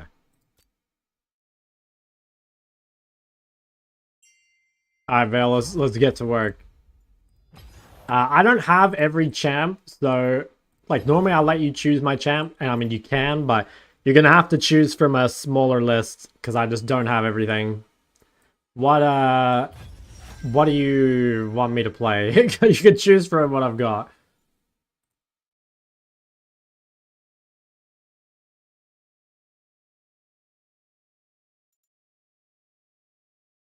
Or Cinder skill matchup? Yeah, I'm kind of feeling it's Cinder favored too. I don't know. I think there's definitely like a lot of... I would say it's a skill matchup, But like Syndra favored probably. I do think it's like easier for Syndra to play it. Here's what you want. Alright. Some blind picking. Should I go? I didn't check his champ pool. Maybe do a blind pick Aura. I think it's good against like basically everything. Might be better to go Victor actually if you purely care about winning 1v1. I won't cheese by taking absolute. I'll just take a normal page.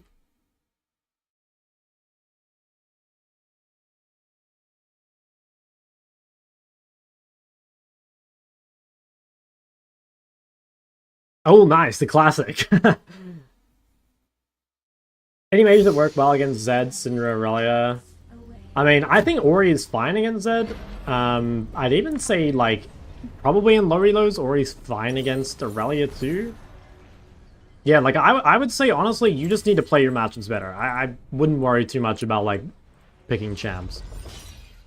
I think you just gotta, like, learn to play the matchups better. Because, like, you know, they are hard, don't get me wrong, but they're all very winnable. Or, like, survivable, and then, like, outscale and play mid-game and stuff. This is a cool skin. What is this? Spirit Blossom. 30 seconds until minions spawn. Immense power is fun. What I add to Ari Syndra? Just whatever you like, really. Like, you've already got, like, a lot of useful stuff. Okay, the only thing I don't like about playing, like, 1v1s, right, is, like, one of Ori's most OP things is taking control with the ball at level 1. But I feel like that's kind of, like, weird to do, right? Like, if I just, like, walk at him right now, when we're, like, kind of just, like, standing here looking at us, like, isn't that kind of cringe? Minions have spawned. But I do think, like, I should have the ball here in a real game, you know? But it's just, like, weird if I walk at him now. But that is kind of annoying. Like, that is, I think, Ori's big win con in the matchup. I mean, let's see if we can move him back. Okay, nice. That's really good. Alright, nice. Okay, lane is super, super good already.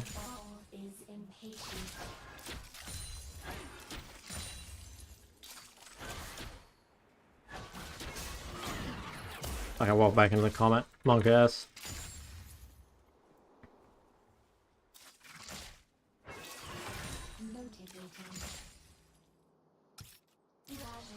It's kind of a bad queue, to be honest. It's fine.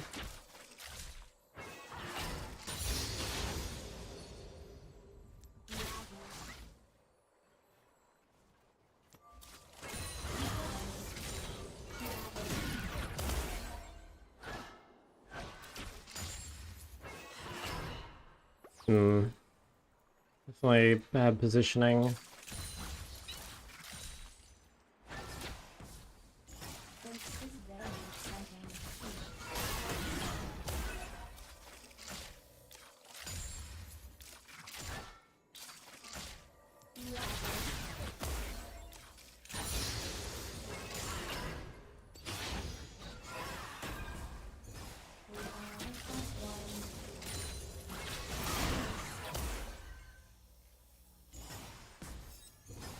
Okay, it's pretty dicey.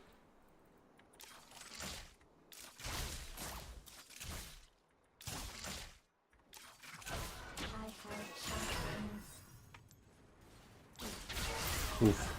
That was a bad one to miss. I'm gonna go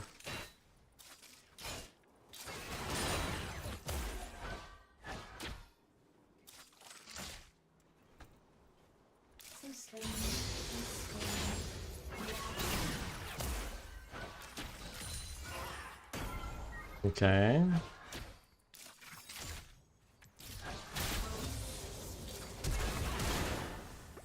Seems fine.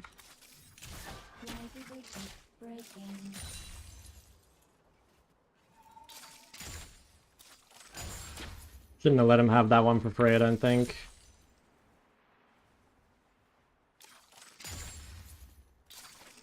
I think if he's a genius, he should start putting points in W and then just try to just W me. I think that's actually the best play. Like, just hit level 5 and then skill W.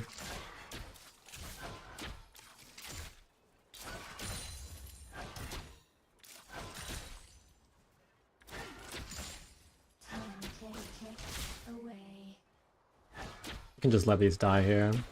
Super close to level 5.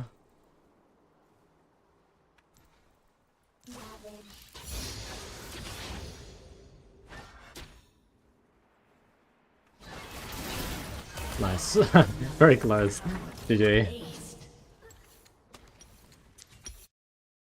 Yeah, that was pretty fun.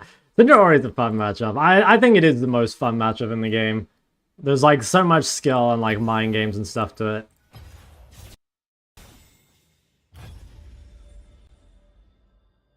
Level 5 I died, yeah, it was very, very close. Level Ori Rosari? Yeah, I mean, that's like gotta be the most one-sided matchup of the game.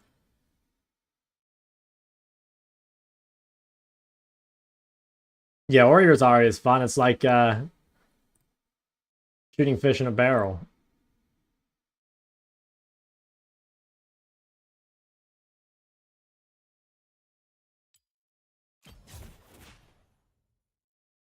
Yeah, he was kind of a beast. Gotta hand it to him. Played pretty well.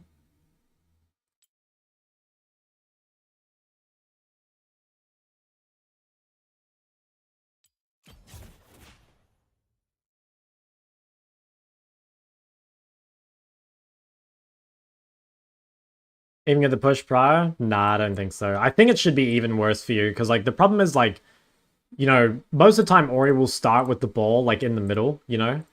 I think it's really hard to get prior on wave 1 against Ori. I think it's just like kind of fucked. But like the thing is, right, like if Ori's pushing into you in a real game, right, like you have much better gank setup.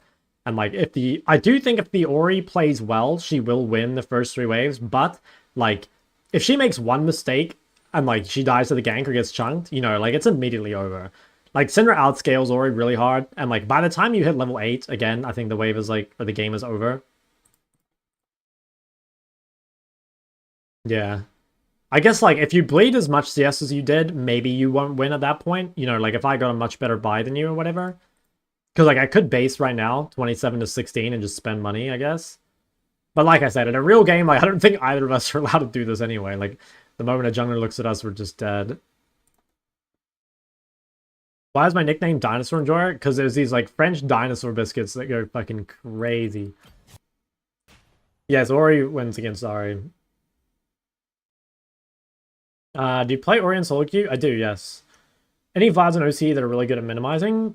Honestly, there aren't really any Vlads in OC. Like, I don't think I've played first Vlad in OC in forever. But like, I'm not in OC right now anyway. But I'm just trying to think, like, nah, I can't think of any. But I don't know, I haven't played, you know, I've been in the US for like, what, almost 2 months now. What's the name of the dinosaur biscuits? Like, here. I showed them before. These bad boys. You want to get the milk chocolate ones. These ones. These are fucking crazy. Like, if you ever see these at the store, dinosaur shaped, of course, they're fucking crazy. Did I review this OBGG or did I forget? No, I think I looked. Oh wait, no. Maybe I opened them and forgot. Do you guys remember if I reviewed these or not? Did I scam these guys? You didn't? Okay. Sorry, I couldn't remember. Alright, let's take a look. Hui, okay, so Hui one trick. Alright, I mean, immediate things that jump out to me is deaths. You should not die very often on Hui because you have super long range. So this tells me that you're, like, using your E badly, maybe, like, too frequently, too, like, freely. Yeah, you die way too much. Like, I can kind of understand dying on, like, other mobile mages. You still shouldn't, but, like, you want to, like, try avoid it. But, yeah, Hui, it's like, you really shouldn't die. You have such long range. Your build is normally health. I don't like Shadow Flame every game. I think you should default Leandry. Shadow Flame is good sometimes, but I don't think it should be your default. That would probably help you a bit. What do we got here? 40% win rate?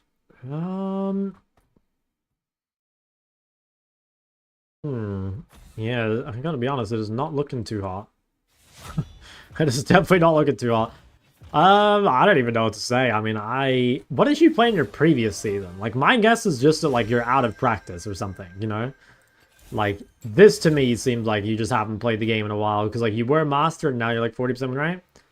I don't know. I guess like, yeah, die less, like you average fucking 8 deaths, but I think, like I said, this is more just being out of practice. Alright, I guess I'm playing support. No, I can't be fucked. Actually, I'm just gonna dodge. I'll just dodge. I can't be bothered playing support.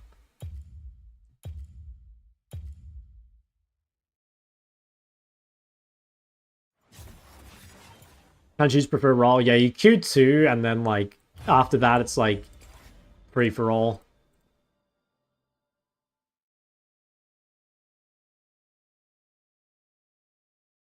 Current elo, I'm sitting in Platinum 4, and my MMR is like Emerald or so. Yeah, Emerald.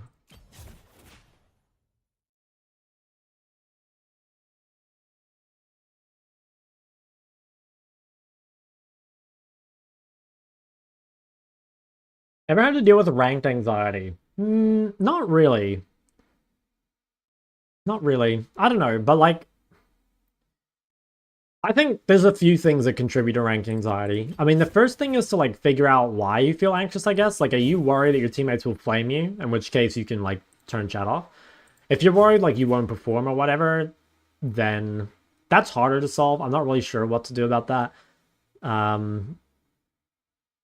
Yeah, I don't really know what to do about that.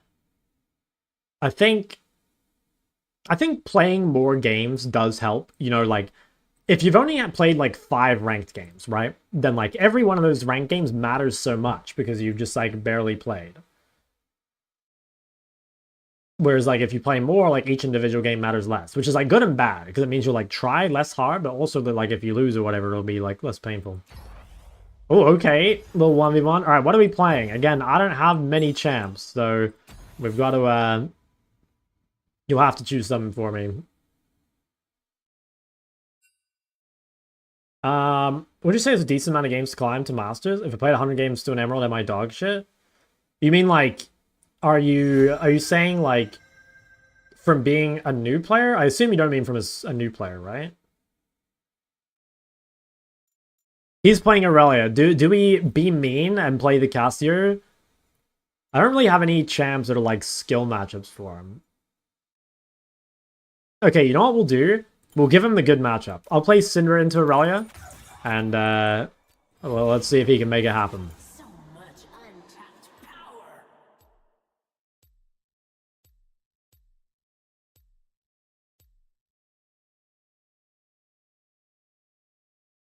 After listening to Playboy Cardi's new album while playing mid, my win rate more than doubled. Based. Actually based.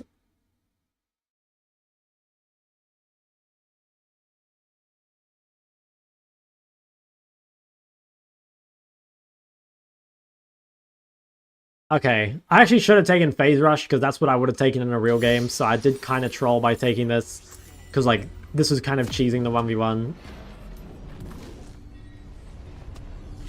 But yeah, I should have taken Phase Rush. My bad.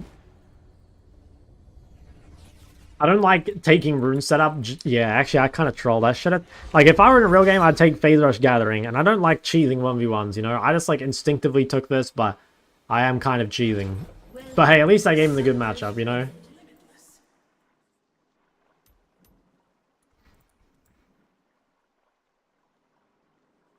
Until minions spawn. Oh my god, he knows. Okay, pretty greedy. No D shield. Okay, he's gonna get punished. Still reasonable rune page? I would say no. I think if Aurelia takes the correct page and goes D shield second wind and you have Airy Scorch, I think your Airy Scorch is completely useless. So I would say no. Like it's kind of good because he's also taken, in my mind, like wrong runes and item. But I don't think it's good. Minions have spawned. Another 1v1. Jeez, okay.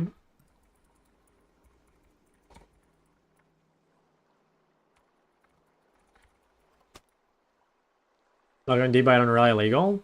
Don't think so. This power is mine to command. Alright, so the key to playing Aurelia matchup is just to give prior at level 1. And a lot of the time you actually shouldn't even auto Aurelia because it'll make the wave push away from you. And don't Q her either, because if you accidentally splash the creeps, it'll be fucked. basically you need to secure the wave pushing to you, and then you can start actually playing the game. So like right now, for example, fuck. Okay, honestly, I think I fucked it up. Yeah, I accidentally hit the back line. I want to just Q the 3 melees. That's a pretty big mistake. Like, that definitely puts me in a rough spot. I'm actually going to try and get her to Q onto me here to fix my wave for me. So normally you don't want to stand next to the creeps, but I actually want her to hit me if I can. Yep, okay.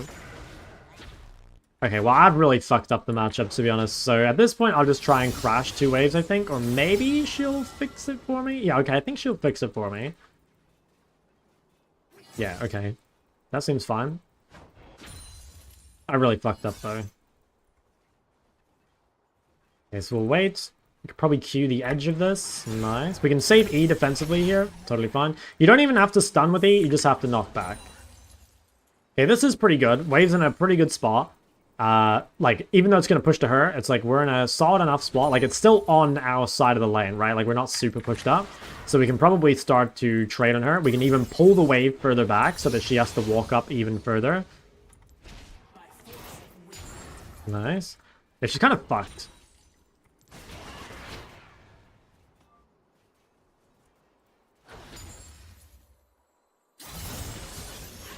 That's fine. As long as we trade now creep wave, it should be all good.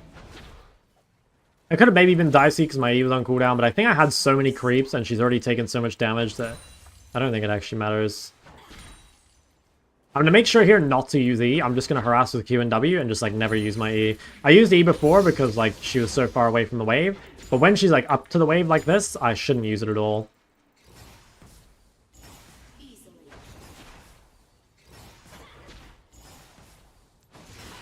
Yeah, I'm pretty good dodge, to be honest. Okay. As long as we hold E, we should be fine.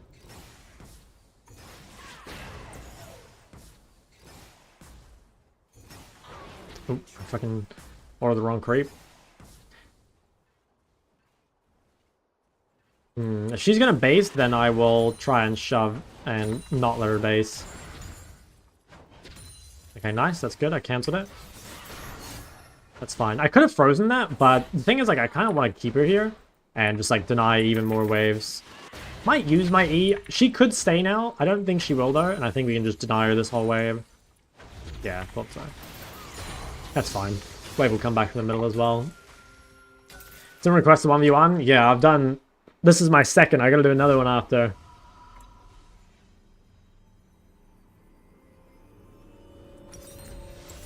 Okay, let's see. Guess I would buy... I'd probably buy a Dark Seal and a pink in a real game. Okay, she didn't get Vamp, so she's like really weak right now. Like, Aurelia is basically full build on Vamp Scepter, but like if Aurelia gets full build, or sorry, first base without Vamp Scepter, like she's incredibly weak. So yeah, right now we're mega strong. We're gonna make sure that this wave stays off our turret. She doesn't really have anything left. Just freeze. Pink for the imaginary jungler. Am I cooked? Yeah. Sorry.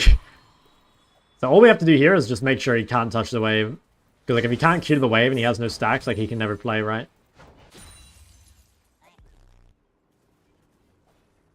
If he comes up to this, I'll just kill him.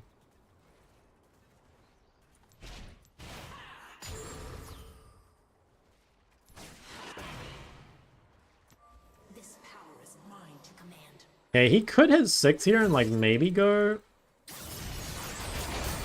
That's pretty good W by him, not gonna lie. Damn, honestly pretty well played.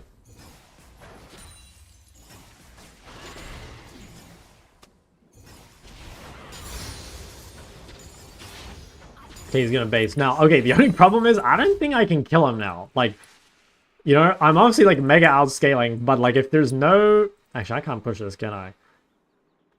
If there's no... I maybe could have thrown this cannon into my turret and shoved the wave. I probably should have. I think I fucked up. But the problem is, like, now, I don't think I can ever kill him. Like now what? You know, like, am I just gonna poke him and he's just gonna life steal the full?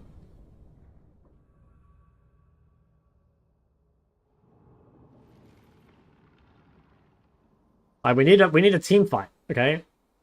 Oh, he didn't go vamp. Holy shit, that's so greedy. I can't believe he did that. Okay. I gotta be a tiny bit careful. I don't have flash, and he actually could probably kill me if the wave is like too far out.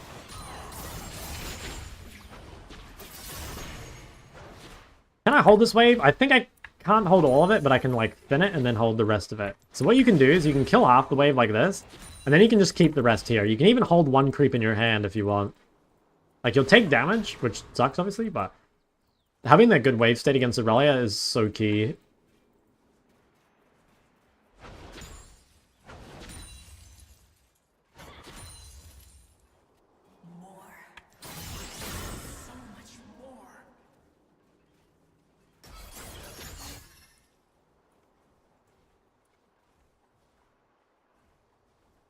Please let him win? I'm sorry.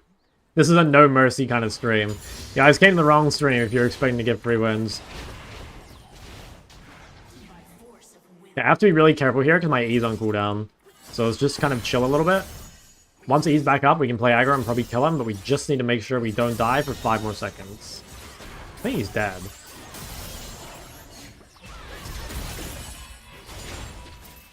Alright, nice. GG's. Honestly, I think if he itemized better, he could have won. He did me a solid by not buying Vamp. I respect that. He's very Chad.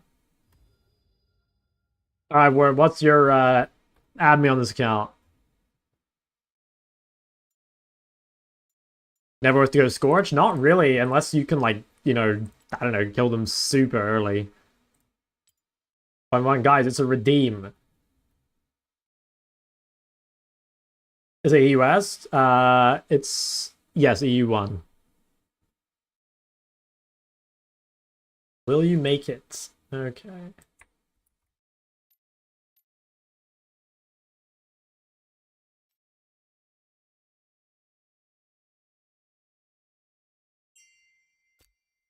Oh wait, you're on NA? I don't know if I have an account on NA anymore.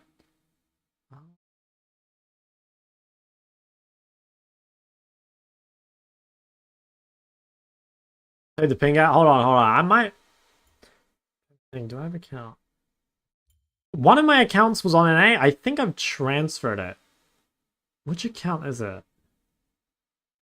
I wouldn't even know the login details. I think I've transferred my one NA account. Play more solo queue? Yeah. It's just people keep redeeming the 1v1s. But like, yeah, I am playing solo queue. Let's play solo queue. I can refund your points. I'm sorry. It's fine. Maybe we'll do an NA bootcamp at some point. A straight scam, this guy. I could even keep his points. There you go.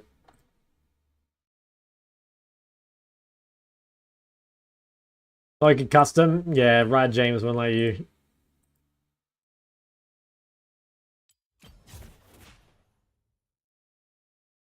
Okay. Let's get to work. Enough messing around. Okay, what do we need? We definitely need another RE game before we get out of Emerald. Another RE game, another Cinder game. Yeah, we've got a few champs to get games on before we escape Emerald.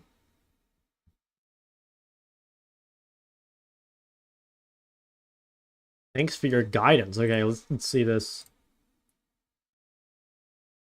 Any tips for an RE into Diana? Probably play the new, like, Roa build. It's probably really good against Diana. And maybe make sure you hold your charm, I think is the other one, until she dashes on you. Okay, what is this? I mean, you're kind of smoking them lately. It's looking pretty good. Builds look solid. Like the Dark Seals.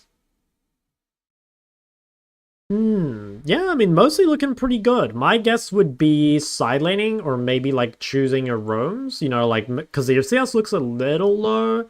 It's not bad, but it, like, again, like, 0 deaths, only 8 CS PM looks pretty low. Like, guys, most of your deaths or most of your CS should be low because you're dying. It shouldn't really be low, just, like, with low deaths. So, go watch my side laning guide, or if you're losing CS early, go watch my roaming guide. I think that's pretty key.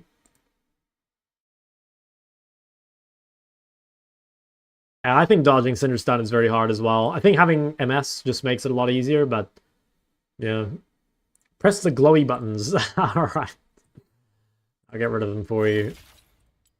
Have I opened my shop? Can't remember. Already seen improvements in our watch your guides? Fuck yeah, is what we like to hear. Guys, it is good to hear that. You know, like, obviously we love some W shock glazing, but it does make me happy when you guys say that, you know, things are going better for you after watching the guides. It's good to know they work. Oh, I haven't opened the shop. I have no RP anyway. I don't know what we're doing here. Bittersweet Lulu?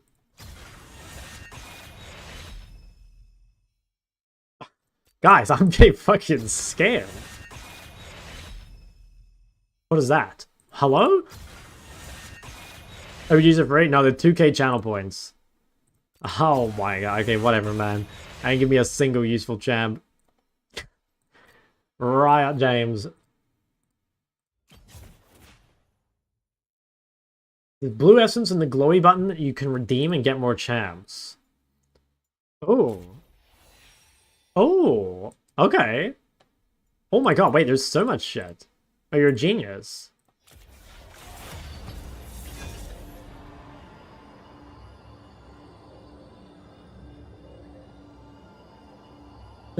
See your mid-funnies all the time, friends learning the game. Recently had Diamond want to ask about Chample.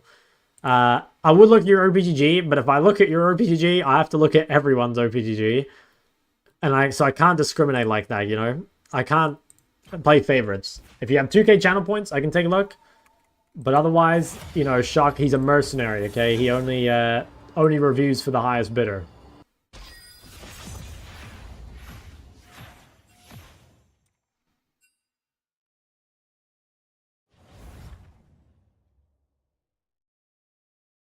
Okay, Ori Syndra. Okay, good champion pool.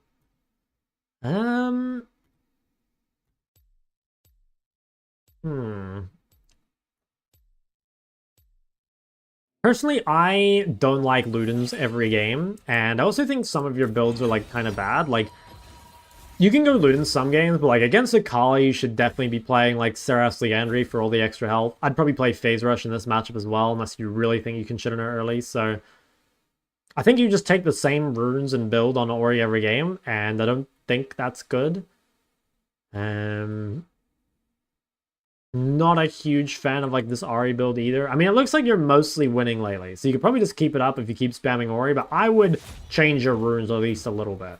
But yeah, I mean, keep going. Like, it looks like you're kind of smurfing on the Ori. Just, like, play around with, like, Phase Rush and Seraph sometimes. Yeah, sorry, guys. There wasn't a channel point reward before, but I changed it because otherwise people would just spam their links, like, 5 times, and... it kind of just meant whoever got reviewed was whoever pressed, like, control paste the most, and I think that's kind of a bad way of doing it. Then Ori, I'll be a good shampoo? Yeah, it's fine.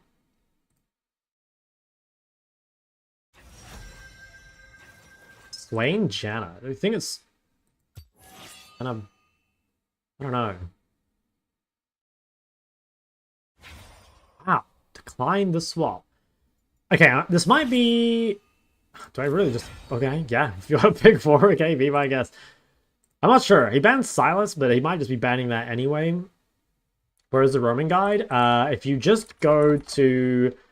if you go to Shock, and you go to Playlists, and then you go to... mid lane Fundamentals, somewhere in here is the roaming guide. How to roam. There it is. Okay, what do we think of this game? What do I need more games on again? Definitely need another Ahri game. That's probably the highest prior one for me. Yeah, let's play an Ahri game. I need to make sure I get another Ahri game before we get out of Emerald. A clever fox is never caught. I think Luden Shadow Flame is still the best build in Aurora? I'd say so, yeah. I couldn't find your Yon videos that you had on YouTube. Can you be more specific? Like, I don't know which... like, which Yon video? Did I say anything about it, or I just, like, literally said Yon video?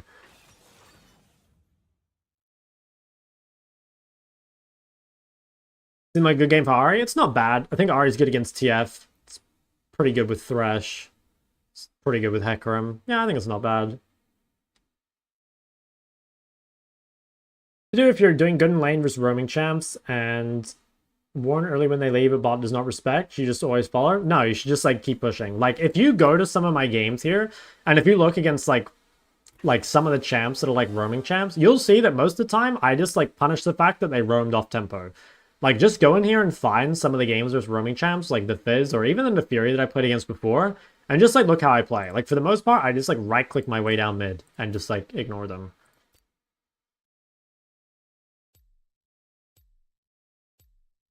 Oh, wait, there's another OBGG that I missed.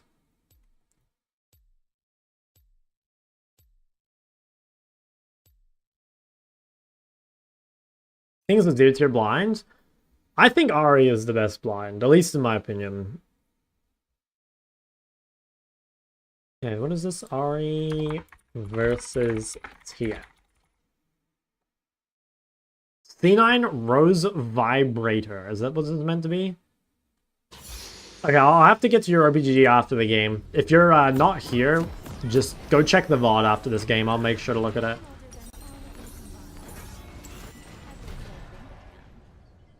How do I stop my top laners from going 0-10 every game? You can't. Sorry. I'm leagued. Dude, I know. I don't even know how to get rid of it. Oh my god, delay with the 10 gifted. Holy shit. Thank you, man. Dude, not just a shock disciple, but now I shock pay piggy. Welcome to the club. It's very exclusive. This guy's playing Barrier Swain. Hashtag daddy. Oh my god. Bunch of freaks on the server.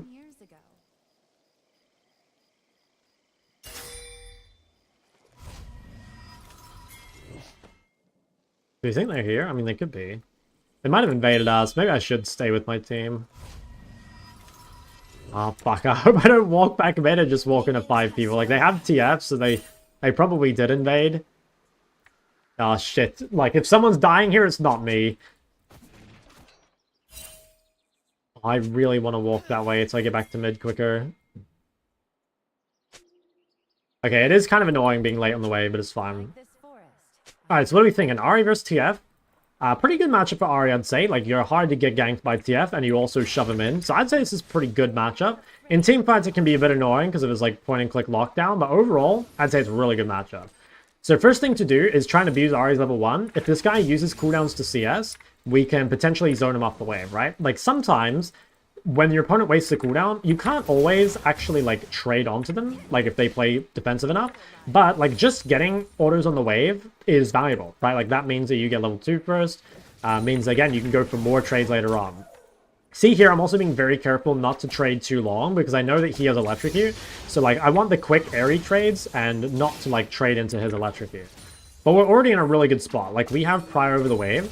Which is going to mean, again, that like we hit levels first, we get to harass them on the turret and everything. So getting control of the wave early is so key. And most of the time, the way to do that is either be on the wave early, or to like punish your opponent for using cooldowns.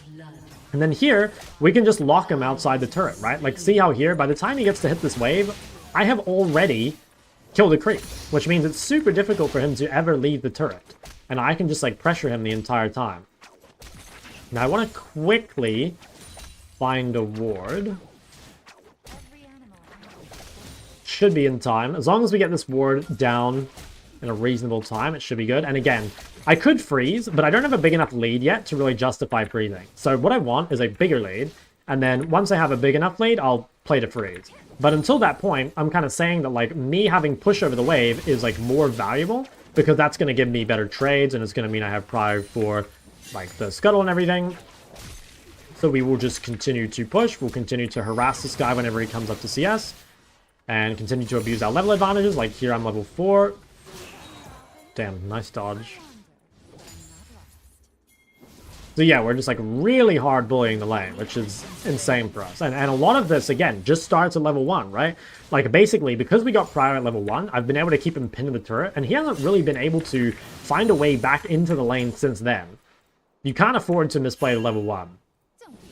Now, as long as I hug the top side, I should be completely safe. Let's try and get some vision, or not vision, try and get some damage. I might be able to kill this guy. I think I can. Fuck, if that had hit. Oh, so low. Hoping this guy doesn't have flash. Oh, he does. He has a Bluetooth auto, maybe? Oh! Okay, I actually lived. I did pop that potion a little too late, but I managed to live. Not too bad. Like, we got TF's flash. ILS flash was a bit annoying. I think this Hecarim's just going to die. He's got Warwick with him. Maybe it's fine. I might TP. Should I TP top? No, Warwick's going. Okay, I'll save my TP and just go mid. That's fine, though. Like, we're, again, in a really, really good spot. Having the wave frozen against us does suck. Hopefully, TF will push this out, but... yeah, that does kind of suck. Okay, nice. He's shoving it for us. So, if you're TF in this spot, you should definitely freeze. Like, I have no flash, and he has really good gank setup, and also he's losing 1v1. So it'd be really good to play to set up gank on me. And one thing really worth thinking about is, like, does the prior actually matter? Because, like, at this stage of the game, the prior doesn't really matter for TF. Like, he's not ready to roam yet. There's no grubs up. He's not fighting for dragon, and he can't really get any deep vision. So that's kind of like a waste of prior for him. He just, like, pushed the wave and, like, unfroze it for free, which really isn't good. Now, what I'm going to do is I'm actually going to shove back, because for me, the prior does matter. I can set up deep vision, and I want to play for the grubs. So I'm going to come pink this. That's my first set of vision. And then I'm going to try get a ward a little bit deeper on the top side, maybe like this. And this is out set up in order to contest grubs. It's going to be very difficult as long as I hold this area for them to contest.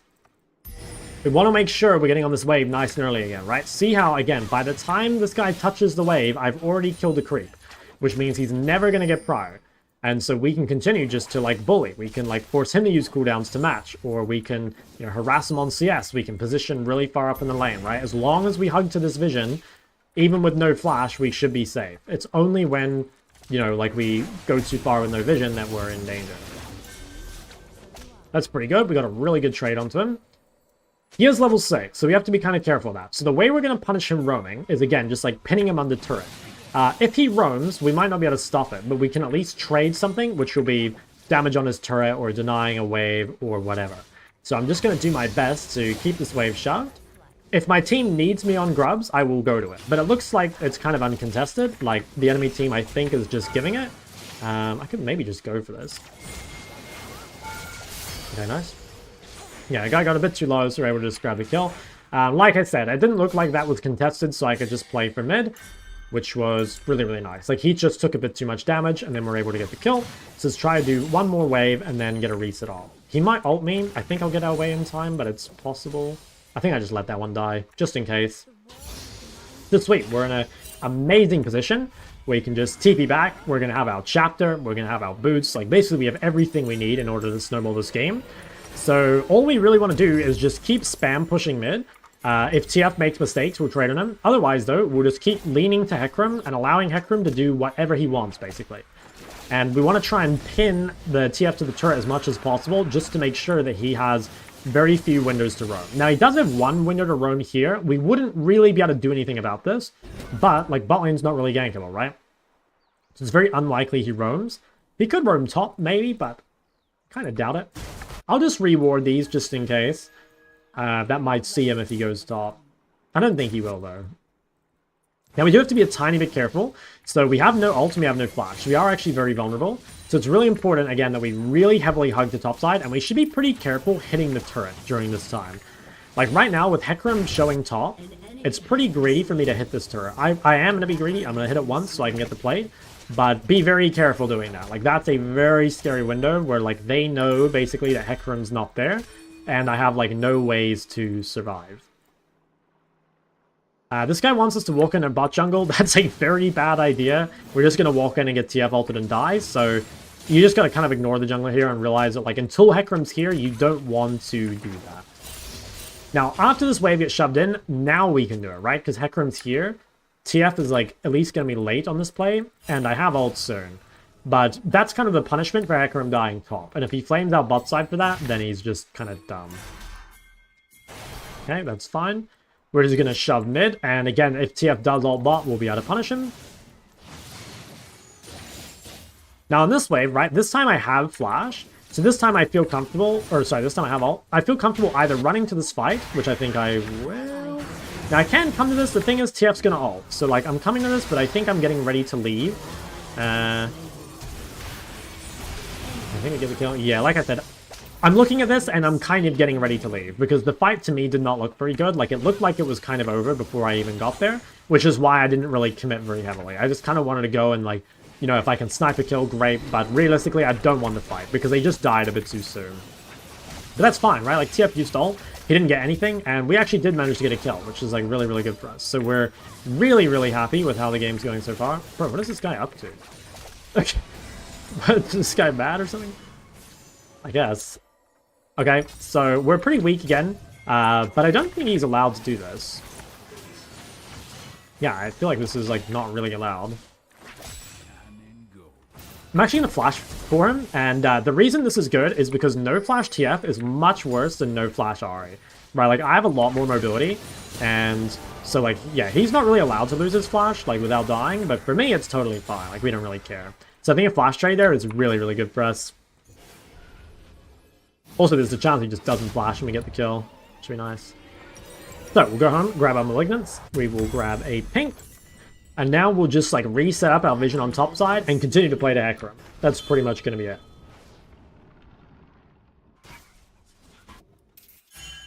We do have to be a tiny bit careful, maybe just for a little window. Again, like, no ult, no flash. Like, always be thinking, you know, like, while you have ult especially, like, be very weak on the map. But once you have ult, you should be able to do whatever you want. And this first wave on the map should pretty much always be used to set up vision. Like, be super careful playing aggro on this first wave until you have some sort of control set up. So I'm going to set up my pink, and then I'm going to quickly shove mid, and then I'm going to set up deeper vision.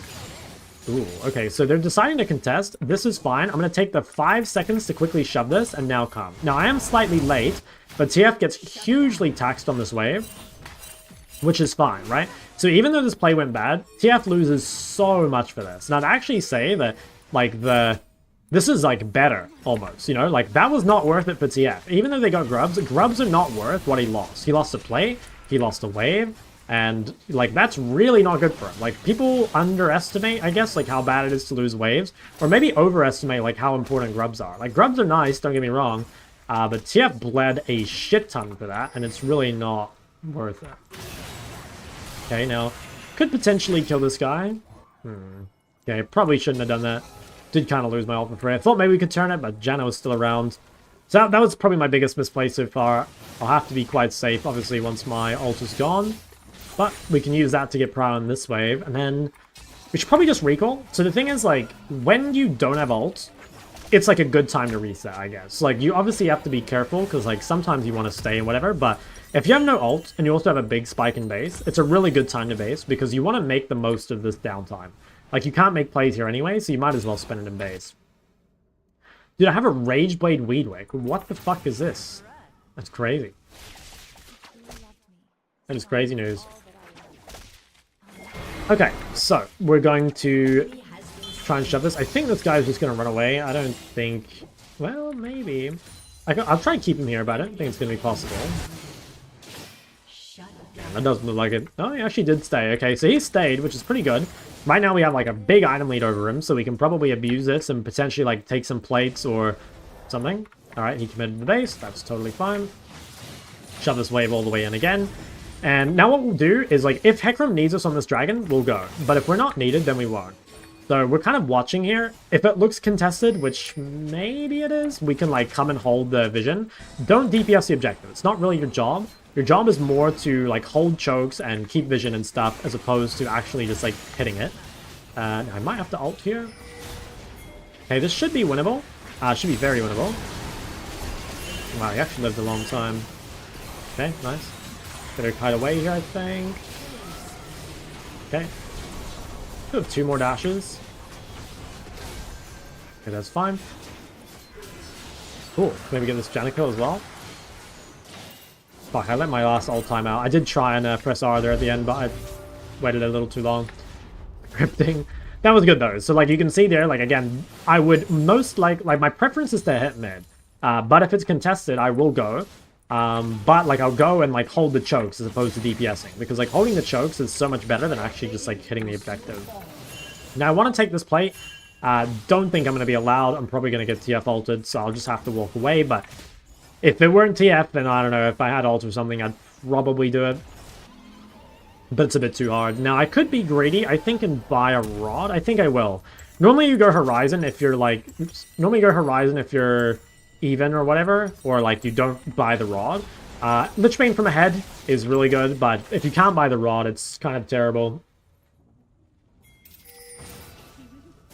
Okay, so I could TP to something here. Oh, so you have to actually ult thing. You just got cancelled by the Hecarim. Okay, nice. Okay, so I have ult in 15, so we want to make a fight, or we want to make a play soon. I'm just going to lean to Hecarim. So again, we want to make sure we're playing around Hecarim's side. So if Hecarim wants to play in the bot side, we will play into the bot side as well. Let's focus just on shoving this wave all the way in. Okay. And then we should be able to deal damage to this, like, which seems pretty good. Nice. Now, you might be wondering, should you run the top here? I would say no. So until Hecarim's there, I don't really want to be there, right? Like, again, I want to make plays with my jungler. I don't want to make plays without my jungler. So, like, even though I could maybe collapse on this Grom, I'm going to wait until Hecarim's closer, and then I'll look to collapse. So I'll ping that I'm on my way, now that these guys are, like, looking for something. Yeah, so, like, now Wukong's obviously dead. I don't even think we really need to do anything here. Although, I'll come just in case. Okay, yeah, I guess we can kill him. Sound mid-prior, like, guarantees his kill, which is great. But ultimately, like, yeah, it didn't really matter a whole lot. And I could look at this guy, maybe. Is it worth ulting for her? Probably not. So what we'll do is we'll just, again, shove in the wave and try help Hecarim. So in this case, the best thing we can do for Hecarim is probably dive top with him. So like 4-man bot, like a 4v1 on top is like crazy, right? So trying to make these plays like very high percentage. And yeah, 4v1 is basically as good as it gets. Now let's wait for someone else's CC to hit first before we use Charm. Alternatively, we can just hold LCC and like let Malphite wait. There we go. He CC'd himself with his ult, and then we get the kill. Now I could TP back mid, but the thing is I actually got away from mid so early that I think I can get back to mid without losing anything. So one of the best things about like having prior and like push early is that you can make roams without losing anything, right? Like in this case, I went for a roam, I got a kill, and all I lost was 1 creep. So, you know, like a lot of you guys think that roaming and farming are like, you can only do one or the other. But that's not really true. Like you can do both. If you're ahead, like you can do both. And if you have a strong laning phase, like you should be ahead. Even on champs like Ari, right? Like Ari's a reasonable laner. She's not the best laner. She's not the worst. She's just like middle of the pack. There are plenty of champs that can do this even easier, you know? Okay, now I don't have Lichbane quite yet. Normally you should reset if you have this much gold, but I don't want to reset with like Lichbane components. I want to just like get one more wave and then reset. And then we'll go home, spend all our money, and we'll be extremely strong. Okay, so just shove this. Just making a play top. Again, we won't go to this play. So you might be like, okay, well, why not go? Like, you have ult. Hecarim's not there, for one. And two, I'm sitting on 2,000 gold. So, like, I greeted my base, which means I have no business looking for this fight. I'm actually just going to ignore it. I don't care what happens here at all. If my team loses, they lose. If they win, they win. But it has nothing to do with me. I don't want to fight at all right now because, again, I'm sitting on so much money. I need to make sure that I spend it before I go for another fight. So yeah, I'm just like straight ignoring this. Like it's irrelevant to me. So again, we'll shove this wave all the way in. I will go home, spend my money, and now we want to look to fight again, right? Like now we want to, the moment we see someone, we probably want to ult on them because we're like insanely strong, right? Like we can't get any stronger than this really. Well, we can, but for our current state of the game, like this is pretty ridiculous, right? Like 2 items here at 18 minutes feels like very, very good. We'll deploy back on the map, basically just wherever we can farm. In this case, Aphelios is already bought, so we can probably just walk mid. And then we'll push mid and look to make a play on Hecarim's side. So if Hecarim is going top, we'll probably push and make a play on top side. To shove his wave all the way in. I could maybe help my Aphelios. Okay, he doesn't really need help. This is kind of weird where like my support's on one side and my jungler's on the other. Kind of hard to know which side to play to. I guess in the meantime, I can just keep pushing. Okay. Alright, let's get some CC here. Try and save ult if I can. I guess I have to use it. It's kind of annoying, but it's fun. And then, yeah, we'll just keep farming basically. But obviously we don't have ult now, so we need to be like a little careful. But when ult's back up, like we'll continue to make plays. Maybe look for one more ult into Charm here. Okay, they're not really playing aggro. Good, so yeah, I kind of don't want to fight this. I'm sitting on a lot of gold and I have no ult. So now's a good time to reset again. where like I don't want to be fighting anyway, and I really want to go home and spend my money. I think I'll just buy Rod, I guess. Seems fine. You could definitely go Magi here if you wanted. Now, I kind of want to be side. I'll ping that I'm going bot. I want Aphelios to go mid. If Aphelios keeps going side, then I'll go mid. Okay, I guess I'm going mid. It is better for you to be side so you don't have to share XP. I mean, let's see where he goes. Is he going to go mid? Come on. Nice. Okay. So we'll go bot. We'll set up ourselves some vision, and then we'll just push in and play on like rotate or whatever. So we've got TP. We can always TP to any play on the top side. Other than that, okay, we see Wukong top. So because we see Wukong, we can actually play bot.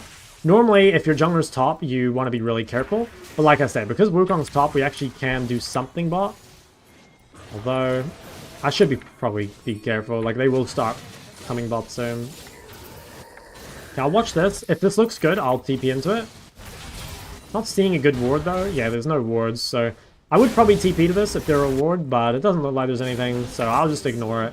And if you can't get to the fight, the best thing you can do is just shove, because, you know, if the enemy team comes to the fight, then you can take a shit ton of stuff on the other side of the map, right? Take a bunch of stuff off. So, my team's going to get Atacon. The safe play is just be like, okay, my team's doing Atacon. All I need to do is not die bot. I'm going to be greedy and hit this turret, but it's extremely greedy. You know, ultimately, you just need to not die here. I'm just kind of saying that, like, I have a lot of mobility. I can probably live. I have good vision. But this is all... It's all extra, you know? It's all... You don't need to do this. I'm only doing it because I'm, like, kind of confident that with my mobility, I'll be able to survive. But you do need to be quite careful doing that. You know, it is, like, honestly kind of needlessly risky. Might as well this guy. Well, did I just DC? Huh. I'm back. That's kind of annoying. I don't know if that was me or Lee. That's a very bad time to DC. What do I do now? Okay, that kind of like ruined my train of thought. I don't really remember what I was thinking. Well, that's unfortunate. Okay, well, I'll just shove it away. Yeah, sorry, I kind of lost my train of thought when the DC fucked me the moment I dashed in. Did it stream as well? Okay, yeah, the stream had like a mini blip as well. That is kind of unfortunate. Yeah, well, anyway, I think the game's pretty much over. Probably what we do here is just like try and take as much as we can while they're dead, go home, reset, spend our money, and just like rinse repeat. Like, there's really not too much to the game at this point. We just need to make sure we don't like throw by fighting at a bad time or something. Your team has destroyed an inhibitor. Your team has destroyed an inhibitor. Okay. Wow, we got fucking triple inhib? Okay, well, we could probably just TP back and end, to be honest. Like, that's not really how you would normally end this game, but I think we could. I guess if you want to know how to like end this game properly, it would be just like wait for Baron to spawn, take Baron, and then walk in all the creeps. But honestly, like triple inhib, they don't have a whole lot of wave clear. I'm pretty sure we could just walk in and win. So I think we'll do that. Who I am. We'll give it a try. I think if we make any pick, especially on the people that have the little wave clear that their team does have to offer, I think would be very valuable. Probably... Normally, again, don't look for plays when your whole team is off the map. I can do this because I'm fed, but like you don't normally want to do this. Okay, that was not the best charm of all time. Wow, fucking thing lasts forever. Okay, get that kill. See if we can get the Janna. This Thresh is convinced that Janna's scripting. I don't know. Could be. But anyway, that looks like pretty GG'd. Maybe he is scripting. Maybe he is the best player in the world. Okay, never mind. He's definitely not scripting. Okay, looks like we can just end. Got our Lich Bane orders, obviously. Dude, I don't think I've even died on Ahri yet. I actually don't think I've died a single time. And that's what I always say, right? Like, Ahri is a champ balanced around not dying. Like, you guys definitely shouldn't be making... as long as you play around your ult. Like, it is pretty hard to die in this champ. There we go, though. Another game in the bag. Mainly just knowing... I think this game was honestly won, like, in the first 3 levels. Like, just knowing, again, like, how important it is to get prior over those first couple of waves.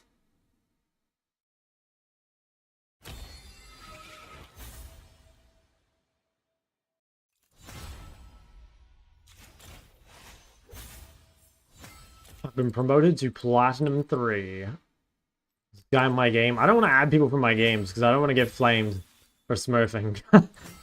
I do feel bad for smurfing, you know? Okay, nice. We got our RE games all done for now. Ori games all done for now. It's looking good. All right, let me look at this OBGG from before. I think someone also redeemed while I was in the game. Yeah, let me open that one as well. Okay, we'll see this one first. Okay, so you're an RE enjoyer. I like the Roa RE being used. Yeah, it looks like you're fucking owning lately. I think two things for you. Side laning, probably a big thing. CS looks very low, despite having, like, lots of deaths. Or, other way around, I mean. Like, your CS probably should be closer to 9 or 10 if you have only, like, a couple deaths. So go watch my side laning guide, and I guess, like, figure out what's going on in these games. Like, how did you die so much? Try and figure out, like, what the key thing is. Like, maybe you play too far up with no ult, or, I don't know, maybe you're too aggro with no wards or whatever.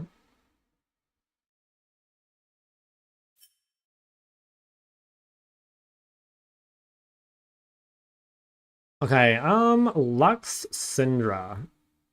You haven't played in ages.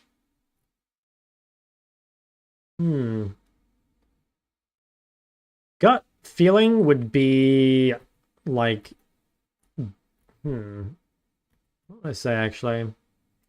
I think on Syndra, your deaths are definitely a bit too high. And I like your builds. I don't really like your Syndra builds that much either. I don't really like Ludens on Syndra. Yeah, I don't know. I think looking into any of these games where you have high deaths and low CS obviously is like low-hanging fruit. Yeah, like dying a lot on Lux is really problematic. And then like here being 14 kills, 2 deaths, but only 6 CSPM. So I think go watch my side laning video and maybe look into some of your deaths. I think I give that same advice to a lot of people, by the way. Like, I think a lot of you guys just have that as a... that is a lot of your guys' issue. Like, you guys are very bad at mid-game and you die way too much. Coming back to League after 6 months, what should I know? Chat doesn't call me that anymore. Not too often. I don't know. What should you know? I don't know. It's the same. I swear it isn't that different. Guys, if you want OBGs reviewed, you have to redeem it. 2k channel points, alright? It's not too expensive. How many deaths is high deaths? It really depends. Like, kind of like I said before, I think in the mid-game, deaths are like way less important than in the early game, you know? Like, for me, I would much rather have 4 deaths, I think, in the mid-game rather than a single death in the first 15 minutes. Like, if you were, like, 1-0 or whatever in the first 15, and then you, like, ended up, like, you know, 5-4 or something after that, I actually think that's fine. Like, obviously, it's better not to die, right? But those early game deaths matter a lot more. And a lot of the deaths in the mid-game are kind of whatever. So, I don't know, like, more than 5 deaths is definitely, like, kind of a lot, I think. But, again, it really depends on those times. Because, like, sometimes it's, like, you know, if those deaths are, like, bad times or good times, like, they might matter or they might not, right? Like, if you die right before Baron spawns, and then you lose Baron, like, that's fine. Can we request champs? Nah, not at the moment. I'm trying to get through all the mids, and currently on this climb, I'm doing Ahri, Ori, Victor, Yone, Hui, Syndra. And I think I've actually kind of played too many. I think I actually should have limited myself to, like, 4. Dude, it's going to take so many climbs, because, mid has so many champs. No, Ryze, not on this one. I will get to Ryze eventually, though, I promise. Played Yone, I did, yeah. Played 5 games of Yone. 2 of them were top lane, though. Infant Kicker, base name. Okay, what are we looking at here?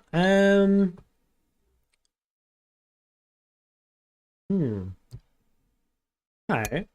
Honestly, kind of hard to say what's going on. Your CS looks quite good, even in games where you're doing bad. So I think your side laning is probably pretty solid.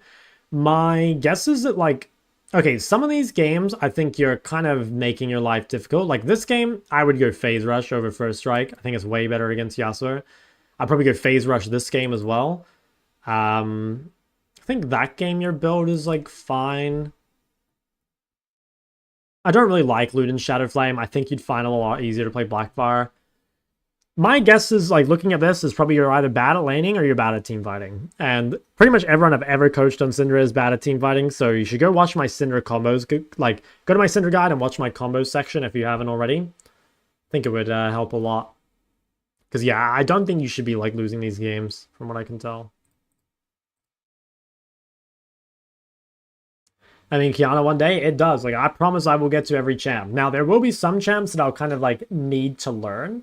Right, like, I could play Kiana to Master, for sure, but I don't think it would be, like, if I played Kiana to Master, like, on stream right now, it wouldn't be good to learn from, I don't think, because you would just be learning, like, how does a challenger play in low elo, not how does a challenger Kiana play in low elo. I think there's a difference. Yo, Plink, thanks for the prime. How many games a day would you recommend if you really want to climb? You don't need that many. I think, like, 5, 3, yeah, 3 or 5. Doesn't really matter that much. How do I get the points? You just gotta watch. It doesn't take that long. You get points pretty quick. You can just, like, leave the stream open and go AFK or something as well. And farm them. And I'll farm you for ad revenue in the meantime. Little symbiotic relationship. You know how it goes. How to know which room would be good against certain champions? It's kinda... You kinda just need to know, I guess, like, what the... Like, what's it called? What the runes themselves are good at. You know, you've got to understand that. If you don't understand, like, what the runes themselves do, then, like, it's kind of difficult to make that choice. Like, for example, Phase Rush is good at, like, kiting out melees, right? So that kind of tells you, like, okay, like, maybe if I'm in a melee matchup, like, I want to, like, take Phase Rush and, like, kite away from them as a mobile mage. You know, something like that. But the real answer is just to watch a champion guide for the champ you play and just to do what they say, basically. Sadio, thanks for tier 1, big man. I'm top lane. Hold on, let's see if I can get mid first. A month ago?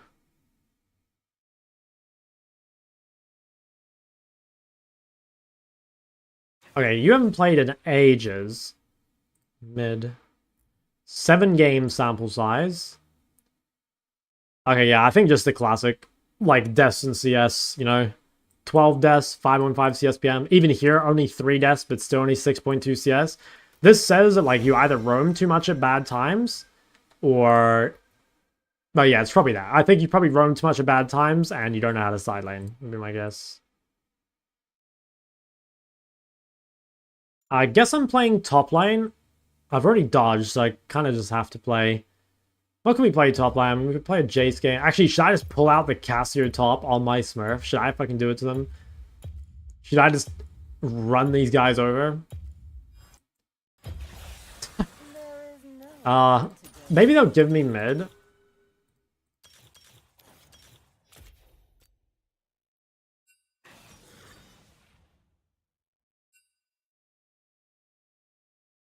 Is it possible to play something else? Nope. Last test more CS, true. I'm a broken record, man. Please check Dick's sword. I already did it, Pan. I looked and I just didn't respond to you. I'm sorry.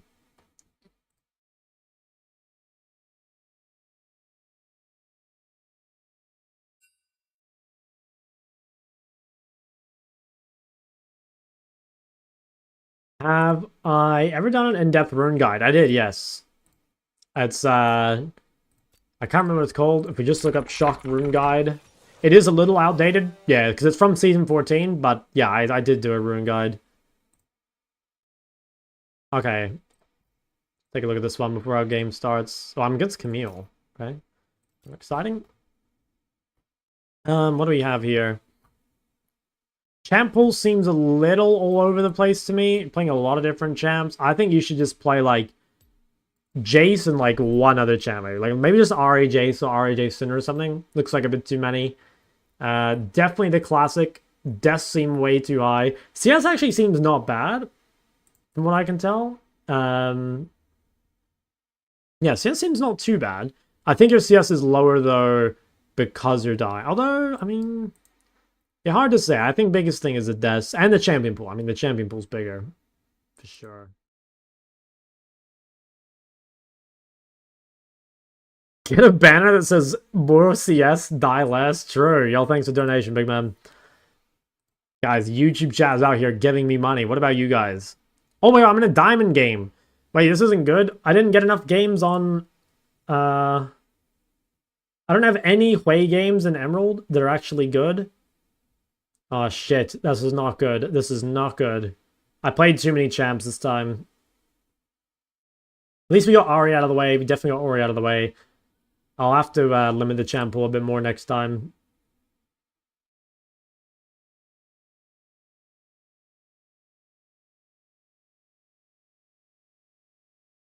A strategic loss?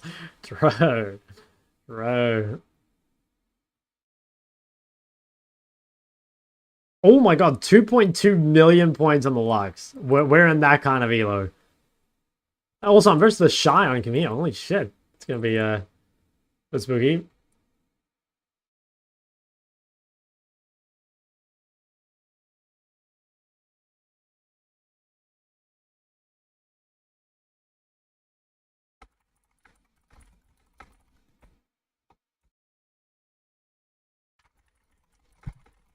What else?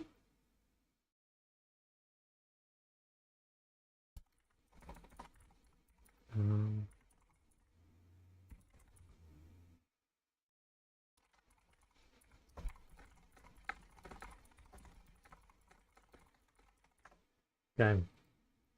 Yo, ban that kid. 20 more shekels. Let's get your kids through private school. Damn. Thank you, man. I gotta make sure my kids are well educated so they don't end up low elo, you know? Imagine I have a kid who's like Iron 4, 0 LP. One more because you're handsome? Jesus, hey man, I appreciate it, but you don't need to gift, you know? You guys do enough, even if you guys don't gift or sub. I do appreciate it. Thank you, though. Ban that kid. YouTube legend is making it rain in Shock's chat. I need to find a way to put the YouTube donations on the stream. Because, actually, you know what? I can do a shout out the OG way. Look at this. Guys, look at that. Go look in the chat right now. Look at that. Ban that kid. That guy's my dad.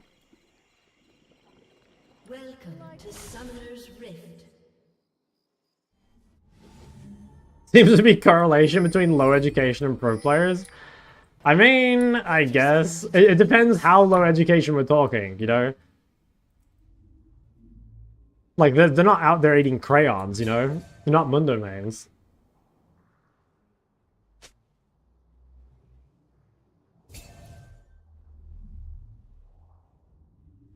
I'm not so easy to get out of your system. Okay, I mean, what are we doing?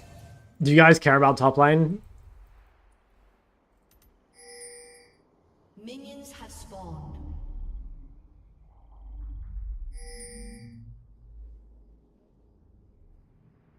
Violence is so messy.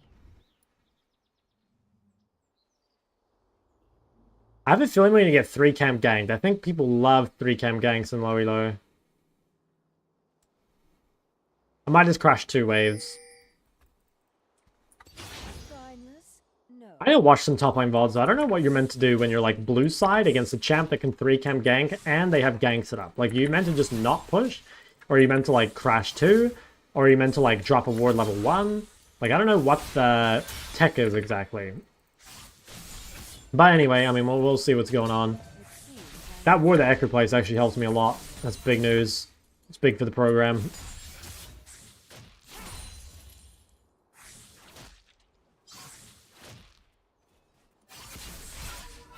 Dude, I hate Camille. Yeah, I'm assuming Volleybird started bot if he still hasn't shown on his Raptors. I don't think he ever does like red into top. It would be too psychotic. Okay, yeah. He's just clearing down. That's fine. That's okay then. We should be able to just like keep spam pushing into Camille. I don't think he ever comes back top. Yeah, it's kind of bad for me, not gonna lie. I need to pop both my potions here and get level 3. I've maybe used a tiny bit too much mana at level 2. But I should be in a good spot now. I do think Cassie's actually pretty good against Camille 1v1, but the bad thing is like her gank setup is so good. But like if the enemy jungle's pathing away from us, we don't really have to worry about that. We can just keep pushing and we don't even really need a ward. Dude, Camille's trading pattern, how fucking pedophilic is that? Alright, we're definitely in a bit of trouble here. Yeah. The Shy is playing this pretty well, I gotta be honest. Alright, we're in, like I said, big trouble. Probably just have to reset. We could greed shoving this wave. I think we... No, I'm dead. I didn't know his E cooldown, unfortunately. Yeah, I got smoked. I wasn't sure if his E was up. So I think, I guess I should have let the wave come back to me. I think it should be fine. The wave is pushing to me. She used Ignite. I don't think it's too bad. That was more just me not knowing the matchup. Are we on main? Nah, this is my Smurf. Actually, I think I should TP here. Make sure I freeze it.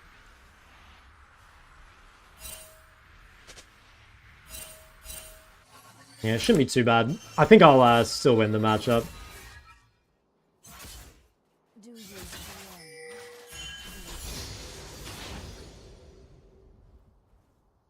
Maybe cancel his base one time? Nope. That's fine.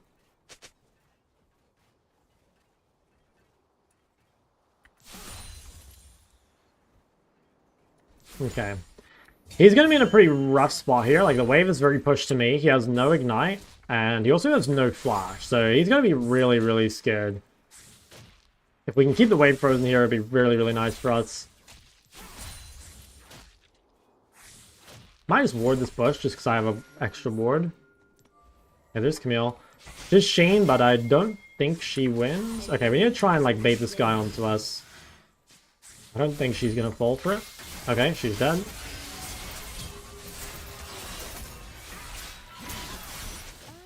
Oof. Maybe she's not dead.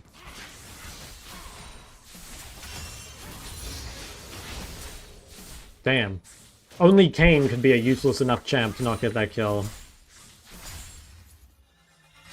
And that is kind of scary. I need to make sure I flash her E. Damn, that is pretty sad though. Like, the guy has no flash, the wave's frozen, and we can't kill him. This Kayn's just too useless. Oh well, I mean, it's fine. We'll get the wave in, we'll go for our resets. Don't think I should buy a ping. I don't think I can defend it. Kayn or Nidalee? I would prefer Kayn, I think. At least Kayn's easy. Like, Nidalee's a better champ, but like, I don't know. Probably kill this guy, actually. Should I flash for this? I don't think so. Just push him out. Well... maybe I just ditch my wave and come to this? Camille might come. I don't like that much. Like, me walking to that meant that Camille could crash her wave, which feels not good.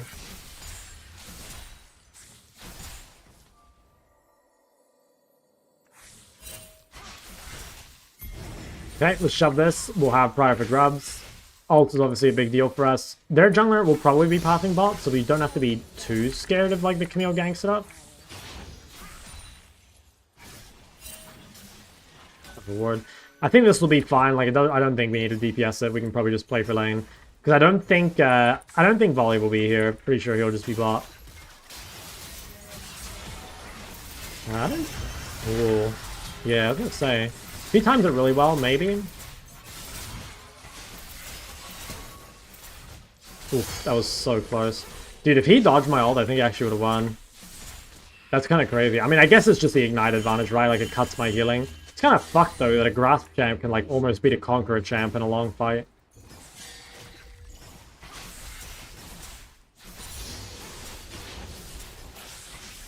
Okay, it's pretty nice for us.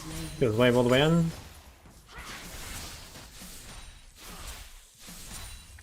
Okay, is Volley a good jungle for Lowy, though? Yeah, I think so. I like it. Are you playing standing up? Nope, I'm just on, like, a stool, basically. My setup is super scuffed. Like, I don't have a real desk or a real chair. Such are the woes of playing away from home.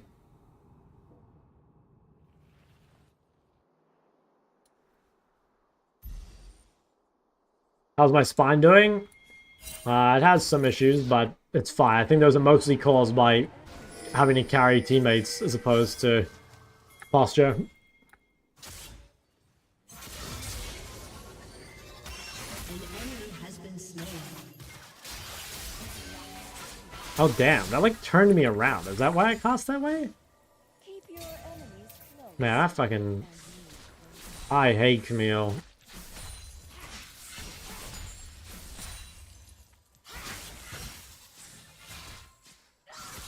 Okay, when I have ult, I can ult her as she dives off the wall. I just have to be careful. If she plays it really well, she might fake it, and then I'll waste ult. Wake state's very, very good for us, though. I'll be wrapped around with Kasu's tail or Cinder Ball play. I don't think Cinder Ball play would be that good, man. Like, wouldn't it be painful? Or are you saying, like, gentle? Do not tempt. I think we should be able to kill this guy. I have Echo coming top, like maybe I can bait him in. I don't think she'll fall for it.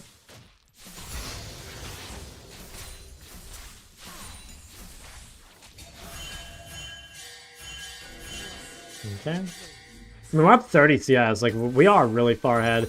Also, we have Seraphs and 200 gold, and then like life's gonna get even better. I don't know where volley is. I kind of want to shove this just because I think if I die right now to volley, the game would really suck. But if we can get this in, go home, buy Seraphs. Oh, this champ is so unbelievably current. He wants to dive top. I don't think this is a good idea. Yeah, no, this is a really bad idea.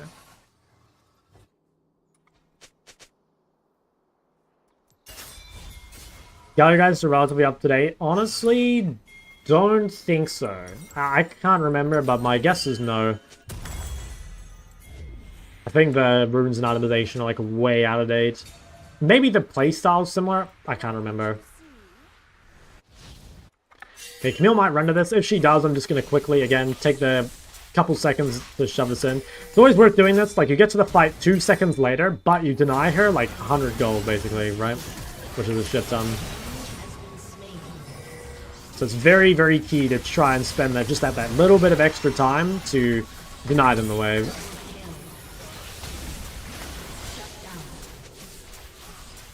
Damn. Flash abuser. This guy's probably gonna flame me. Is he flaming me?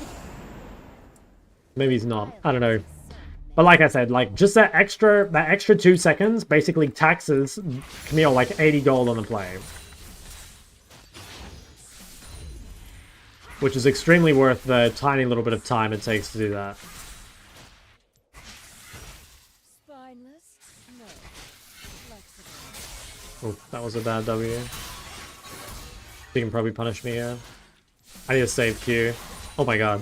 Alright, well, bad W, but worth E. 2 goats of top line right here.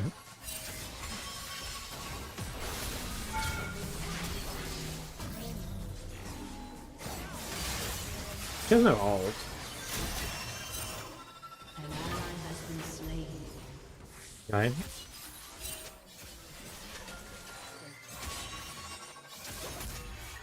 Yeah, I think that was more Kane's fault than Echo.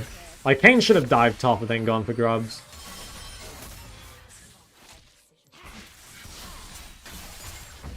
Yeah, he played that well. I knew that was going to happen at some point. I kind of wanted to pull the trigger early here because I really want to base. But, like, he honestly played it well. Oh, I'm dead.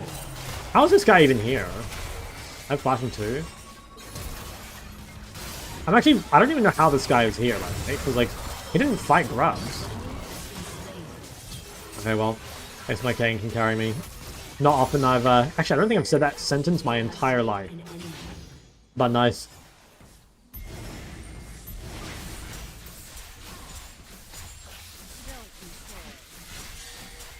Okay, she doesn't have TP. Could do one more wave, maybe? She's dead for a while.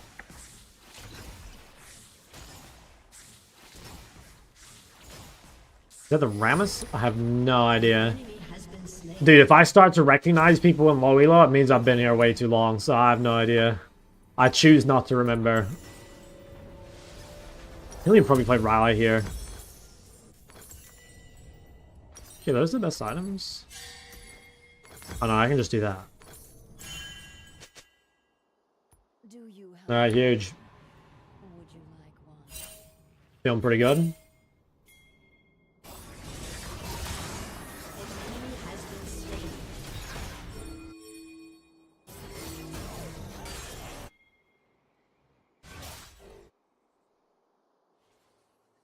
Am I getting Okay, I should like absolutely demolish this guy. I've got so much health. I've got my Seraph shield. I don't see her doing anything to me anymore. I know what everyone wants. An enemy is unstoppable.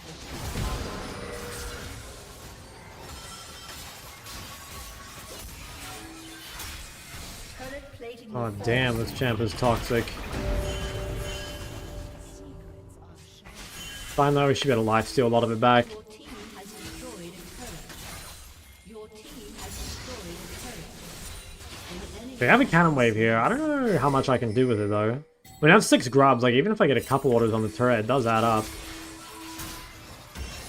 Damn, I didn't quite get the kill. Do I win this? I don't think so. Nah. Just too much mobility. I can chunk her? Yeah. Well, she just outplayed the fuck out of me pretty much. I think her turret lives, which is good for me because I wouldn't get the local gold if I died. No ignite though. Shutdown is pretty cringe. Like, I don't think it changes the game, but it's definitely like a bad death. At least he's low enough that he can't like take my turret or anything. Would probably just insta TP back top and try take the turret. Or should I? 400 gold. I could actually just wait. I think for Ryze. It would make my job against Camille so much easier because like just has so much mobility. It makes my life very difficult. But once we get Ryze, it's like not really a thing anymore.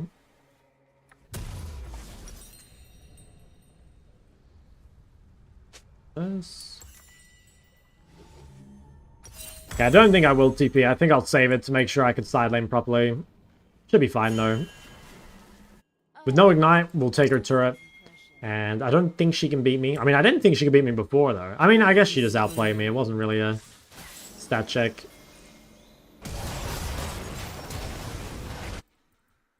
An enemy has been slain. Guys, subscribe to his YouTube channel. True. Yeah, what's she got? She's got Triforce, which is big spike. She bought Mercs, which is kind of a waste. So that's definitely good for us. Like, she invests a lot of gold into somewhat useless items.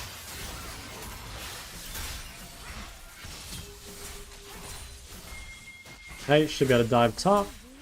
I got Saras back up. She tries to defend the turret. I think she'll die. Has destroyed a turret. Okay. Kind of want to keep going. Don't have the best vision. Yeah, I didn't want to like face check the bush. Wealth is valuable. I think I should be fine here. Maybe I can cut away to Kane.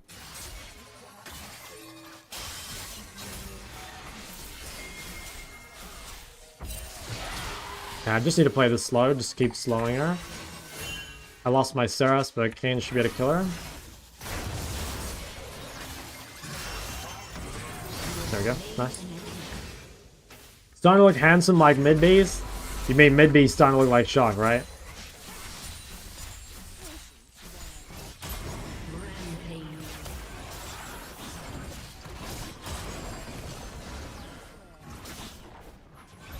I don't want to shove one more wave, I think. Oh, he's dead. I wanted to shove one more wave here to make sure I got Haunting Guys, because like Haunting Guys is a much better component than anything else I could buy.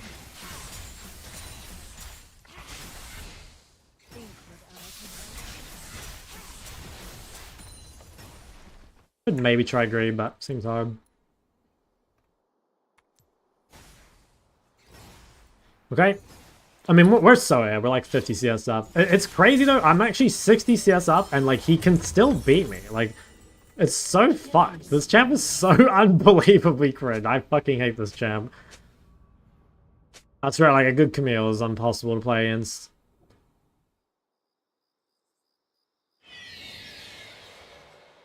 If Mayor and Cassie are bad, it's not bad, but there's just no time in the build to fit it in. like, required items on this champ, you need Seraphs, Leandry, Raleigh, Deathcap, and then either Void or Bloodletters. So it's like, could you buy Riftmaker last item? Like, yeah, you could. But is it... I don't know. I mean, yeah, it's a decent last item. It is a decent last item, but at that point, like, you might want Zonya.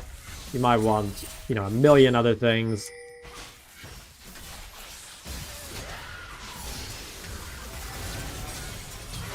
Oh, I'm fucking dead to Xerath. I think I could have won that without the Xerath. I saw Volley, but I didn't respect him.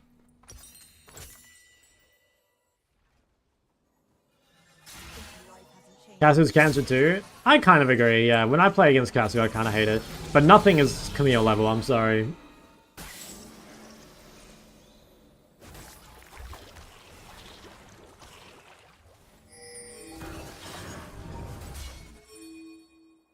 Yeah, it's pretty fucked, isn't it? It's the old Holgate damage bar.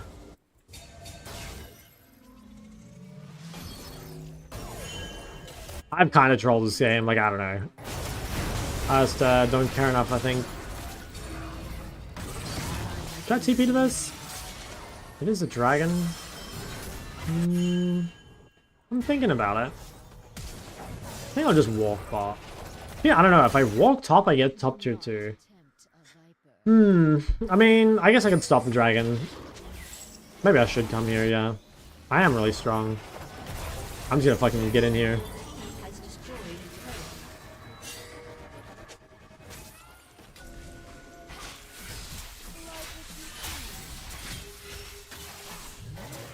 Oh, nice.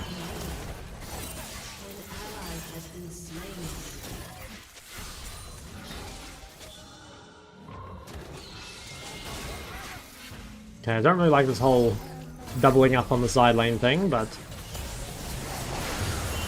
Holy shit, this guy... Oh, he's Cosmic Drive. I was gonna say, this guy, like, evaporated. Okay, I kind of want to stay on the map until I get Leandry. I think I'll just try and, like, farm mid or some shit.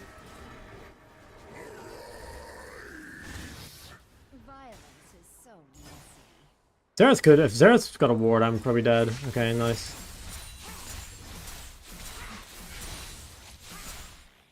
Alright, 150 gold. If I can just grab this, then I can base. Grab my Leandry.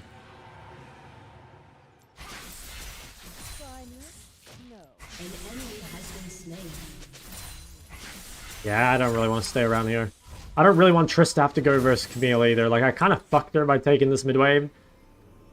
Hopefully she can just, like, neutralize. Well, actually, that's not that bad.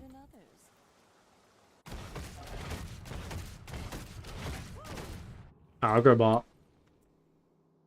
I think I'll just push this in and then, like, I don't know. TP to a fight if it happens. I'm assuming I beat Camille because I'm up, like, an item and a half, and... But I don't know, like, apparently she seems to win, so... That seems fair.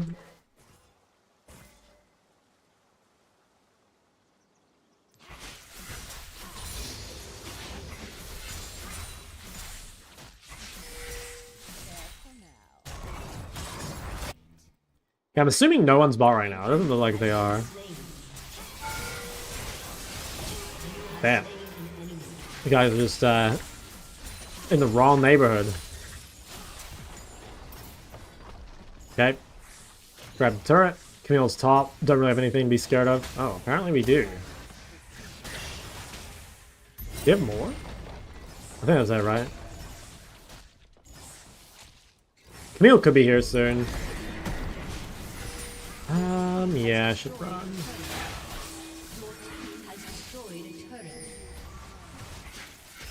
I think I'm out. I don't have Seraphs, otherwise I could probably turn this.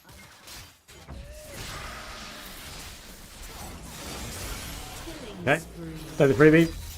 Okay, I'll just shove another wave.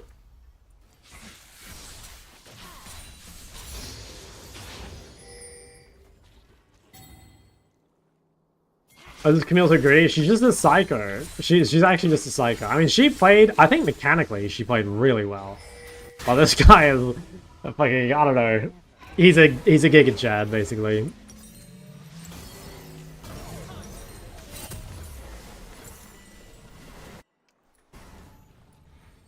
Swiper, you say that? True. Killing Bro. spree.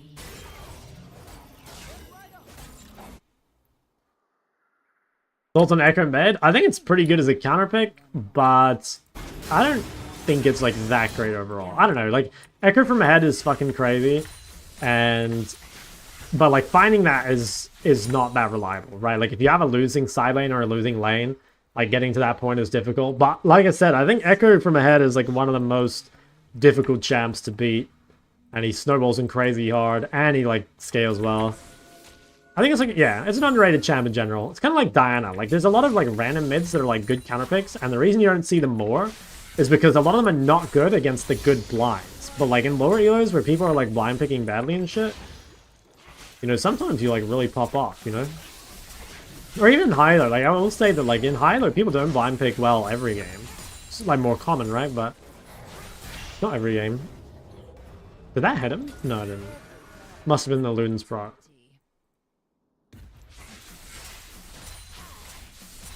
Oh, I'm gonna get ganked. They pulling up. What would you pick Echo into? I'm not an expert on Echo's matchups, but I would assume anything that's like weak in lane is good. Anything that doesn't have CC is probably good. And anything that like you can beat on the side lane is probably good.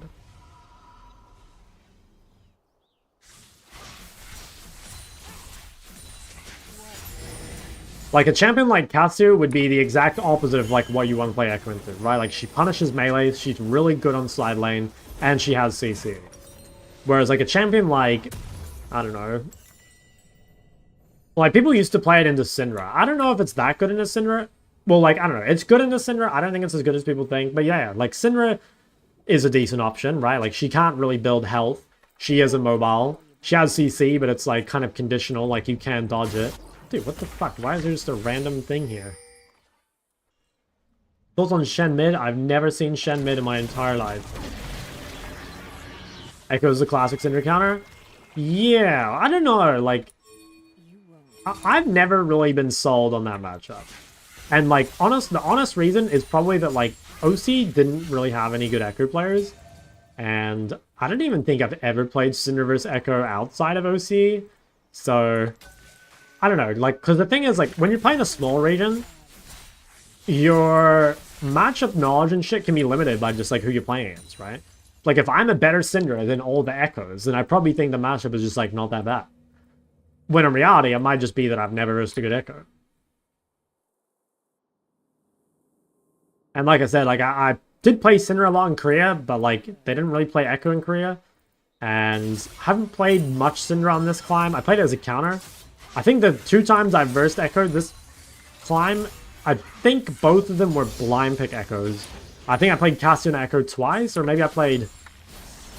I can't quite remember, actually, but... I definitely played versus Echo twice.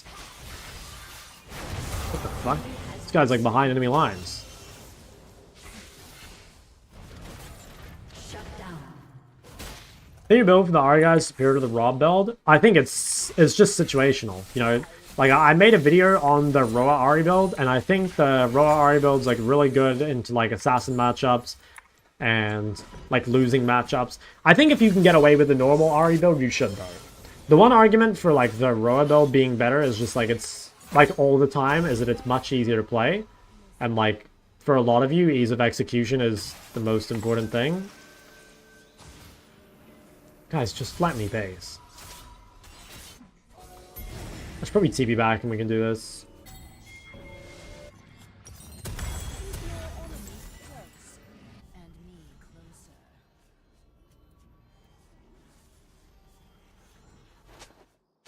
My god, second item Crippler. Think it's worth maining Orianna and low elo? I would say no. Like, don't get me wrong, Orianna is good in low elo.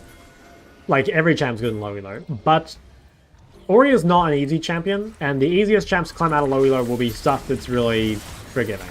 And I think Ori is very unforgiving. Like, she's immobile, highly mechanical, doesn't scale that well. Not to say she's weak, right? Like, I think Ori's really strong, but you could choose like so many other champs that are like 10 times easier.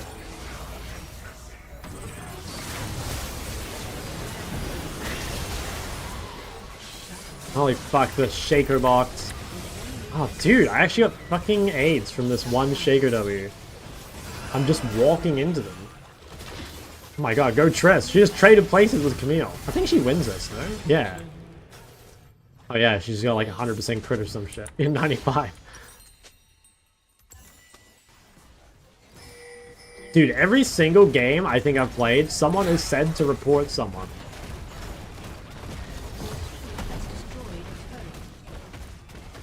I have a low elo tier list on my YouTube, but yeah, things like Neferi, Galio, Swain, Ari, Cho'Gath, Garen, like, you know, all these sort of champs are so much easier. Like, they're hard to kill, or they're tanky, or both. Or they're, like, good at skirmishing, they scale well, maybe. Like, Syndra is the easy version of Ori. Because Syndra, you can fuck so much up, and you still scale.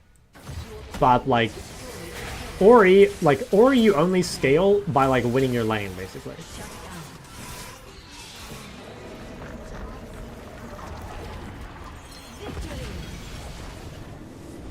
Down to Kali or Cat right now? I think a Kali or Cat. I feel like Talon's best in jungle. I review your OPGG for the low price of 2,000 channel points. I'll review your OPGG. That guy actually played very well for a Kayn main. I'm impressed.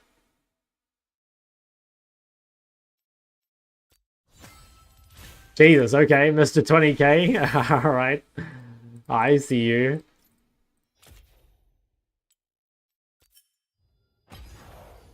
What's your music playlist? I can link it. Hold on.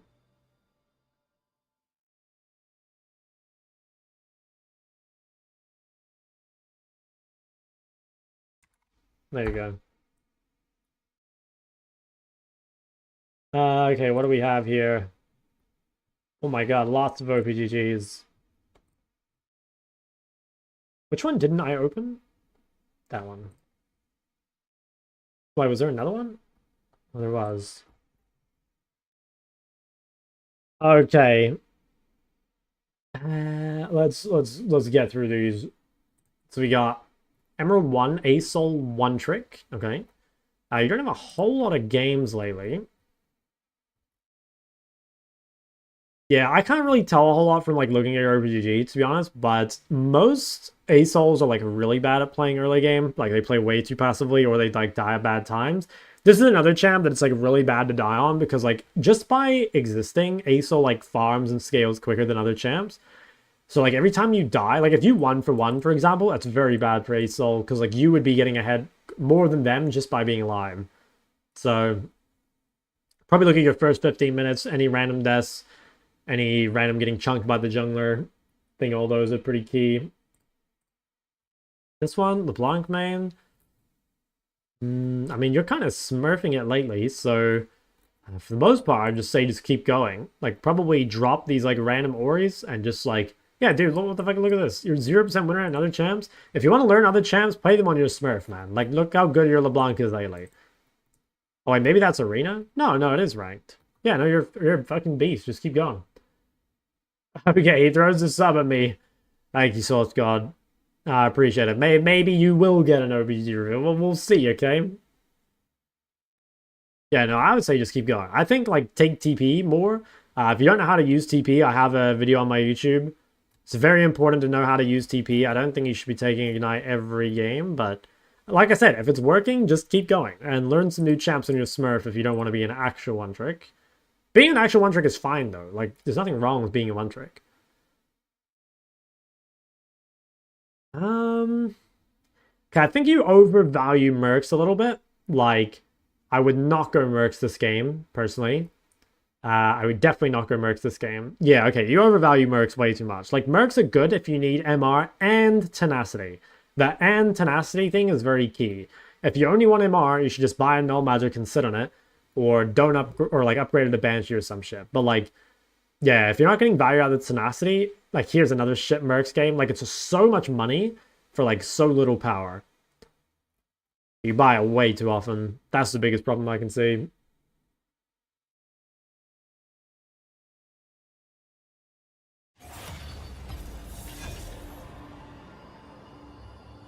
Really give you so many kill angles with Ignite? I actually don't think it matters. If you know how to use TP well, it's a better sum. Like, even if I was smurfing and just playing for elo, I would take TP every game.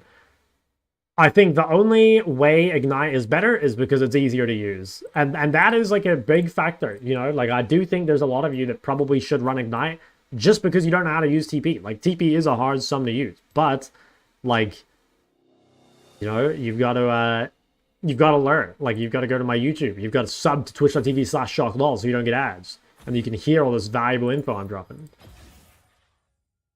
Gragas Ari anime. What the fuck's going on here? Okay, so you play Gragas top, and then I guess you play like Ari and Annie mid. Kind of like that as a pool, actually. I will say I don't know the Gragas build at all, so I can't really... I feel like these are not... Well, actually, no, I don't fucking know. Maybe it's a good Gragas build. Doesn't look amazing to me, but what do I know? Definitely think you die a lot, though. You know, like, you're playing a lot of safe champions, and you still die a lot. Like, Gragas is pretty hard to die on. Ari's pretty hard to die on. And you're still dying. So it probably says, like, your positioning is, like, really bad in team fights. Or, like, you die to ganks or something. That's my take. Want to ask to see some Vlad? Maybe in the future. I do want to try and do every mid-champ. But, like, not all now, right? Let's see. What other champs? Hold on, I'll come to these in a sec. What other champs do I need to do? What did we just play? Oh, we just played top lane. What a fucking waste of a game. I got that Ari game on there, right? Yeah, Ari vs TF. So we need, before we get to Diamond, we need more Victor games if possible, or Hui or Syndra. All those are options. Any Gala games? Not on this account, no. Heimer, when? Dude, meds, I promise I will do it. I swear to you. I'll do every mid-champ. I will make it happen. I can't promise it'll be pretty, but there will be a master logo at least at the end.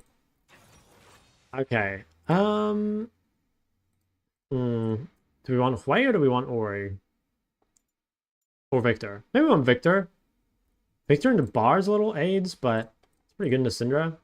I think we will drop a Victor game on him here. I think this is a matchup worth taking Resolve in. I think... Oh, okay, Cho'Gath. If I'm versus Cho, I think I'd rather... Was Hui on my list? I think it was, right? Yeah, I think this is a Hui game. Hui seems much better. The painter meets their eye to eye. Okay, let me look at these RPGs. So what did you say? Nice struggle against assassins. I have to respect the range. Something isn't clicking. Okay. You can play like Liandry Rush into assassins if you want. Like rather than rushing Nasher, you can either go Liandry Riftmaker or just Liandry Nasher. Like building extra HP helps you a lot. I do think some of your pages are pretty greedy. Like I think Lethal Tempo into Ori, for example, is pretty greedy. I think you need like Fleet or Airy or just some, or maybe like Resolve secondary. You need something, right? You need something to allow you to play that matchup. Like that's really hard. Same thing with LeBlanc. Like you need Resolve secondary. You need bone plating against LeBlanc. Yeah, I think bone plating or grasp or some shit against Zed. Like going no health and no defensive runes at all. Like, yeah, it's no wonder you can't play assassins. You're playing like full glass cannon. Like, yeah, of course you're gonna die. I think you just need to be adaptable. Like, I think your builds kind of suck. Hold on, I'll look at this as I go to lane. Oh, what was the elo? I didn't see the elo. It was probably diamond. Can someone OPGG the game? Oh, did my my league crash? Nope. Okay, how about this one? Builds are looking pretty good. I like the Bruiser build a lot more. I think Eclipse Cleaver and then like Death Dance or Shogun is best. Yeah, I think combination of Deaths and CS. You have like really high Deaths every game and like fairly mediocre CS. I think just choose like one thing to work on basically. Like try just fix one part of your gameplay at a time. Like maybe you fight too often when you have no flash or some shit. Or maybe you miss too many creeps or maybe you roam too much. Just like watch some guides on anything. Like literally you can choose any skill to work on and you'll improve. But just start by working on something. You don't need to spam more games. You just need to have something to work on. Minions have spawned. Emerald Diamond? Okay. Your average is Emerald 1 against Emerald 2. Alright. Bet. Sorry I can't get to every message, guys. I am trying, but it's, I'm just too famous. It's Kubra. Thanks for the 7 months. Okay, so for this lane, this is Waver's Cho. So if you're playing against a champ that's like super sustained, like Cho'Gath or anything with D-Shield, the most important thing is just to be very efficient. Like, the easiest way to lose these games is to spam out your abilities at bad times and just end up running while they sustain for free. So what you mostly want to do is just focus on getting orders on the wave so that, like, you get prio. And it's kind of unlikely that you actually kill them, right? Like, for the most part, you're kind of saying, okay, like, they have this, like, really strong early game that I can't really get through, but you should outscale. And, like, Clay definitely outscales Cho. So, like, going even is good for us, and the best thing for us would just be if we can stop the Cho from, like, impacting the map, right? That's the big thing. If Cho gets to, like, 10 minutes, hasn't found any form of, like, you know, value in the skirmishes or whatever, we're in a super good spot. Also, really important when you play against these sort of melees is that you save your E defensively. Because... Actually, I don't need a ward. Save your E defensively so that they can't chase you down, right? As long as you hold E, you shouldn't really be in any danger. Now here, I know that I don't need a ward because, like, we had a ward on their top side, basically telling me that Lilia started bot side. But normally, you could just ward, like, bot side or something here and you'd be fine. Now we're level 3. We want to keep getting this push, and we want to make sure we hug the Vi's side. So we want Vi to be able to push in and do whatever she wants. We want to be able to drop, like, a little bit of vision here. I could rotate. Okay, no, Lilia's bot. That's fine. So we're just going to, again, keep trying to get push, try and limit Cho's opportunity to go to, like, this bot play or anything. If you can, try and make sure you're not standing in the middle of the wave, because you don't want to get AoE'd, basically. You want to make Cho choose, like, hitting the wave or hitting you. So this is fine. Yeah. I think it's also good to take full scaling setups in these sort of lanes. Like, don't go for, what's it called? Don't go for Scorch. You can even go, like, Phase Rush or some shit in this matchup if you really think you need it. I like Comet. I think Comet actually scales pretty well in play. But, like, most melees without sustain, you'd take Airy. But against Comet, or sorry, against Cho'Gath, there's just no point. So again, we're just, like, playing for efficiency, basically. If nothing happens in the lane, we really just don't care. By the time we get to Lost Chapter, we've, like, already outscaled Cho'Gath. So, like, as long as we don't have a random death early, or as long as we don't give Cho, like, a free, I don't know, opportunity to do something, we should be fine. And if we can get Chapter base, it's kind of unrealistic, I think, if Cho plays it well. But, I mean, maybe. Okay, so we got a pretty good trade there, as well as damage on the wave. We got to be kind of careful how we use our mana. So we should be fine to use Qs. But again, we don't want to use too much mana because we don't want to run and then, you know, just be unable to kill. I think he's low enough that he'll have to recall. I think we just barely have enough mana. Yeah, so we'll get our chapter after this wave. Maybe need to be a little careful. I don't actually have enough mana to cast E and Q here, so should be a little careful. Should be fine though, overall. Just get this wave in. Get the cannon. I think I'll just clear out the wave, and then I'll just go home and get chapter. So here, he has, for some reason, he has Ghost, and we have TP, so that means we can automatically get a first base advantage, right? We'll just recall first, and come back and be ahead, basically. This is really good. We can use this to just get, like, free vision set up. We can probably, like, deny him a little bit of wave, especially if we can stop his base. But like I said, I think we've outscaled Cho already. And when you're playing against most tanks or any D-Shield users, it's basically the same. Like, it's very, very hard to kill these champs in lane unless they, like, really misplay. But if you can, like, you know, well, go even, basically, like, you should be winning. So place vision on bot side, since that's where Vi is playing to. And now we'll just perma push the Cho under turret. We don't really want to do too much, because, like, Cho is a better skirmisher than us. But... oh, nice. Okay, so we actually cancel. So this is, like, worst case scenario. And this, again, is another example of why, like, TP is so much better than Ignite. Or, like, any other sum, really. Okay, we can just walk away. As long as we hug the Vi, we shouldn't be in any danger. Yeah, I'm really gonna walk in? 5. Okay. But yeah, basically, like, he's kind of stuck on the map because he doesn't want to, like, give stuff up for free, right? And that's the problem with taking, like, combat sum is that, like, naturally you bleed in lane. Now, if you're in a winning lane or whatever, or you don't care about the CS, like, that can be fine, but... yeah, it's kind of hard.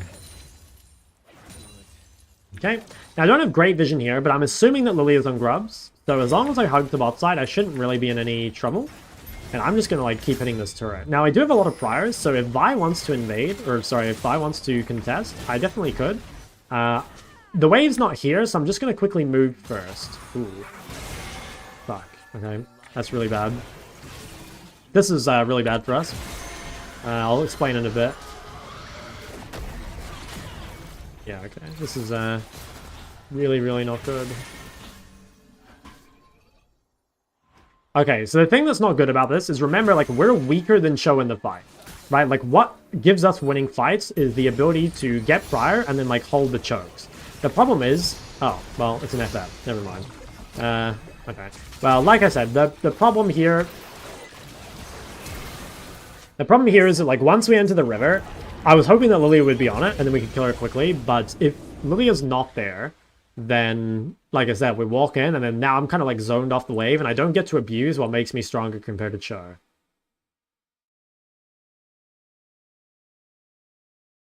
Yeah, there's not much point using E in this matchup, because, like, the mana's just not really worth it. Like, I only have 1 point in E, right, whereas I have 3 points in Q, so, like, Q's the majority of my damage, and in a matchup like this, it's all about just, like, sustain. Like, I don't expect to kill him anyway. I just need to make sure I don't run out of mana before I get to my chapter. Try to teach a correct player what wins solo queue games. I think that's the same thing. I don't play these games any differently than how I'd play a challenger game. I play the exact same way every time.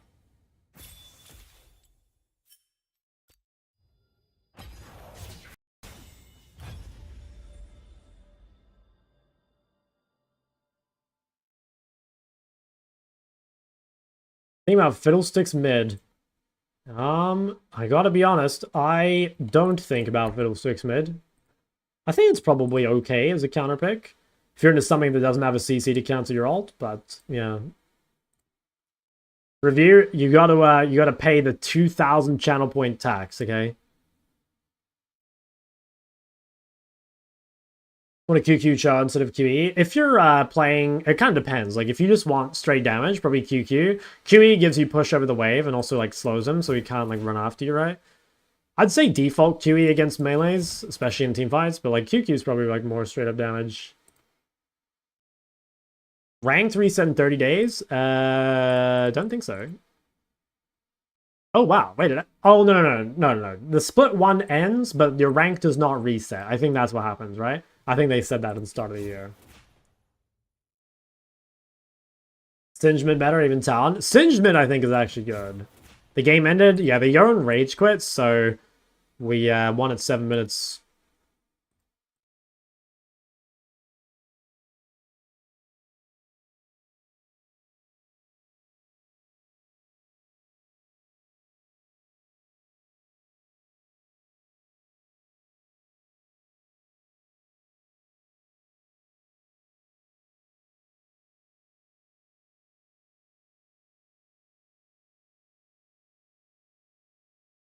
Will you only play Unranked Child? Will also be high streams? I don't really know. I mean, like, at least Korea is going to be a high stream, but I don't know. I need to play some high game or some high streams just for, like, decay.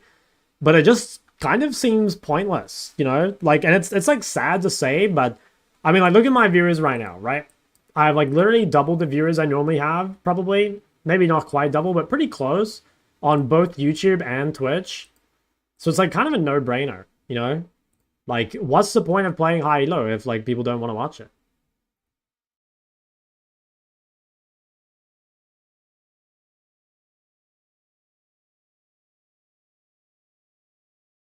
Because there's, like, a lot of things about high elo that makes people not want to watch it in my mind. Like, the queue times are much longer, right? Like, the time in between games, I'd say in high elo is, like, roughly 10 to maybe even 15 minutes, which is, like, a long time. On top of that, like, people want to see, like, how to carry their elo, right? Obviously, people prefer to watch, like, pop-off games in lower elos, or, like, just pop-off games in general, right? Which are, it's way more likely for me to have a good game when I'm playing in, like, well, just not Capta's elo. You know what I mean? Like, I think even on my main, I normally have pretty good games, but I will say that players like Caps are definitely better than me. I struggle playing against Caps, you know? It's tough.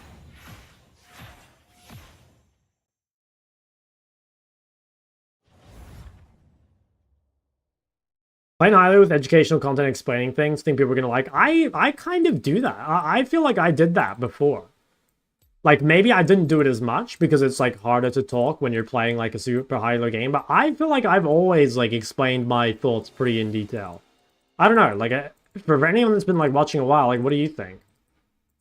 I suppose, like, I've read chat less and, like, tried to focus on playing more, or, like, explaining more, so it's not, like, totally untrue, but I don't know.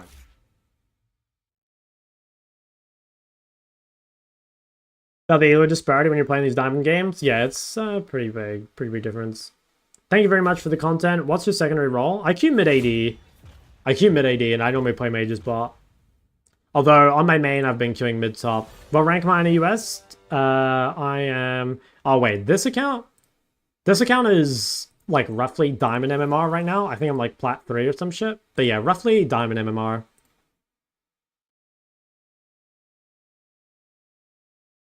Actually makes the game harder. It's just everything. It's just everything. Like, higher elo players are just better at everything. Better mechanics, champion pool, laning, warding, positioning, trading. It's just everything. And, like, playing against someone like Caps is difficult because he's, like, a little bit better at everything than I am, you know? Just a little bit. It's not to where I can't take games off Caps, right? Actually, I think I have a winning record against Caps. I'm, like, 2-1. But that's because I'm, like, 400 LP lower than Caps. So what that means is, like, I'm going to have the better team on average, you know? Like, if Caps and I go even, I'm almost guaranteed to win the game. Because, like, if the game is balanced correctly, like, my team should be way better than his, right? Because he's, like, 1600 LP and I'm 1200 LP.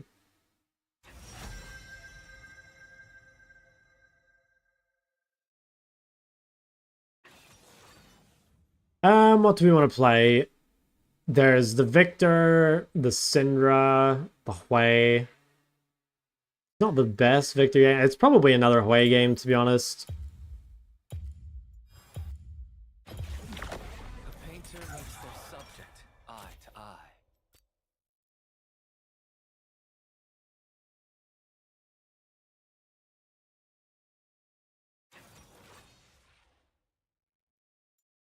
eye. It's not too bad. Now, do we think Zed's gonna go D-Shield? Do we think... I don't know. Like, again, if we're smurfing, maybe we go Airy Scorch. I think it's correct to take this, though.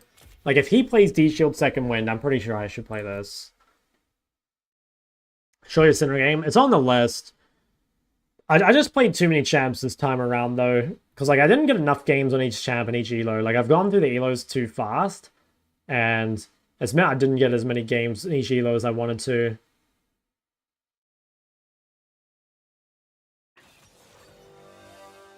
Victor against Zed? I think Victor's pretty good against Zed in the 1v1. But Victor against Leona is pretty miserable. Hui's a bit safer against Leona. To be honest, the best pick here is something with mobility. Like LeBlanc, for example. LeBlanc into Zed is a pretty good matchup. And then it's also, like, safe against these two. I think immobility this game is, like, little dicey. I think we can get away with it. Like, Hui is reasonably safe, but it's definitely a little scary.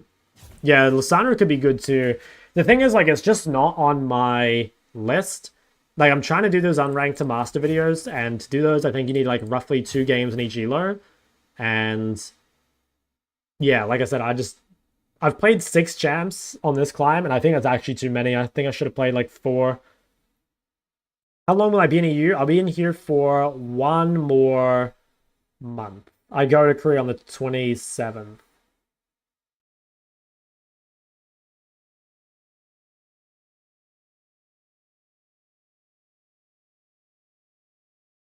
Always commentate your games pretty well, no matter the elo. However, on the main, there are for sure moments where you're like, all right, I need to lock in less talking. Yeah, that's fair.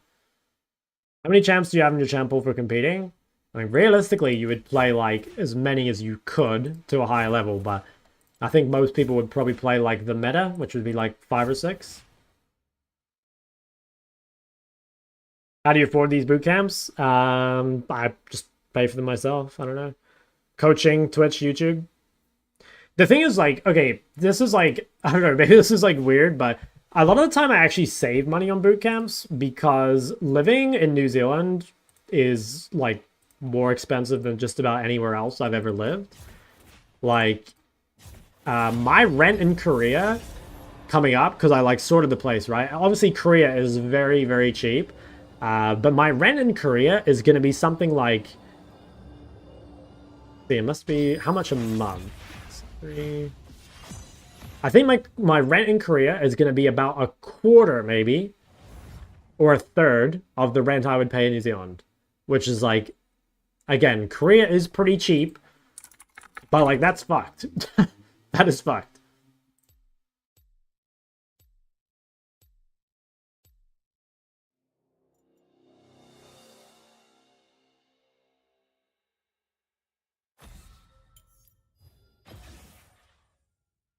New Zealand that expensive? Well, I live in Auckland, which is like the most expensive city in the country. I'm sure it's the same as any other major city. Like, I'm sure if you live in like, I know Sydney's expensive, and I'm sure if you live in like London or New York or, you know, any big city, I'm sure is expensive as fuck.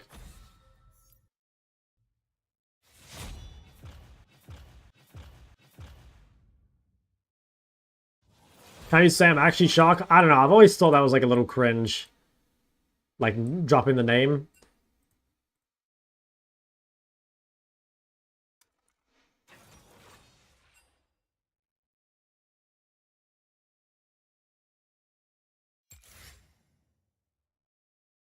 Doing is saving your spine? Well, nah, my chair at home's pretty trash too, I gotta be honest.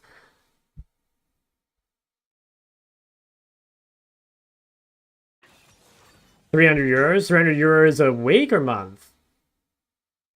I'm guessing that's €300.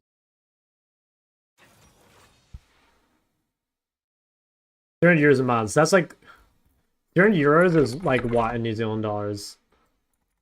Like 560? Yeah, like you would pay close to this like per week at home. You'd probably pay like New Zealand Auckland rent would probably be like something like this per week. Which is like not insanely expensive, but like you'd be paying for like some super dog shit, you know? What am I playing? I have a Bard. Should I play Xayah? I don't want to play in a double range with Xayah, ideally. Maybe I just play Ash with Karma. It seems better. All the world on one arrow.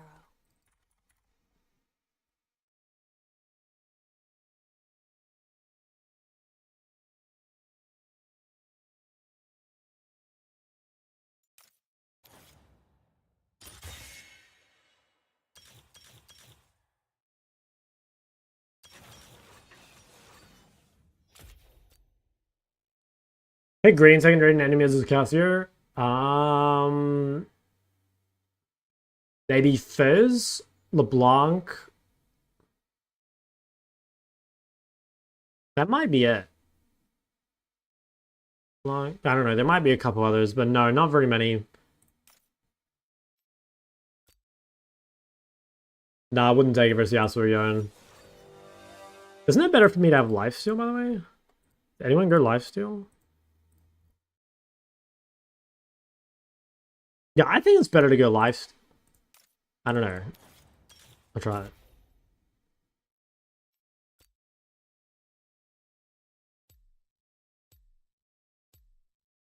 Yeah, like maybe this is less a New Zealand thing, and maybe it's a big city thing. I don't know, because I've never lived for a long period of time anywhere except Auckland or Sydney. And like I said, those are like the two big cities of those countries, right? Damn, we're actually just in Diamond Elo. That's kind of annoying. I think next time I will definitely have to play less champions. I think we'll have to limit ourselves to 4. Because I did not get as many games in the lower elos on each champ as I needed to.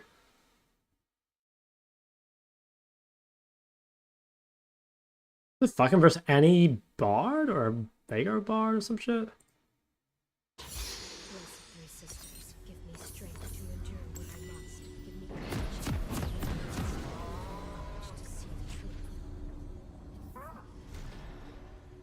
I feel bad for these diamond dogs. They're not dogs, man. Hey guys, a cast top player. What the hell? Welcome Could get a to bronze account? Summoner's Rift. I don't know. That feels like a little weird. Like, I don't know. I could do that, but I don't know. Like, at the same time, like, I don't know. I'm just, like, super mixed feelings on it. Like, I kind of don't like smurfing. Like, I know I'm ruining people's games and stuff. I do try and be, like, as educational as I can about it, but, like, Riot should remove smurfing. I really wish Riot would remove smurfing.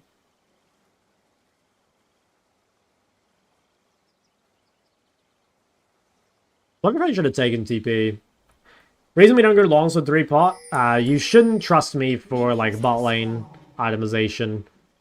I don't really know anything about, like, ADC bot. I can play ADC mid, but ADC bot I'm not an expert on. Wish Riot would remove smurfing, yet here we are. Well, it's like, why wouldn't I? If I get, like, double the viewership, like, why wouldn't I? Oh, delay! My goat. Wait, is any bot? Thanks for 2 mods. I think battle mages like Ryze are good to learn mid. I don't think battle mages as a whole are bad, but I think Ryze is a really difficult champ to learn mid on. Like, he's just hard, you know? It's a hard champ. Really hard champ. I will not allow us to be divided. We are one.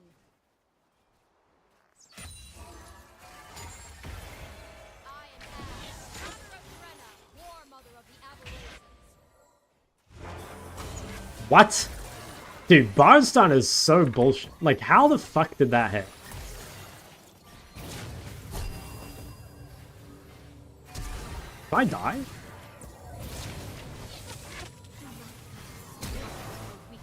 God. Jesus. That was fucking TPG. This guy has TP. I kind of need him to help me.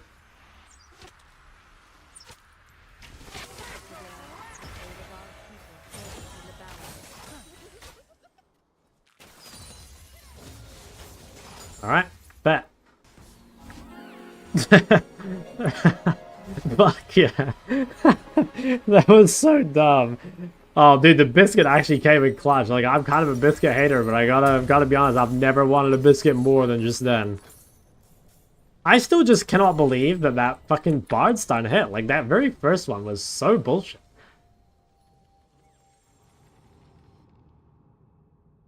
Playing this game, what you need to do as a mid laner? Well, this game I'm playing bot lane, so it's probably not the best. Could let you Bard kill in the little... Do I type back? Is this Ryze? I can't do it. I'll just drop an all good. You know, nice and dispassionate. Bring peace to the north.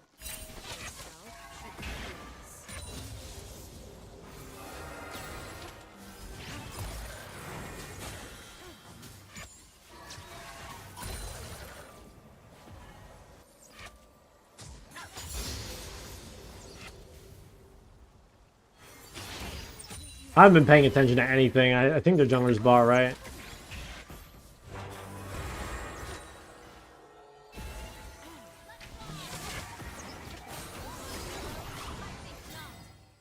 Okay, yeah, Viego's bot. I don't think we'll get ganked, right?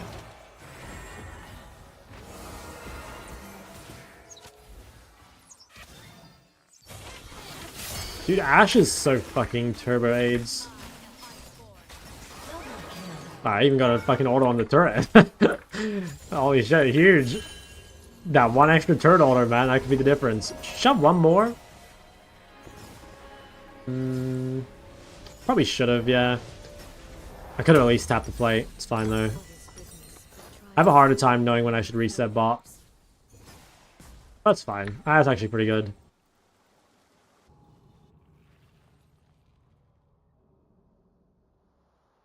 For macro, well, ADC macro is like so different than mid macro. If you go back in the stream and you look at some of the mid games, it'll be way better than looking at this game. Our own. Okay, what are we thinking? I mean, setup vision, I guess. Same shit. I think we just like run them down bot. Oh, I need to be going Swifties. I keep fucking going berserkers, but I'm pretty sure I should be getting Swifties, right?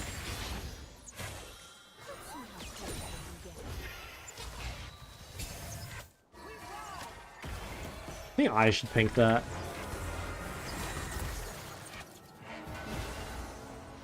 Do we want to freeze this or push? I think we should push. I don't think we should let Bard like run the map. Actually, I don't know. At the same time, like if we freeze and he can't play the game, maybe it's like I freeze and Karma roams. I think that's like meant to be better. Because like I will run down any 1v1. I don't need Karma here. Oh, wow, and he's just moving. Okay, let me pull this wave and then I'll maybe join this. Does that crash? Oh, fuck. Oh, shit, I messed it up. Oh, I didn't mean to let that crash. I thought it was far enough away. Okay, that's a big misplay by me. I wanted to freeze the wave and then rotate to that, but I fucked it up. I guess I'll just shove and he's dead.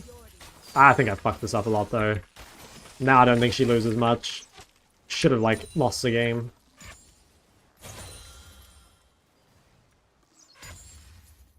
Yeah, she's actually going to collect the whole wave. Oh my god, I have AIDS.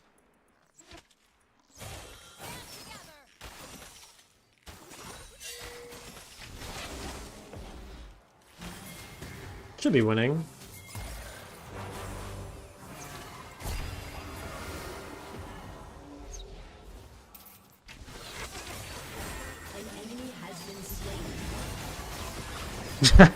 She is pretty cringe. I have considered it though, I'm not gonna lie, I have considered it. Alta Verde, thanks for the tier 1. Yeah, no, I have considered it. Wait, resubscribe for 3 months. Oh my god, we farming you. Alright, we should dive this guy. If we get any more damage on her, I think we're just ulting her and killing her. No, we will play Lux eventually though. Like I said, I want to do old champs. We'll make it happen.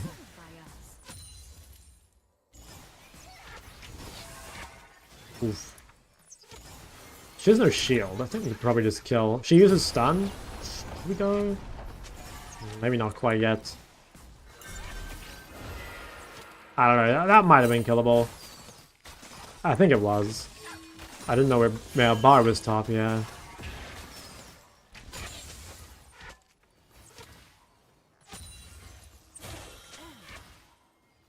Dude, my team is being so nice. What the hell? This is the first time I've encountered nice people. Oh, I have no mana. I tried to ult him.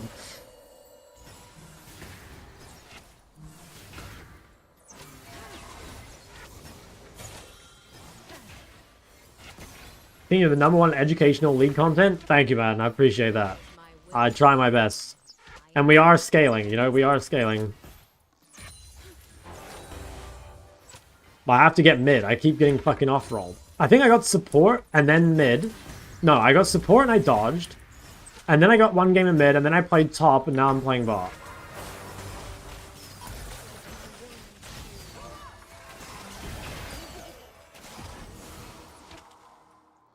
I don't really know enough about ADC at the moment to, like, tell you guys things. Like, I'm playing ADC as a mid laner, basically. Which is, like, good enough to win in, like, the easy lows, but probably not optimal.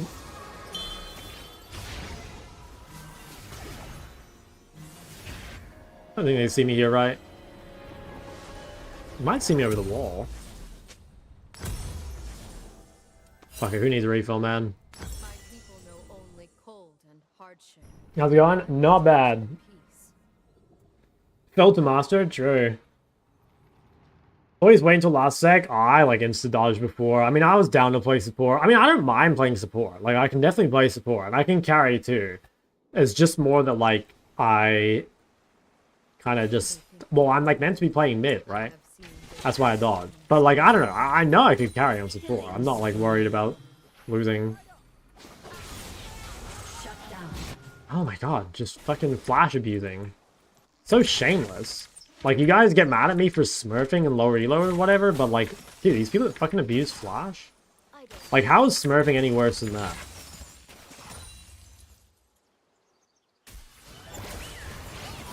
Oh, that's not ideal.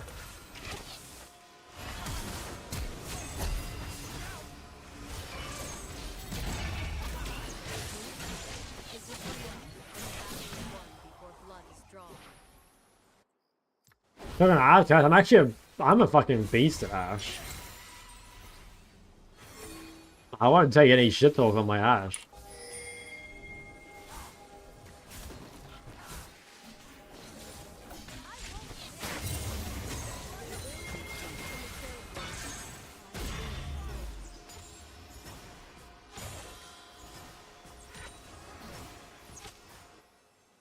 Oh my god, look at that rat. He's literally just fucking in the bush.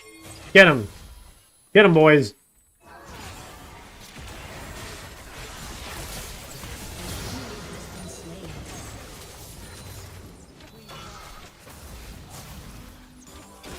Oh my god.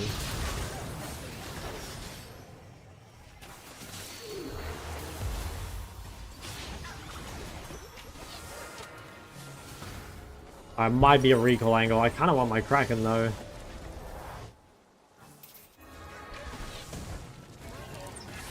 Oh fuck. I'm dead.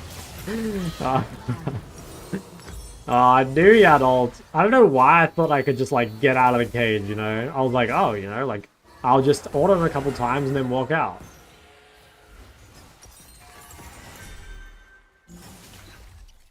If using fire? No, it's different. It's different. I'm playing a champ without a dash, okay? And he has a dash. Seek peace, but bring the tools of war. Ally has been slain. Why, 3-0 Vagar.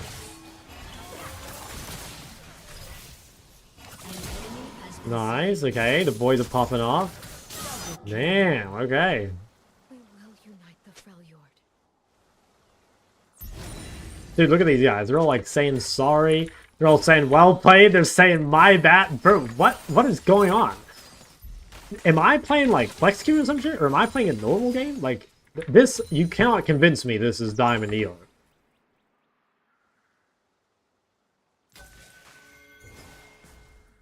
Oh wait, hold on. Wait till the fight's over. We better not suck them off at a random time when they'll know I'm trolling.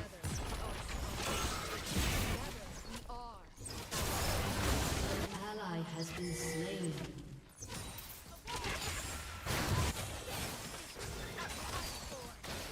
Shut down. An ally has been slain.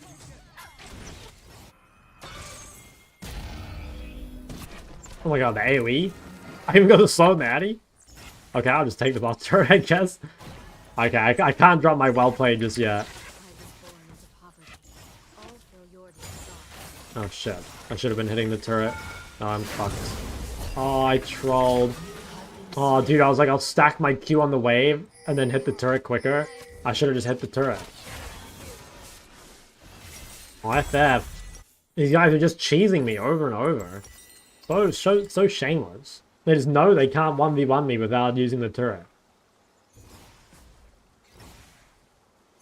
Oh, I really hope no one goes ball. Like, if I lose this fucking turret gold to Akali, I'm gonna freak out.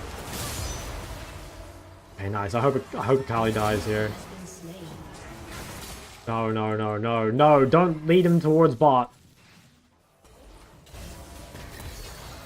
Okay, nice. I'm gonna get there. Kali, quick, go back mid and clear your wave. Oh no. The turret's in danger.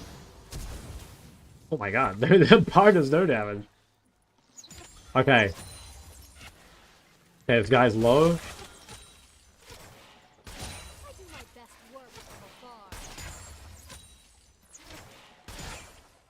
Alright, thank god. Oh, that feels so good.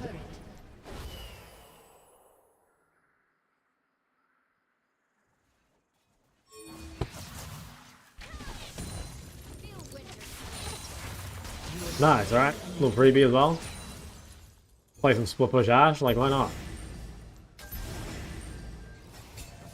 Fuck it, I'll just keep going.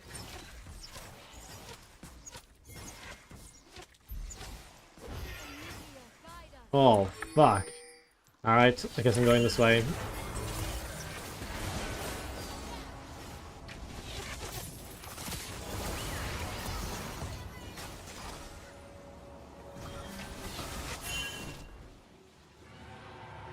Alright, I should probably reset.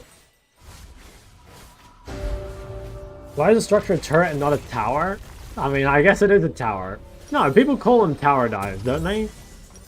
I don't know. I use turret and tower interchangeably. I don't even know how I choose. I think I probably just do it based off like what I heard someone say recently. You know what I mean? Like if the last person I spoke to said tower, I'd probably say tower.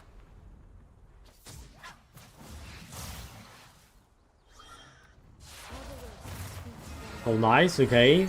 Karma? An enemy has been slain. You have slain Wow, Ashe is a toxic champ. For sure. been slain.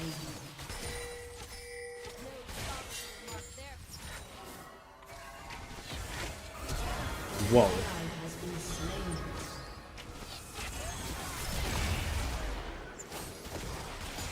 Killing spree.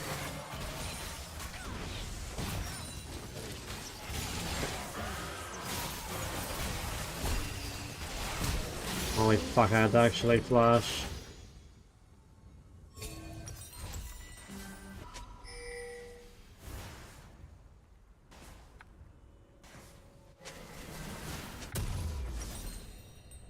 Oh, that sucks. Do I really not sell the D-Blade? I guess I don't. Fuck, dude. I can't believe I dodged her ult and I still had to burn both my subs. Like, that wasn't even worth. I swear it wasn't even worth.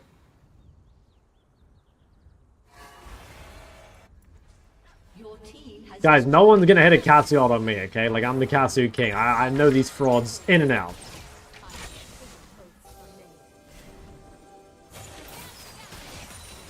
Uh-oh, Annie ults on the other hand, like, I don't play Annie. I'm so fucking dead. Alright, it's fine. I needed a base for PD anyway. Dude, I'm telling you guys, the only macro you have in mid-game as ADC is knowing when to push the mid-wave. Like, I swear, I don't even know how ADCs die on the mid-wave. You know, like, I died, I know it's because I'm bad. But I don't know how actual ADCs die on the mid-wave. Like, I swear it's the only thing you gotta do. It's kitten mode? Yeah. No, it's because my team has been so nice to each other, so I felt like I needed to proc it.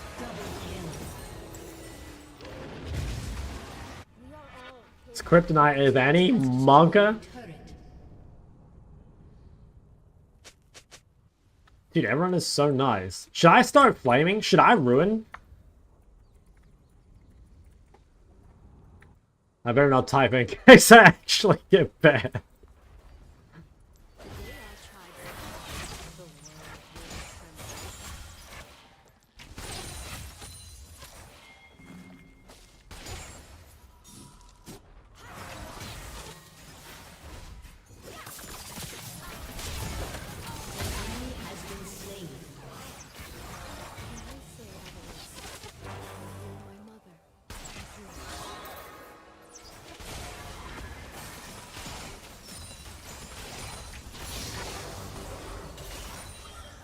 Who's alive?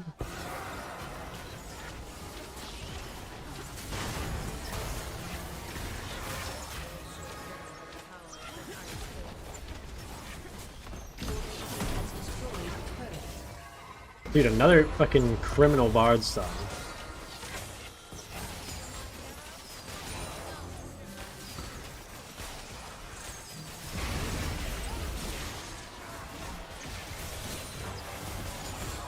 Who is that? Oh, it's Cassie. Someone's TPing behind me. Oh, that looks like fun. Shut down.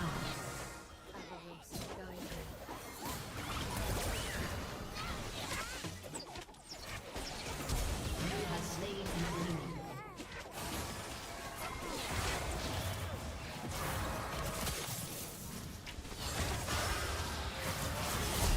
What? Yeah, bro, through barrier? Yeah, sure thing. Slain.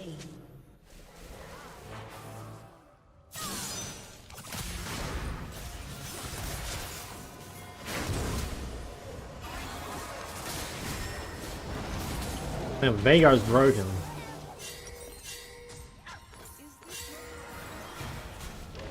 I once was the best bard at Diamond in Brazil solo queue.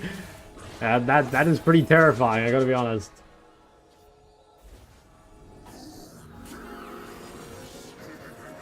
Code will live that? Yeah, I don't doubt it. Alright, should I throw an ult just down mid? I think this is one of the most fun things to do. You just ult the fountain, and like, someone's gonna be annoyed with you. Oh, wait, it was actually good. Oh, wait, bet. I was just gonna ult someone that's running out of fountain. And these guys say shock on Ashe as if it's like a bad thing. As if I'm not the best Ashe in this entire neighborhood. As if I'm not the best Ashe on my street.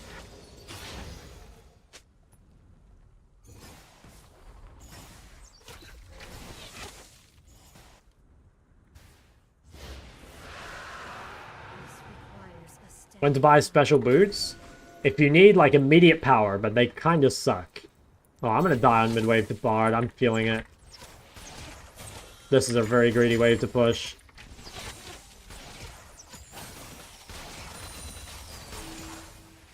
I will not allow us to be divided. We are one.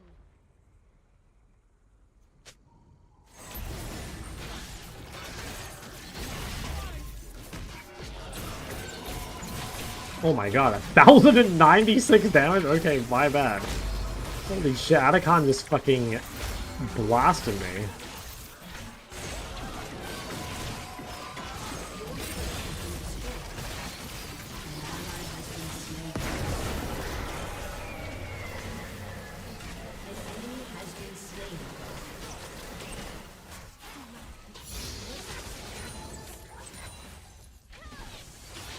Damn, he's fucking dodge abusing.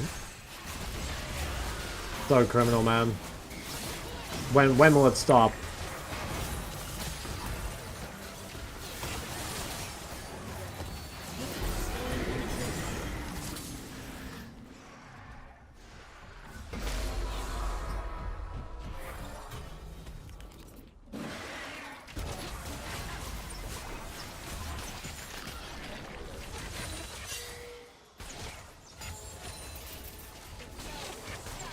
Does that reveal him with E? No, I guess it doesn't.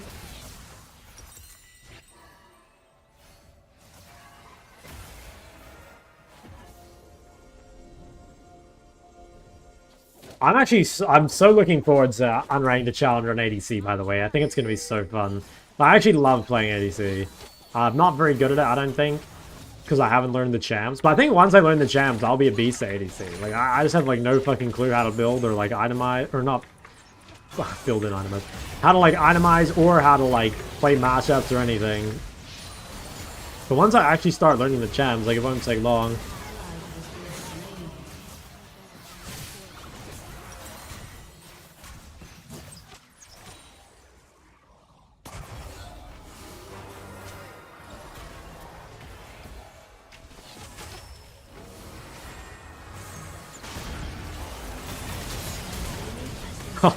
How the fuck did I miss?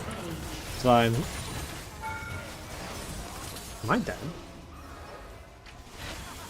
Fuck, I didn't bury her. Oh, please get this kill. I need gold. No. I'd flash and barrier and I died. An enemy has been slain.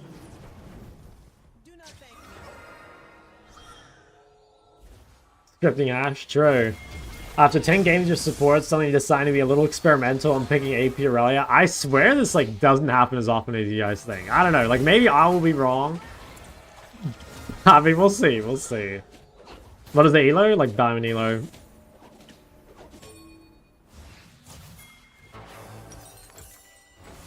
Like D4 or something. Let's see how close we can get.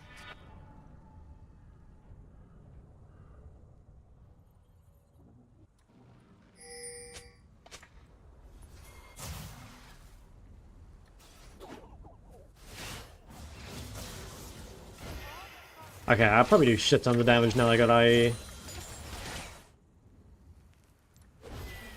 what is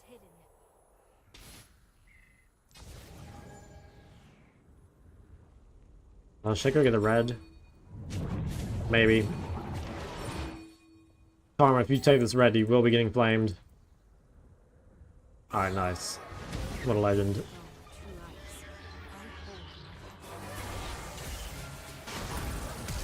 Okay, she didn't know me, it's fine.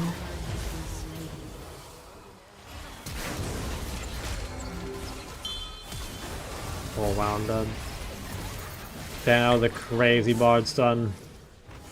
Enemy killing spree.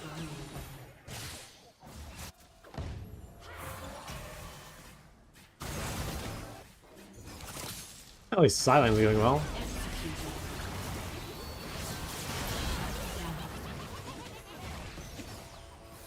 Damn, that bard stun was crazy. I was so ready to like just turn around and kill everything.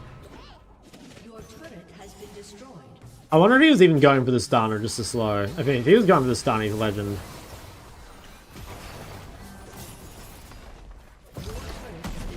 As you move up elo, does it become harder to always get mid? Yeah, definitely.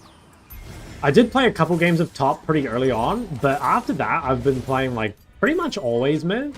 But, like, today, I've played off-roll, like, 3 times or something. Like, oh, yeah, I dodged one, but... Yeah, it definitely gets harder to get mid, which is annoying.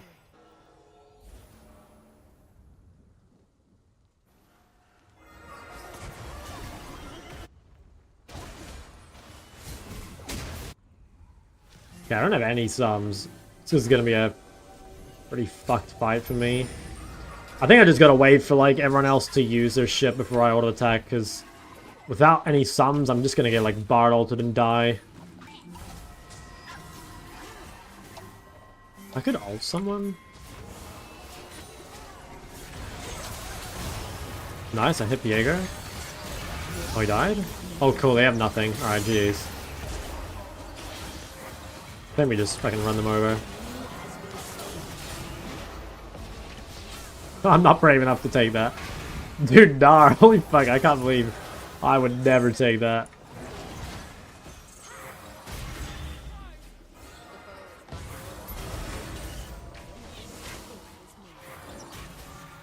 I think we just do dragon.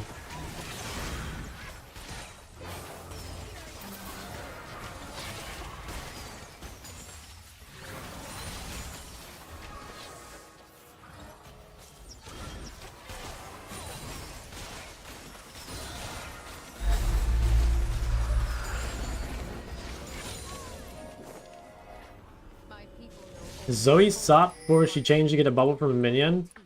teach them peace. Unlucky. That's fair. Yeah, nowadays it's actually not even that bad.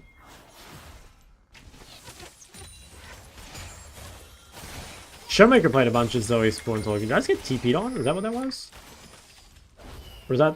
Oh, yeah.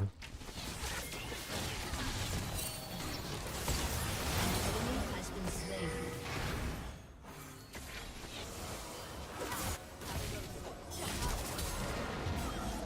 An enemy has been slain.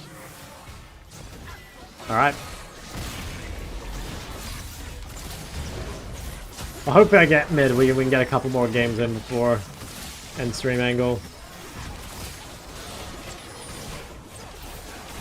Would like to play some mid games.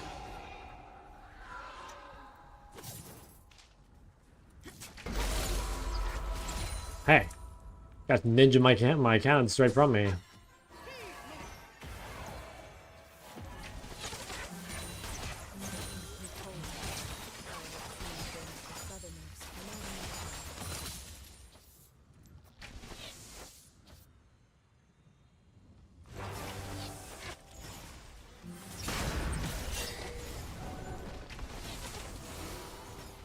Wait for karma probably. Your team has destroyed a turret. Position well, and the battle is won before blood is drawn. I have so much money. I don't really have time to base though.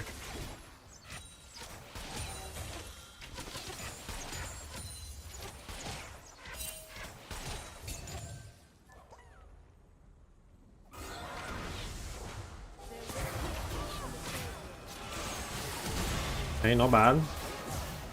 Zoning ult, of course.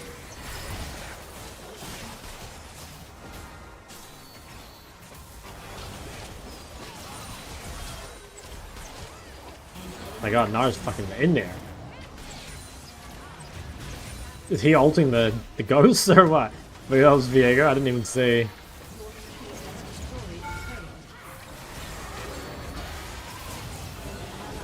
Oh, yikes. I should be fine, right? What the fuck? Who are you? Dude, I'm an alien. I just didn't flash. Oh, I had so much money too. Should I just buy BT? I think I should actually probably buy Magic Resist. Yeah, they have 4 AP. I should buy like more or something. Alright, it is. Alright, hopefully we get mid. I really hope we get mid so we can go back to, you know, doing what we're here to do.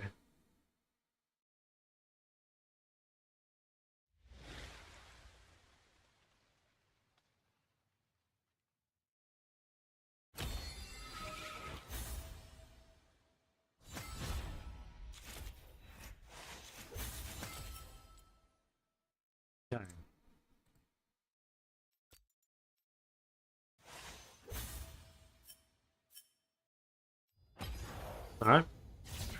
Spawn's working. Yes, sir. It's OBGG without a dot. Any mid besides Cindery you can go first strike on? I don't know. I don't think first strike's actually that good of a rune, to be totally honest. I wouldn't run first strike on anything. I think the rune sucks. And Phase Rush, there's plenty of champs you can run Phase Rush on. What have we even played today? Like, I feel like I've played so many games, and like, okay, so we had a really good Ori game. A good Ryze game. These games, remember that was a free loss. That game was fine. Yeah, I don't know. I feel like I've almost like wasted the day, but I don't know. I've been streaming for 6 hours, and I feel like I haven't progressed much on our goals of like which champs to play.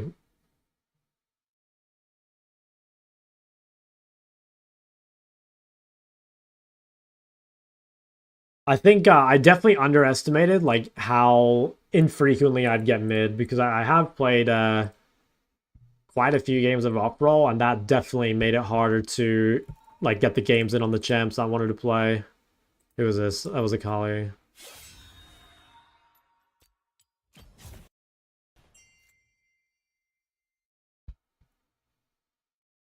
The Lara game? Not yet. Although if we're in Diamond, like, we might be fucked up.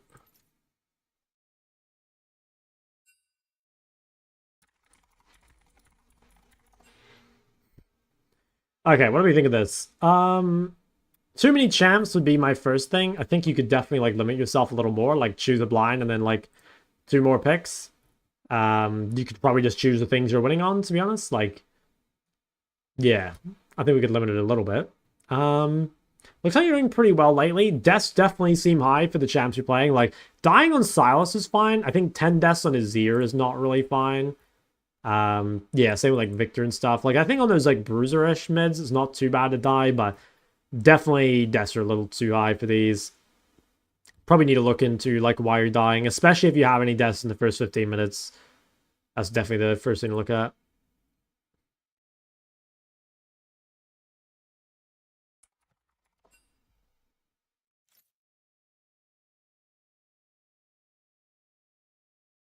Play TF game, I'm sorry. Look, I like I've been saying, I will try and get to every mid champion eventually, but on this climb, we probably will not see a whole lot of TF.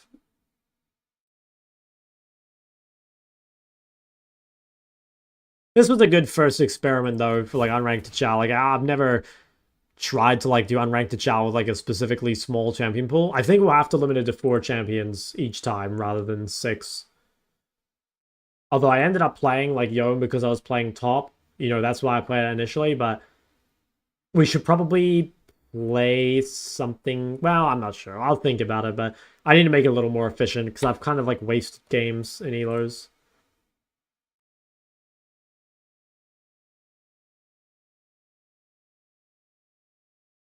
Chuck and tell like 2. Hold on. Should we do the Octal right now? I'll do the infinite mode. Why is the... There we go. Alright. Let's see it. No. That one. Right? No? It's not that? Bro, I don't even know what I'm looking at then. Oh, wait. Is my colors still fucked up? I think my colors are still fucked up, no?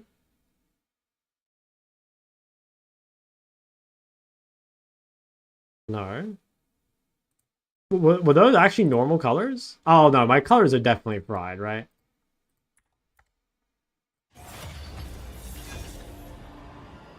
Yeah, there we go. Okay, that's Titanosaur. Okay, bet. That's... Yeah, see, I don't know what the fuck this is called. This is like the sheep, but I don't know what the sheep are called. That's the horse. What are the sheep called?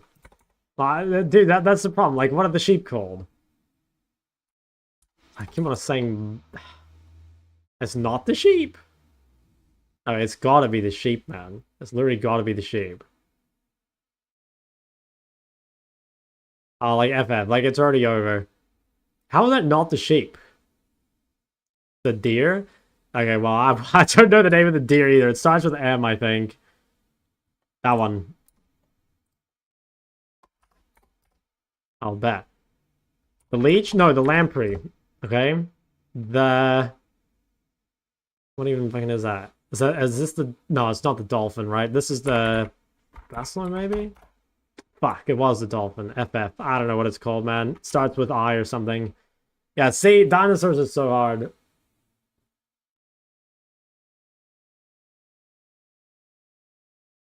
I'm a dinosaur biscuit enjoyer, okay? Not a dinosaur... Well, I am an Arc player too, but I don't play much anymore. I'll try play 2 more games. I might only have time for 1. I have to coach an MLA pretty soon. I'll probably only have time for 1 more. It's kind of a shame. I didn't actually get many mid games today. We've definitely got enough games so far for Ari and Ori. I think I'm going to kind of have to choose which champion to cut, because we're not going to have...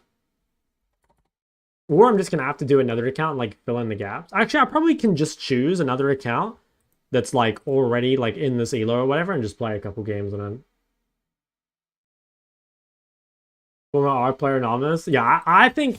Dude, like, I saw something recently, like, Arc was, like, the 4th most sold game of all time. Like, that surprised me, because, like, I feel like Arc is, like... I don't know, it's, like, always high in the Steam charts, but I, like, wouldn't have thought the Arc's, like, a popular game. You know what I mean? But, like, it is. Good champ to go with Galio? Yeah, Arya Swain is both good. How do you deal with the jungler who Mega Inst and goes to whichever side lane you're into all waves? Nothing you can do.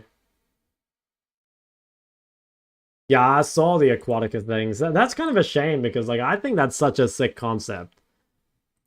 I really hope it ends up at least somewhat decent. I'll play it either way.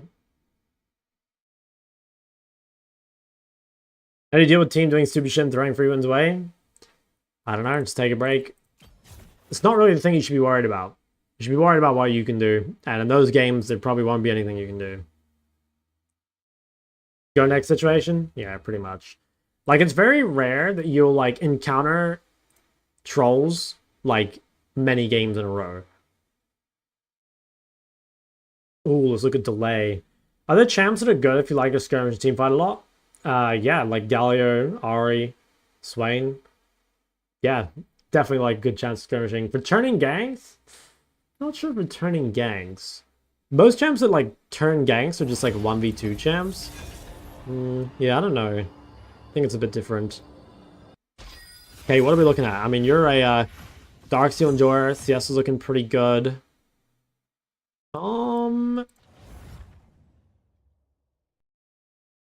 Yeah, I mean, things are honestly looking pretty nice, I have to say. I think I would look into your laning phase mainly. Like, it seems to me if you have, like, a solid game early, you're probably going to convert it into a win, because, like, you know what you're doing. But it does seem like you have, like, high deaths sometimes, but it's not often, which means I think that, like, just some games, like, you either die to jungle gank or you, like, lane badly or something. That would be my guess. Like, stabilize your first 15 minutes a bit more. Fury top? Like, in general, it's probably not bad. I think Neferi's OP enough that you can just, like, play her wherever.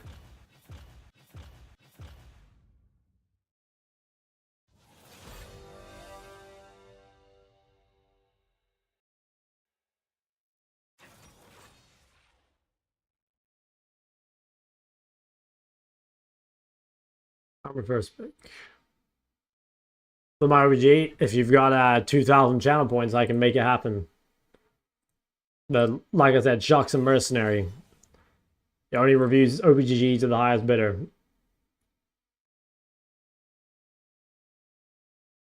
Like, I can't get out of elo health, consistent 52% win rate, but I'm just losing more LP. That is, like, kind of surprising. Like, that your gains are so bad with that win rate. But ultimately, like, you just need to improve and you'll get out, you know? It sounds, like, dumb to be like, oh, just get better, but, like, that is actually what you have to do. How long are we sitting rest? I'm here for 1 more month. I've been here 2 months already, and just 1 more. What if I don't have 2k channel points, I do sub and I'm in the MLA, then just send it to me on Discord. What the fuck? Is this Rakan mid? Is that what's going on? Or Karma mid, more likely?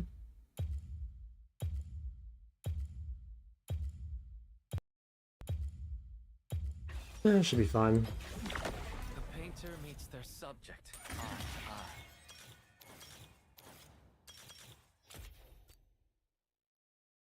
Ever been to Portugal? No, sir. How do you learn League with free content?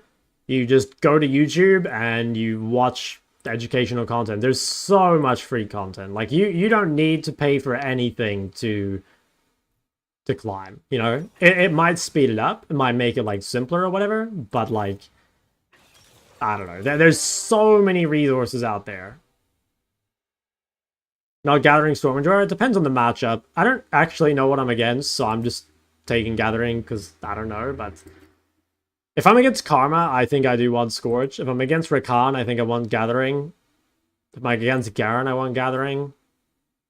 Like, it could be Karma top, Garen mid. Like, I just don't know. They might swap as well to, like, get him away from Vayne.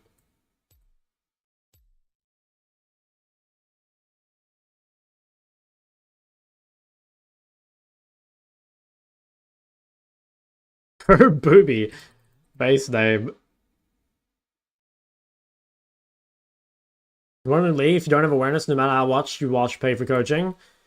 Yeah, I mean, I don't know if, like, I do think there will be people who, like, pay for coaching and, like, don't get anything out of it. You know, like, even with good coaching, you still have to, like, I don't even know if effort is the right word. It's not even so much effort. It's like, you have to actually do stuff, but I think when people say effort, it's like, they think time. I think time and effort are not the same things, you know? Like, you've got to actively try and improve and, like, work on those things. And that is actually, like, way harder than just, like, queuing up and playing. Flat to 1200 LP in less than a year? That's pretty fucking insane. Welcome to Summoner's Rift. Alright, what do we have? Hwei versus Karma. Okay, I kind of have, like, slightly wrong runes, but it should be fine. What teams is Hwei going to? Hwei's pretty good all around. Like, you can kind of play him into anything. But he is ideal against, like, teams with, like, lots of short range or lots of melees, because you can just, like, CC them and, like, AoE them all down. At least they'll remember how I make them feel. Time is it right now? 7, I think. 7 p.m. This will probably be my last one, because I have to go coach after, but we'll try and make it a banger. Minions have spawned. Alright. So, Hwei against Karma. We can probably do the same thing we've been doing, where, like, we try and cheese the wave at level 1 in order to get the prior. So what we'll do is, like, if Karma's here, she's actually probably... Oh my god, what the fuck? I was gonna say, if Karma's here, she might be stronger than us, but it'll make it hard to get prior. Okay, they did swap. I thought that might happen. That's fine, so we actually have really good runes against Garen. I mentioned this in that Cho'Gath game that we played against before, but again, the main thing to do here is just to play for, like, efficiency, basically. Like, don't use too much mana. Try and obviously, like, auto him when he comes up to CS and shit, but, like, realistically, unless he, like, really trolls, you're not going to be able to, like, kill him early. Like, he just has too much sustain, he can just, like, more or less ignore you. But the thing is, like, you'll probably outperform him on one item, and you'll probably outscale him in team fights. Garen's actually really strong on the side lane, which is annoying, but we should be fine. I'm actually just gonna go W level 2, and again, like, play for the efficiency, because, like, I don't think we do anything with E. You can sometimes kill Garen pre-6 if he, like, really fucks up, but it's like, on him, for sure. It's pretty difficult. Now, what we could do is actually just pull the wave a little bit. And that's because, like, if the wave is here, it's difficult for Garen to, like, run up and just E the whole wave, right? So, like, we can actually keep the wave here a little bit. And potentially it's a little more difficult for him to do what he wants to do. Not impossible, as you can see.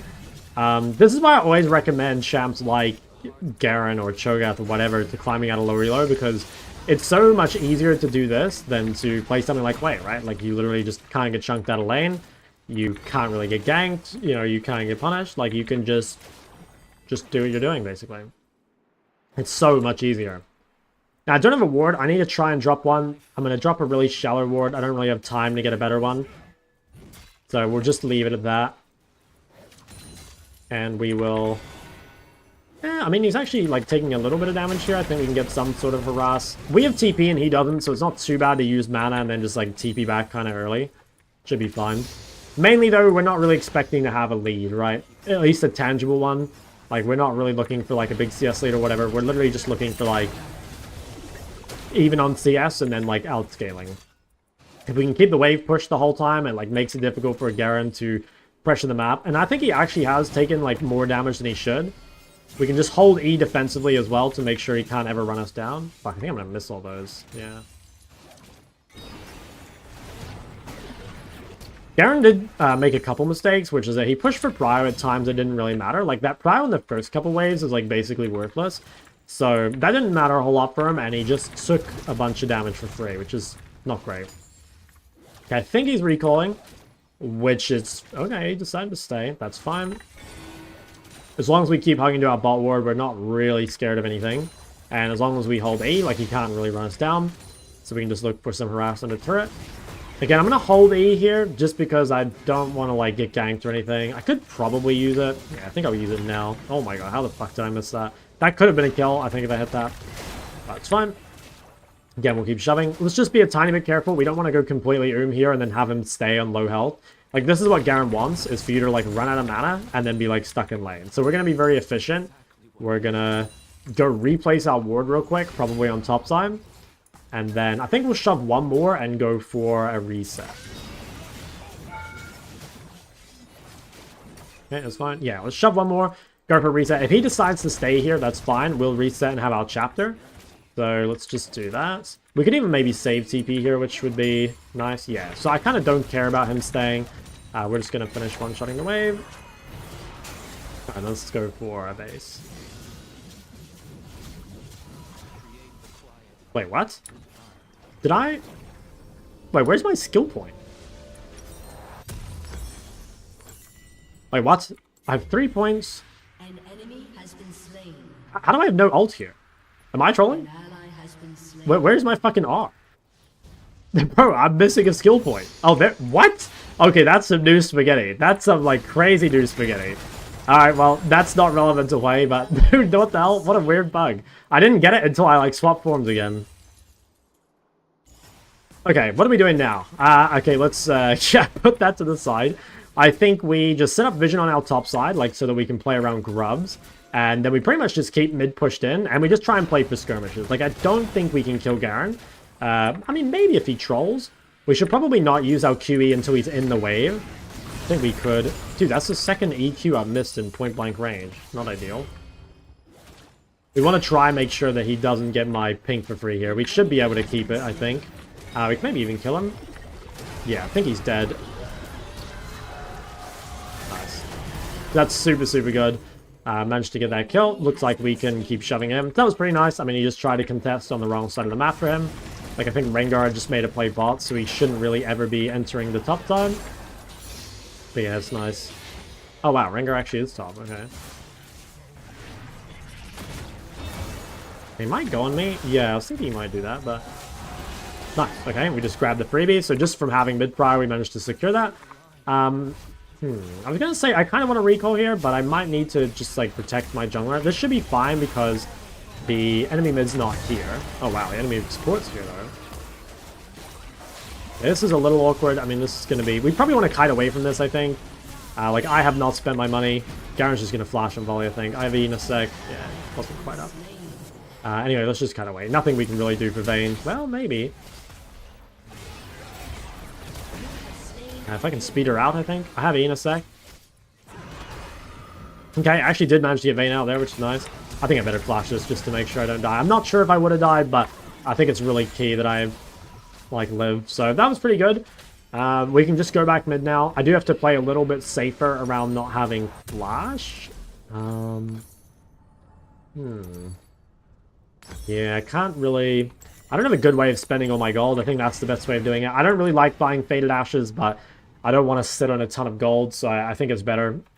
It does kind of suck, though, to have no Darksteel here. Okay, seems fine. Okay, so we do need to be a tiny bit careful. Like, Rengar's going to hit 6, and we're not going to have ult. So what we need to really do here is kind of play around our jungle's tempo. Like, we need to be very careful pushing far up in the wave if our Volibear is far away from us. Alternatively, like, if we can find a ward on Rengar's jungle early, I'm kind of scared to walk up, though. Because, like, if I walk into Rengar, I'll probably die. So I'm just going to make sure that I'm really heavily hugging to Volley, and then, like, I can run away to him if I need to. Okay. I probably won't push this wave. Like I said, I think the chances of dying to Rengar are so high. And I just have to kind of get through this period. Like, I just need to find Rengar, like, either me or my team. Okay, so there's Rengar, right? Now that we know where Rengar is, that, like, changes a lot. We can drop some vision bot side. Like, we now have a pink to hug to. And I do want to drop some deeper vision if I can, but just currently I can't really get anything better. Karma might be walking top. I didn't actually think that. Yeah, so what I'll probably do here is shove this and then try and do something with Volley, whether it's like, you know, deep ward or potentially like facilitate a dragon or something. So let's clear that. I think it's going to be better just to hold this. So remember that your job for contesting objectives is to hold the chokes. So like if people walk in like this, you can just like chunk them out with spray. Should have probably QW'd that guy, but like I said, it's much better to do that than to like hit the objective or to fully commit to roams. Like, it's so difficult for people to contest into like no vision like that. Okay, my EE did not hit. I thought that was gonna hit. I don't know how it didn't, but it's fine. I probably would have been a kill, but it's all good. I'll do the same thing again. Like, I don't have ult, which makes this a little harder, but like, I don't think they can contest. Like, Karma's pretty chunked, and if anyone comes through this choke point here, I'll just kill them.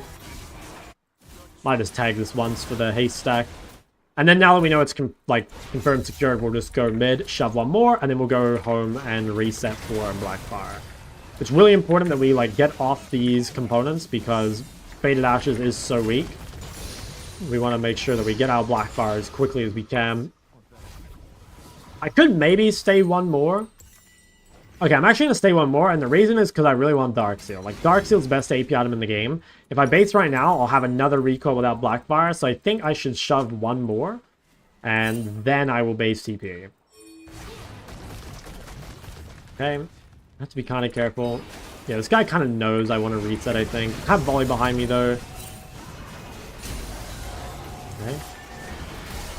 Jesus, he's not killable. Well, that's fine. I'll TP back. This will be good. I'll be TP'd like on the map for this objective with everything up. Okay, that's actually kind of, I mean, it sucks for Vayne, but it's actually good for us. Like, that means that we're not getting ganked, obviously. I probably should have waited a tiny bit of gold here for a pink, just so I could do the same vision setup on the grubs. But I think we'll get grubs. Like, I'm a lot stronger than they are. And I think, like, you know, Rengar obviously used ult. Jesus, this champ is toxic. Pretty good though, I mean, he's low. We don't have to be scared of Rengar, right? Like, he doesn't have anything. This plate. Oh, we should have been a QE.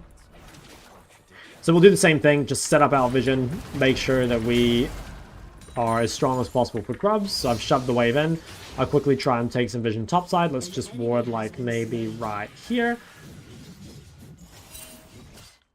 Okay, and then we'll do our best to hold this. Like, I don't think Rakan should be allowed in here. Gonna try QE him and slow him on the way out. That's fine, right? Like, if he trades his HP in order to take the pink, that's okay. Because that, again, is like another like notch in our favor for contesting the objective. Now, should I ult this guy? I think I can. We can probably just kill him. Okay, actually, maybe we can't. I mean, again, that's fine, though. Like, we've already secured grubs. We chunk him out, which means we can take damage on the turret.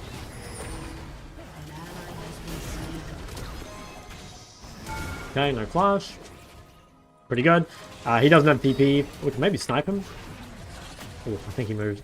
He doesn't have TP, though, so we can just, like, shove in and go for another reset. Okay, good. Now what? Wow, this guy stayed. Okay, I guess he stayed because Rakan stayed, which is kind of annoying because now I think I sort of have to shove one more. Should be okay. Like, we don't really lose anything. Yeah. That's fine. I mean, it's so easy for us to kill waves on Hui, especially if you clear them, like, nice and early, you won't really lose anything. So if you just walk up early like that, you clear the whole wave, won't really lose a whole lot. So we should probably go I mean, Storks or Swifties are both fine. Storks is a bigger spike right now, but Swifties is probably better for the game. I think I might go Swifties just because it lets me buy an amp. Like, I think I spend more gold that way.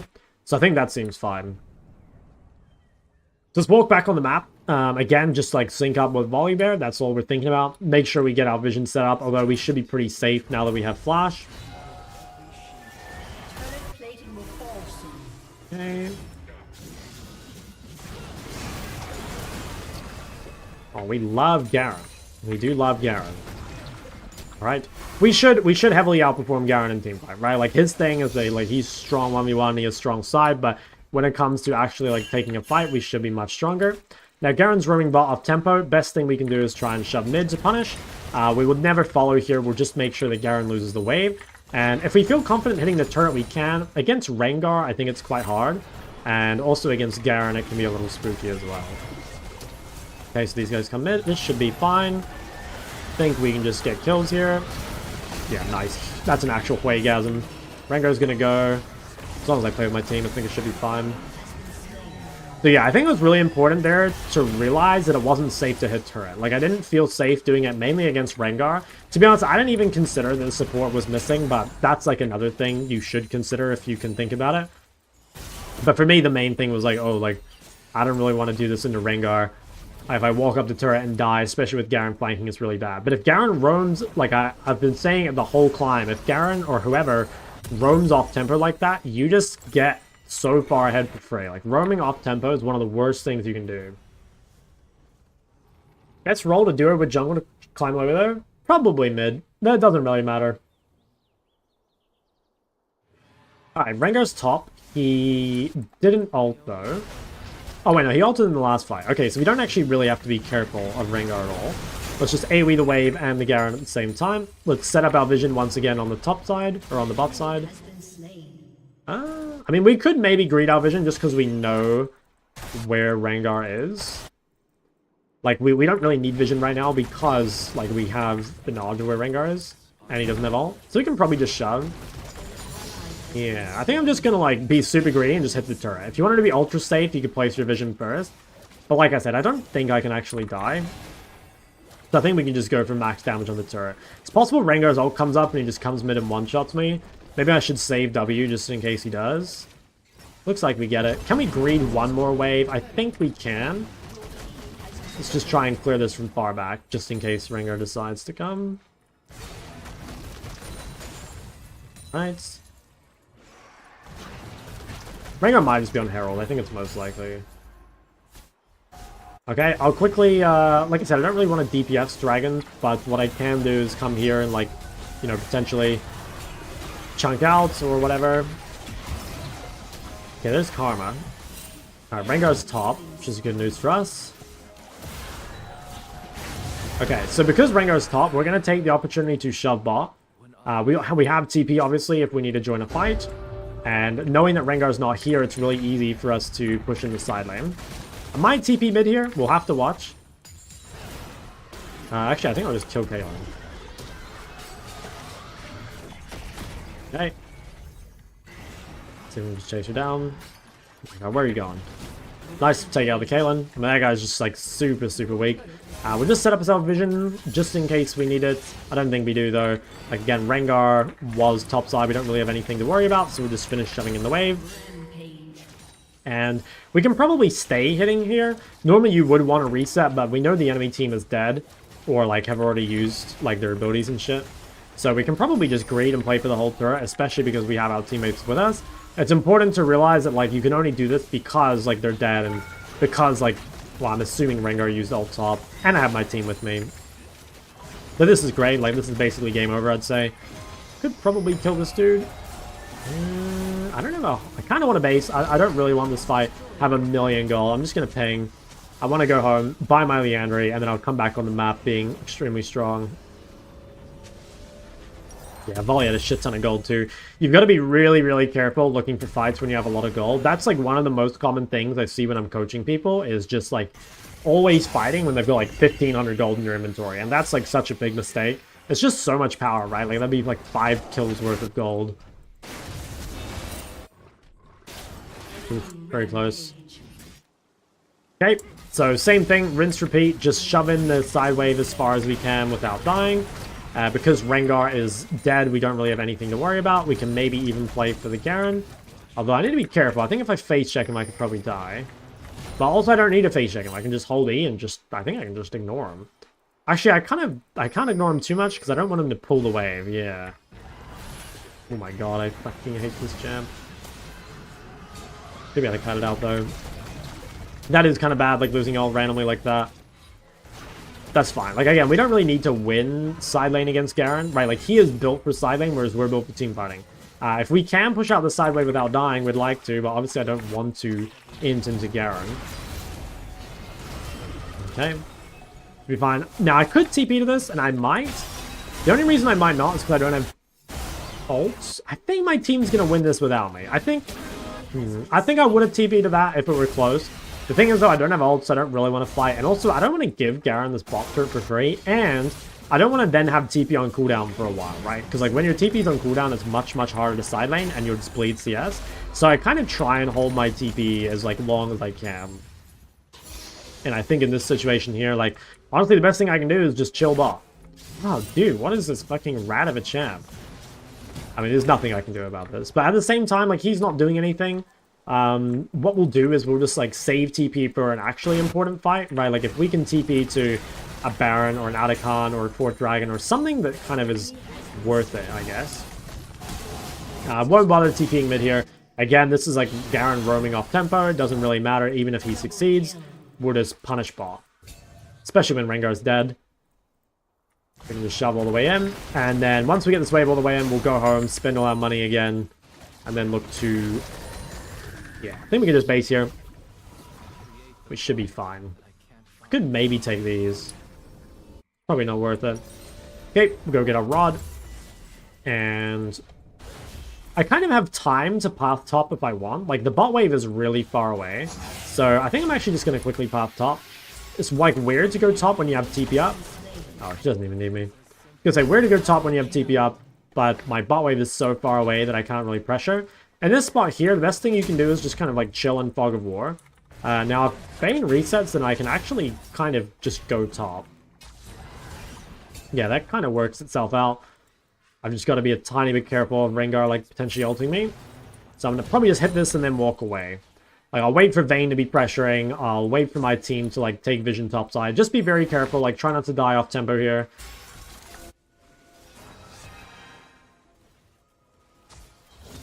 Alright, we see Rengar mid. We've got our team next to us. We can finish shoving this all the way.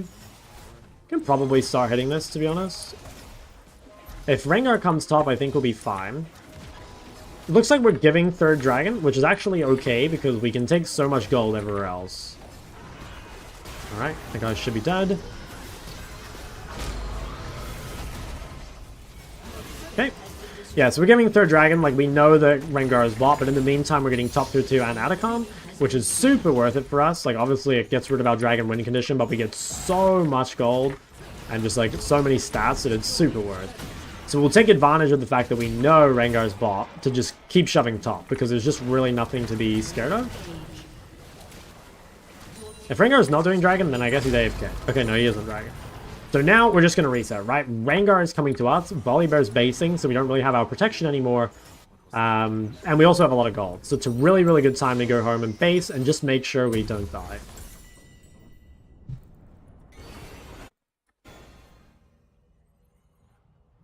So now it's kind of hard again to decide what to do. Like, the wave top is very far away. Probably the best thing to do is to quickly come mid. Okay, well, I was going to say quickly come mid and, like, perhaps defend the plays. I guess we'll otherwise just, like, walk top. It's kind of awkward to know what to do here because there just isn't really anything to do. But I guess, like, you know, after everyone dies, we can go top and shove this wave all the way in. We can probably just end the game, to be honest, or, like, you know, take enough inhibs that we can get pretty damn close. Doesn't look like I need to go to that. Again, I'm watching the TP if I really need to, but a lot of, like, the focus should be making sure that you hold TP. Like, holding TP is most of the time better than using it. Unless it's at, like, really, really valuable times.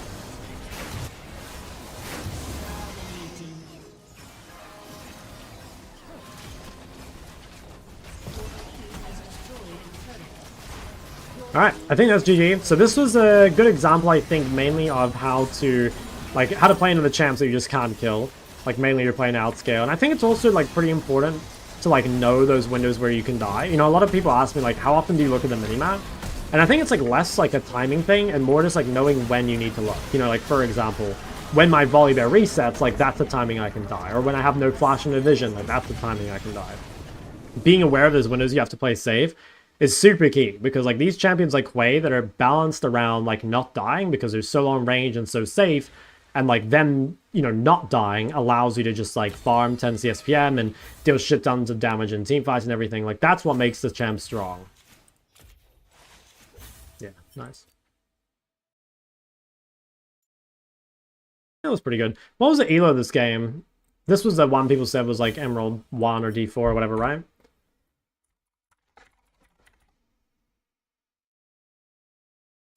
I might not know my name. There we go.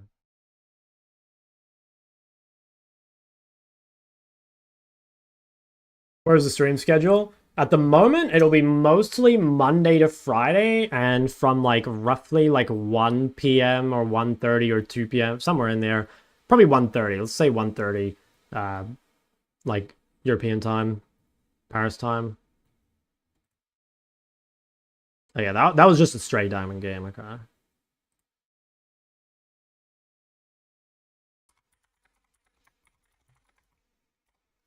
I think I'm gonna have to either like transfer another account or something, because there's a lot of champions that I missed games in on in Emerald. Like I managed to get like Emerald plat games on Ari and Ori, but I think I only got like 1 for Victor. I think I only got 1 for Yon, and I didn't get any for Hui. I think I got like 1 for Syndra. Pseudo RPGs, I made it so it's like I made it so it's a channel point reward because there was just too many. Hottest champ in your opinion, Rek'Sai. You gotta start feeding so you climb 5. Yeah, actually, that is actually the play. I mean, I tried my best, bro. I fucking lost 2 of my first 3 games, right?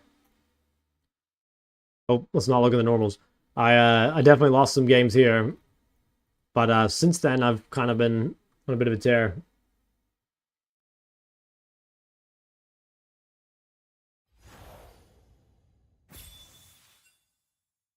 One trick Xerath to Challenger? No, I don't think I'm good enough at Xerath. I think, like, you can. If you're asking me, like, is it possible? Like, yeah. Is it possible for me? I don't think so. I don't think I'm good enough at Xerath.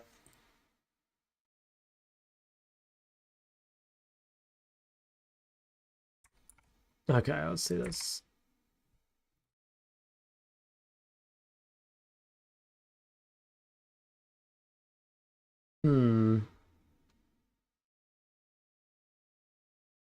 Okay, I think...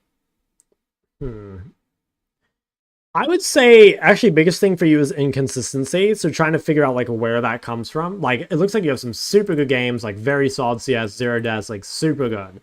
But then you also have these games where you're, like, 8 deaths or, like, 9 deaths, you know? So, like, you've got to figure out, like, what is it in these games that is, like, making those hard? Is it, like, hard matchups and you don't know how to play them? Is it you died at early ganks? Is it that you misposition on side lane? Like, you've got to kind of find what is making those games hard and what makes these games easy, you know? Because, like, if you can have games like this, like 8-0 or fucking, like, 5-0, you know, like, super 1v9 games, basically. Or not, like, 1v9, but you're not giving over anything. But then you have these other games that are, like, you know, 6 or 8 or... Like, here, 4 deaths. Like, early game deaths, obviously, are, like, way more punishing. So, it's got to kind of look... I can't really tell you for sure, like, what it is just based off this.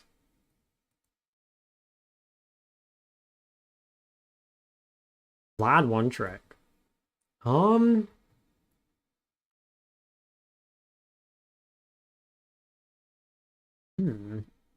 I think the advice I've given to most Vlads that I've like seen on OPGG is that you need to know when to take like TP, because I think TP goes, like, it sucks to not have flash, but it makes some matchups that otherwise wouldn't be playable into playable matchups, or like allows you to win when like you would have lost.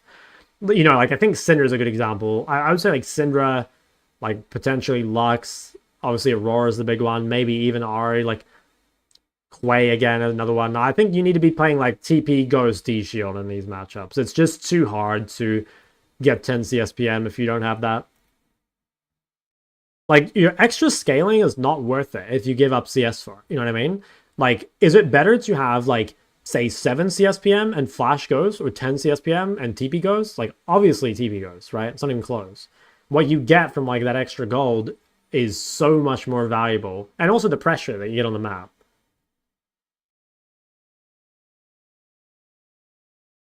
Fine or not 1v9? Yes, you don't need a 1v9 to carry. Started playing mid 2 days ago because of your videos, kind of struggling with mana management and looking at the map. Some tips, honestly, just gotta practice. I think like looking at the map, I don't know, you'll get better at that in time. And also I think a lot of like avoiding ganks is just making sure you put wards in the right spots, right? Like I often see in coaching sessions people say like, oh, I died from like bad map awareness, and like this is what their wards look like. They're like, oh, I wasn't map aware enough, and their ward's like right here. And it's like, yeah, of course, bro. Like by the time you even see the jungler, it's too late, right? Whereas like if your vision is like this, or even better, if your vision is like this, right? That's completely different. You have so much time to respond. So I think you guys misdiagnose your issues like really often. That's why I normally don't recommend reviewing your own games so much if you're lower elo. The best thing to do is to watch other people's games and like try and copy what they're doing, you know? Or like watch guides and implement that into your gameplay. It's hard for you to review your own games because like you guys probably don't know what the actual problem is. Like it's very easy to be like, oh, I was like too pushed up on the wave. And the actual answer might be like, you know, you're hugging the wrong side. Or like, oh, I'm too pushed up on the wave, but your wards are in the wrong spot, you know? And like your takeaway might be like, damn, I just need to play safer. And that's like not the right answer, right? Tunnel vision, do you have a routine? Nah. I just try and look at the map when I think I'd be in danger. So like when I'm pushing or common gang timings or whatever. Okay, you're kind of smurfing lately. I would say your biggest thing is like decide on your champ pool, you know? It looks like you've played a lot of different shit. Looks to me like if you just spam Syndra, you'll climb. Like Syndra, Ahri, Victor, maybe just like keep it at that. Because you looks like, yeah, you've just played like a lot of shit. And you just don't have that many games played anyway. I think lock in on a champ pool. Maybe like Silas counterpick. Maybe just play like Silas Syndra or like Silas Ahri or something, right? Like keep a super small champion pool. Looks like you're doing really well though. I think you're doing really well on your like good champs. Unbeknownst. Ranked flex. Oh, I didn't get in there. Unlucky. Love you, bro. Love you too, man. What if you don't have the time to get a good ward down? Then you need to find the time. Like, getting a good ward is, like, one of the most important things, right? Like, that is one of the most important things you do with your time. So, like, if you don't have time to get, like, a really good ward, then, like, try and drop it like this. But, I don't know, man. Like, it's really valuable to take the extra second to drop a better ward. Or maybe you're just, like, not finding the times or whatever. But you've got to get it at some point. It's too important.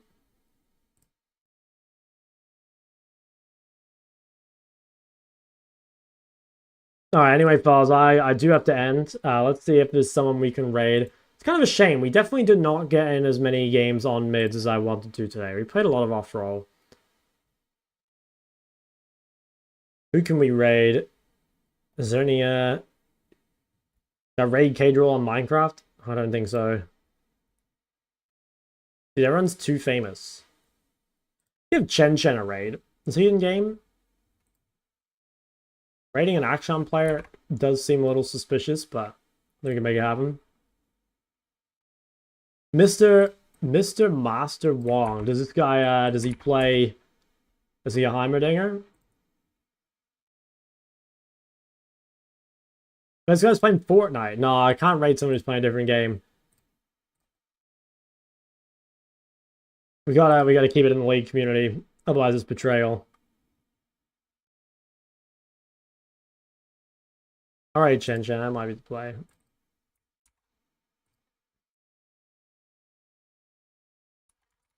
All right, thank you guys. I will see you all tomorrow, probably around like 1:30 or 2 or so. And yeah, we'll just keep going basically.